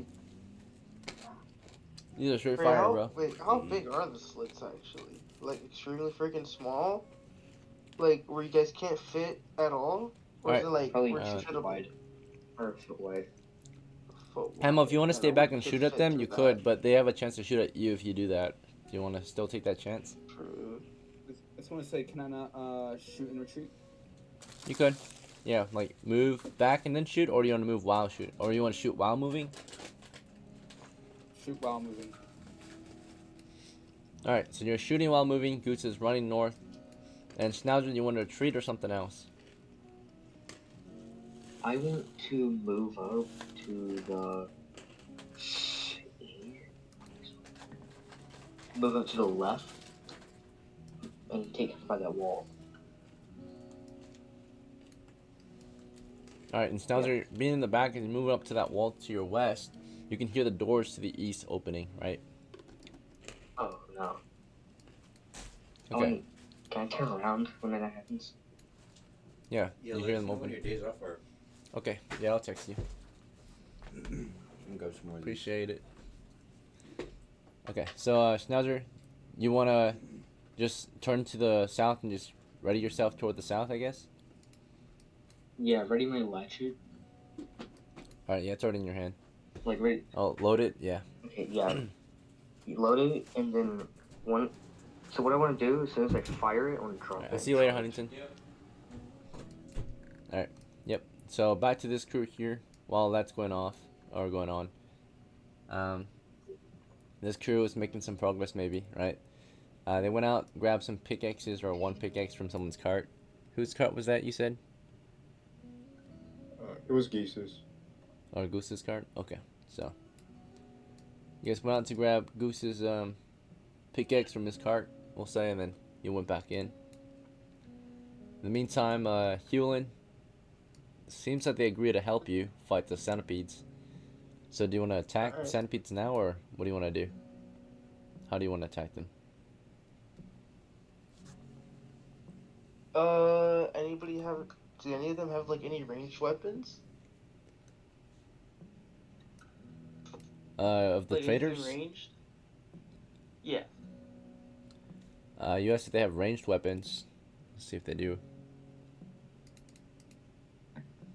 They nod and say, of course, right? So they'll prepare their ranged All right. weapons. So what I want to try to do is maybe like bring out the centipedes, and then once they're all out, they just all shoot at them. Like once they're completely exposed. Okay, you want to lure the centipedes to you then? Yeah. How do you Maybe, want to like do throw that? a rock if they could hear. Okay, so you'll throw a rock at them. Can I, Is centipedes here? Okay, can I see what he's doing and pull him back for a second and say something to him? sure. So, Healin's, you're like asking them. You're in the middle of asking them to get their missile weapons out, and then Carl, you pull them to the side. What do you want to say to him? Or do? We have a grenade. We have a Oh grenade. yeah. I don't have a grenade. Anyone here have a grenade? Yeah, I have a grenade, but you guys are gonna get hurt if I use it now, so. Yeah. Well, you want to deal with the monsters first and then do the looting? No. A group of us should focus on the mining. The other just centipedes. Okay. So we ready, are behind a statue, so it wouldn't affect us at all. So unless like somebody gets smacked by a rock. I say you throw that grenade, and once we're sure that the centipedes are dead, then we'll start the mining process just to be safe. Okay. All right. So I guess we come back in there. We see the situation, like they're trying to kill the centipedes, and I start pulling out my grenade from the backpack and tell everyone to just get away, not near the statue. Alright, and you'll light it against your lantern, I suppose, right? Your oil lantern? Yeah, I want to stand where the third NPC is standing. Like, instead of him, yeah, kinda. Like that. Okay, so they all fell out, or left the cavern at this point, went outside, so at that point you stand over here and just toss it directly toward them? After lighting the fuse? Yeah, I want to, yeah, possibly roll it for accuracy. Alright, roll it. Can we, You can roll it half got my arm the distance, so you have to get a bit closer. I have to get closer? ranged. I mean, I just throw it then. Alright, yeah, because throwing is a lot more power. You can throw up to 30 feet, you can roll up to 15 feet. Oh, okay. Before it might get slowed or, you know, and obstructed by anything on the floor, so. If you feel it smooth, maybe you can go further, but yeah, you're rolling. And then all the rocks in the way would slow it down. You can under toss it, but that's the same thing as throwing it pretty much, so. Alright, back outside. I heard Carl trying to say something, so did you want to do anything else when you left the cavern? Yeah, I'd like to ask everyone to get their ranged weapons ready in case any centipedes are coming towards Bilbo. Okay. So we can shoot at the centipedes. Yep, the NPCs got theirs. He only doesn't have any, I think. Heliodor doesn't have any. Okay. I'll also stand behind Wendy. Shoot when she crouches. Okay, sure. Alright, yep, Bilbo, you throw you roll, or you throw the grenade at them, right? You lit the fuse, threw it at them 30 feet, and let's see their reaction. It was hostile, so you threw it at them, they immediately start hissing a warning, right? So they reacted negatively toward you. You threw it, and they start swarming toward you, right? They start swarming toward you. It lands. He has charisma, doesn't he? That doesn't matter. Yeah, the first reaction centipede, I don't know what's gonna do against centipede. So charisma. It doesn't matter. it's a reaction to what he just did. So he attacked at them. He threw something at them. So in that case, it would be technically a morale check to see if they retreat or attack. Because it's under the morale score, they would attack. So they are attacking. So you know, did you want to like short fuse that grenade and throw it so it would explode upon impact, or? Yeah, I wanted it to explode pretty much as soon as it got there. Okay, yeah. So you lit it, you cooked it for a second, and then you threw it over there. And as you threw it and it hit their position, they started moving. But they didn't get very far, right? It hits the deck, and they reacted hostilely. They just start skittering across the floor, angrily, and then it exploded on them. Created a 20-foot area. 10 feet is the main blast radius.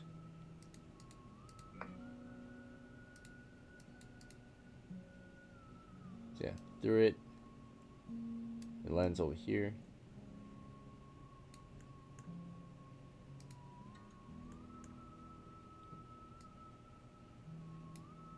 And that should encompass all of them. That should kill them all. Some of them have cover though. So these three are definitely dead. these ones might have a chance. Particularly this one right here. He would only take, so he's got cover. So it'd explode. And, yeah, he's got complete cover from the statue. So this guy should be fine. Statue's made of clay, but it's still enough cover for a centipede. They're also on the floor, so, you know, the shrapnel explodes upwards. Yeah. So these guys here, the main blast, when it comes to them, let's see. Typically, the blast would deal 48 damage, but since they're prone to the floor, it's half, so 2d8. All right, so let's see if they're quite small as well. But there's plenty of shrapnel to hit them. So all these guys will definitely take about 5 damage. The guy out of the radius, I think this guy will be alright. These ones will die as well. They'll take about... This one has cover as well though too. So explodes, he has cover. This one doesn't have cover. Yeah, so this one will die. He'll take about... Being as far as he is, which has a shrapnel spread, and he's a smaller object, he'll take half damage. So maybe about 3 damage. He has a 1 in 4 chance of surviving. He's still alive somehow at 1 hit point. So he was hit by the blast, but he's still alive. And these two were totally covered. They were fine. And they reacted angrily, but after half of their crew was killed, they make a morale check. And they passed, and they continue swarming to our position. So it exploded, and 2 continued crawling toward us as fast as they could. This one's injured, but continues crawling angrily. Right, so it was hit by the blast, and like it's stunned for a bit. But these 2 just continue crawling toward Bilbo, right, at full speed. I think they have 20 feet of movement. And at that point, we saw them crawling across the floor. Some of our guys lit them up, right, start firing. Like Wendy fired her sling and stone. She missed. The NPCs fired their missile weapons, mostly slings. They all missed. And then Arbalist Carl had fired as well. He hit and got 1 of the kills. Then Bilbo, you're left to shoot at 1 point blank. Right before he closes in, you knock an arrow. You shoot him before he closes in. You missed. He jumps onto you, or tries to at least. So what's up? So, do I have any bonuses like 9 and his AC is 10, right? So I just miss. I mean, your bonuses would have included... Oh yeah, you have missile bonuses. Okay, so you're very good at the bow. You rolled an 8. So close range puts us at 9. You're a halfling, so you got a +1. So you're at 10. Your dexterity bonus. Yeah, I don't have one. Okay, you got high ground, so you're at 11. And I think that's all the bonuses you got. So 11 against armor class. Let's see his armor class real quick. And he's small. He's hard to hit too. He's smaller than you, so he's pretty darn hard to hit. Yeah, you missed. He's too quick, too small. Oh, okay. Crawl up to you. And as he closes in, you've got your missile. So you just fired, and as you fired, he jumped at you. And does a grapple attack, right? Tries to grip onto you. So. Lands, he's on you. And now that he's on you, he's able to just auto attack, right? Basically. Auto hit. Doesn't he need to do a force door check? That's if he's trying to restrain him. He has a grip on him, that's all, right? So, from here he has a high chance to hit. That's it. So, basically an auto attack almost, right? You still have to roll. You might get a +4 bonus to hit, that's about it. You're not completely helpless, so you'll be able to do the same thing back toward him. Although you're vulnerable to him, he's vulnerable toward you while he's like gripping onto you, right? So you can just smash him if you want it. He's gripping onto your leg. Alright, so while that was going on, back to this crew. They have some conflict. Half the crew was lit up, right? Schnauzer, you start moving toward them. You hear noise to the south. You turn around to face the noise. You were shot at by these 3, right? They shot at you. I think this one fired at HAMO. HAMO was moving back, trying to fire at the same time. So as you were moving and firing, since they just had they were already, you were in the back, you started moving and firing, they were moving to position to fire. So you have relatively the same initiative. Alright, so they moved up to the wall of fire, And Should I roll my own initiative? yeah, there's another group of them firing, right? It's a firing line. So one would reload as the other one moves in fire, right? So you're rolling initiative, HAMO. They got 6. I got a 6. Yeah, well, +1 bonus. All right. So did you count for that, or did you roll a 5 + 1, or did you roll a 6? I rolled a 6. Okay. Well, then you have the initiative. Go ahead. So as you're moving backwards, you're gonna return fire. All right. Go ahead and roll a d20 to hit into the arrow slits. You're at a great disadvantage shooting into an arrow slit. I got. I got a 20. All right. What did you use? Or your own dice? Yeah, rolling my own dice. All right. You somehow got a nat 20 for reals, or you just? Mhm. I'm serious. Came up. All right. I'll take your word for it. Let's see. But yeah, they're gonna fire as well. So you will get a hit at least against one of them. So you would shoot through the arrow slit, auto hit one, and he'll take double damage. So go ahead and roll. In this case, 4d8 damage. Yeah, let me find my D8. There's my D8. That is a 1. That is a... Wait, let me just total.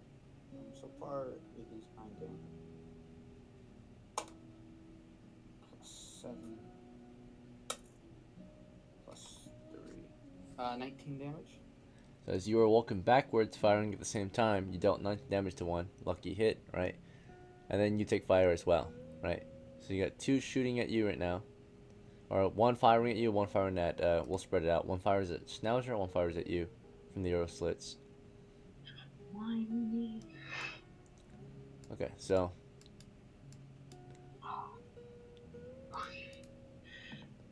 18 against HAMO, it's a hit.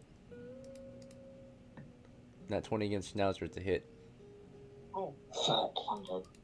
Alright, HAMO, you took 3 damage. You actually take double because you're small. So, take an additional 10. So you're dead. Yeah. So HAMO shot dead. And the Schnauzer got a nat 20. So these guys are... Alright, so you took 21 damage. So you were shot dead too. Don't I have a reroll since Yayo was someone I invited? Okay, sure. Okay. 15 damage. You still died. I'm still dead. Okay.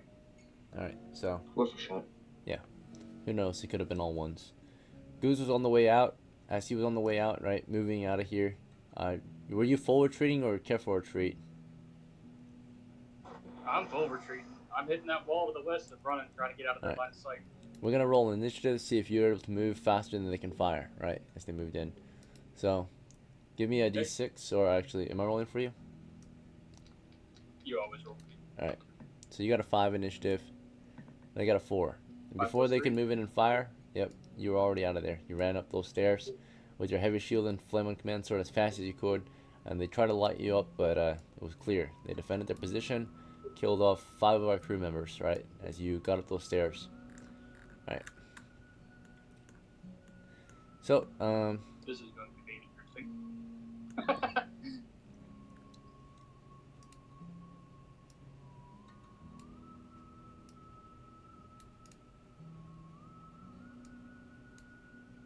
You haven't had this happen in a while, have you, DM? Losing a battle? Yeah. It's been a while. I mean, yeah, it's a defended position. The only way you could survive an ambush like this or something is you were supposed to carefully scan it and send a scout up ahead, right? Yeah. Discover the position. But it was a very open and it was a huge ambush spot. There were multiple indicators of it being, you know, a defended ambush area. I know. One strip of tunnel, right? Just a straight strip of tunnel for you guys to move along and get shot at.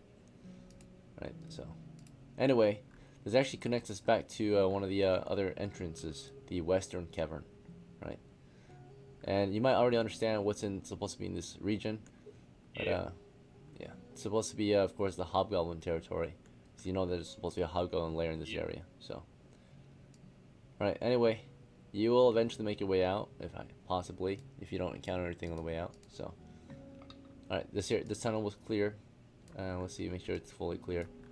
So every 10 feet, there's a 1 in 6 chance of there being an encounter. So 2, 3, 4, 5, 6.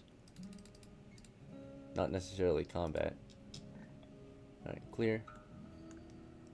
Wow. Clear. Well, I apologize, You're on the way guys. out. Wandering monster check. Yeah. Clear. Next tunnels. Another 60 feet of tunnel.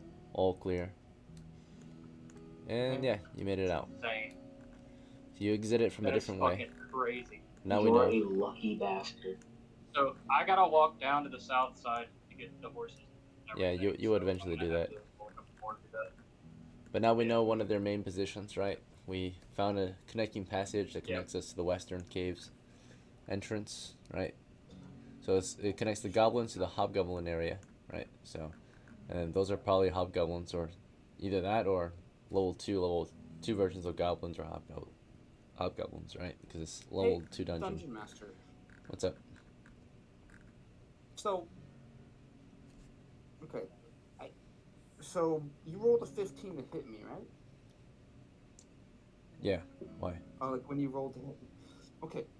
Okay. Since they're bigger than me, they have a -4 again because of firearm and me being small. 15 minus 8 is 7. That should. I'm gonna die anyway, so, but I might have a chance. Okay, so listen. The enemy have E. Plus, so at the time, you're moving backwards, right? Careful, or yeah, you're firing, moving backwards. They had a +1 for close range, +1 for, or no, +1 for high ground at close range. They had a, Okay. let's see. Yeah, then it would have hit me still then.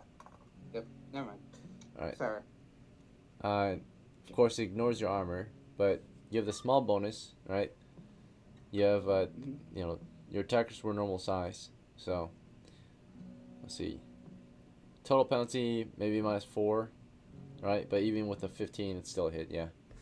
Yep. Yeah, sorry, I did my own math and I thought, a chance. Possible chance, yeah. If it was like a 10, yeah, you definitely would have possibly survived. 15, still too high. Despite the bonuses and penalties, yeah, you're shot dead. Okay, so yeah. We lost this eastern crew completely. 1 survivor. The other crew, just to wrap it up, we're coming near the end. Oh, we are over an hour. So, just to wrap this up here, the crew here, you know, Bilbo, you get 1 centipede on you. You probably will kill it. Let's see if you manage to survive it. Let's see. So, as it got onto you, what was your reaction? Did you want to just smash it or kick it against the wall because it's hanging on your leg? Yeah. Alright, so you tried kicking it against the wall. And hopefully no one shoots at you, right? Because if they shoot at it and somehow miss, they're going to kill you for sure. Yeah. So you'll kick on it, and it will try to bite you, and let's see if you're faster. So here's your initiative.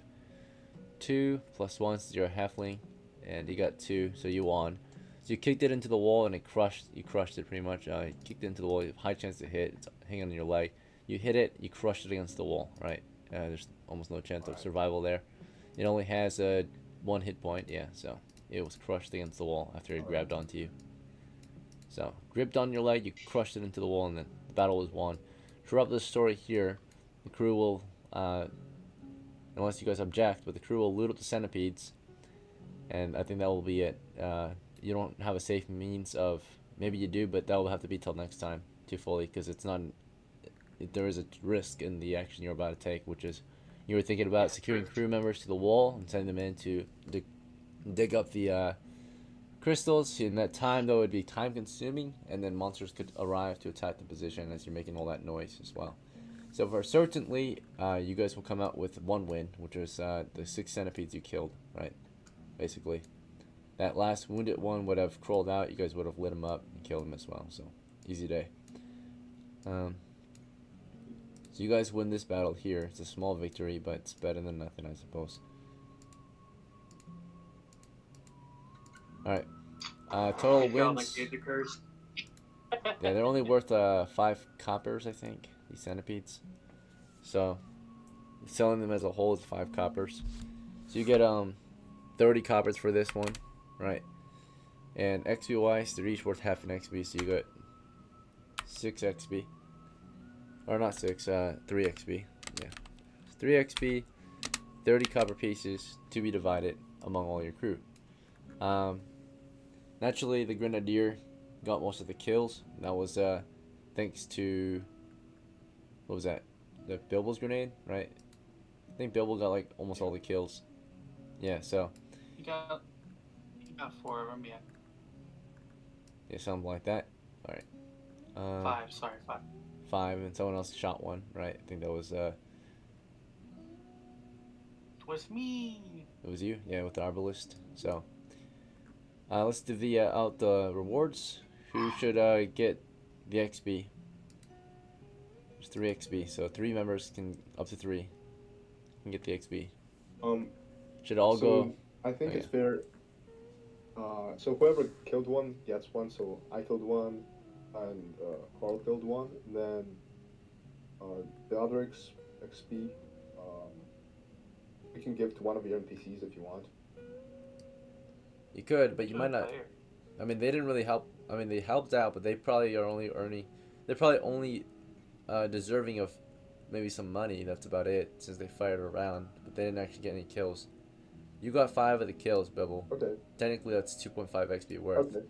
So you might take 2. That I'll might be definitely fair. take that. And then Carl, technically, it's a little unfair, but he still got a kill, which was worth half an XP. So you can give him 1 if you want, right? Yeah. So I guess I'll take 2 and he gets 1. Okay, so that'd be actually fair. I guess the only ones that actually put in some work. And then Heelin, of course, gave the ideas, and I mean, you guys probably already thought about killing him anyway, but he didn't actually do anything to fight because he bought a knife and no actual hunting weapons. Let's see. So, alright. In the end, only Bilbo profited XP. He got 2. And then same with Carl. He got 1 XP. And then money-wise, if we divide it equally among everyone here, I don't know if you want to do that, but that's 8 members, it looks like. So it'd be about 4 coppers each, and then maybe the extra can go to Carl and Bibble. Yeah, that's fair. Let's see, 8 times 3 is 24. So everyone gets 3, there'd be 6 extra, so I guess Bibble and Carl will get 3 each extra, so therefore everyone gets 3 except Bibble and Carl, they'll get 6. Is that fair? I think so, yeah. Yeah, alright, so Bibble, you got 6 coppers for this expedition. I suppose it's better than a normal days of work, because normal day you might get maybe a single copper of profit. Let's see. Heelin, you earned yourself 3 coppers today. And then let's see. And the result of this expedition, HAMO was killed and looted by hobgoblins. Alright. They weren't just ordinary ones though, they were by level 2 hobgoblins, because we were in dungeon level 2.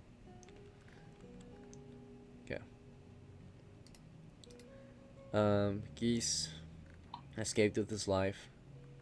GROZ was killed in action.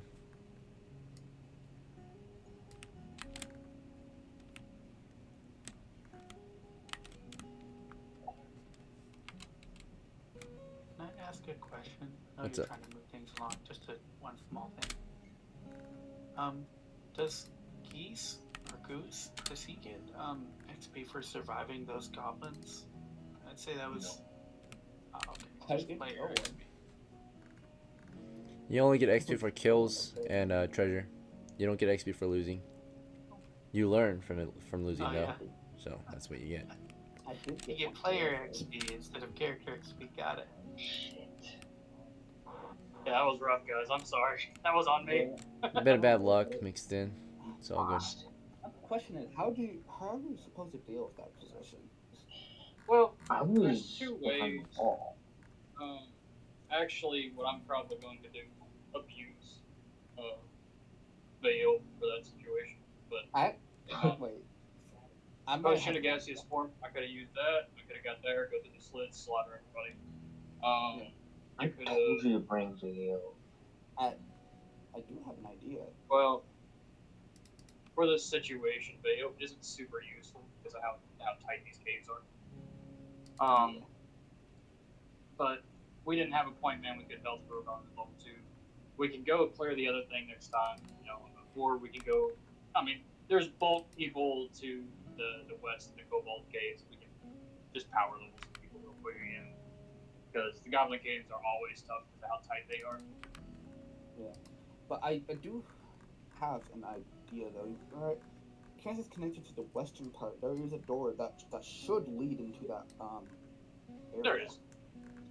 There is. I mean, like I said, like if you want to lead, you're all for it. I lead when nobody else wants to. Like, I don't think anyone blames I'm you. completely open Everybody's to letting other people learn. Everyone's responsible for their own character, so I don't think anyone blames. Oh yeah. It sucks. I'm fine with no. like. Yeah. As leader, I should know better. Period. That's how it is. So what? Yeah. This battle plan here, we advanced through an obvious. Hopefully, it was an obvious trap. Yeah. But we also left some things. You know, we couldn't control. Of course, if we want to advance to a trapped area, it's the only way to proceed. Maybe we can check out other positions. But we also left our rear end exposed. Right. We left like Schnauzer there. We let an entire line formation through. Right. An uncleared or dangerous opening. Right. We probably should have let maybe one or two people, you know, secure the position before passing, right? Maybe like a few pass and then cover the next few, right? To pass the openness of this gate here or whatever other attack, whatever other threats could come from this open intersecting cavernous chamber, right? So it was a death trap. So, yeah, it funneled out. Can monsters see in the dark? Because like, if you try to like sneak through there without a light, just putting your hand along the wall, could they see you? I have a magical light, so I'm not breaking that. Yeah, they have infravision. How goblins do. Oh, they don't need the lights.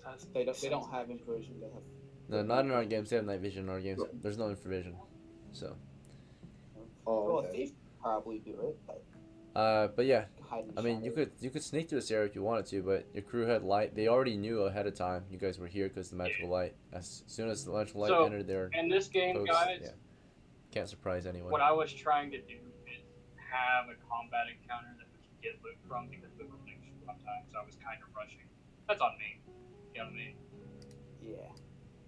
Don't beat yourself up for it. It happens. We all were trying to get some loot by fighting stuff somehow. Well, yeah, but I was clearly at the lead.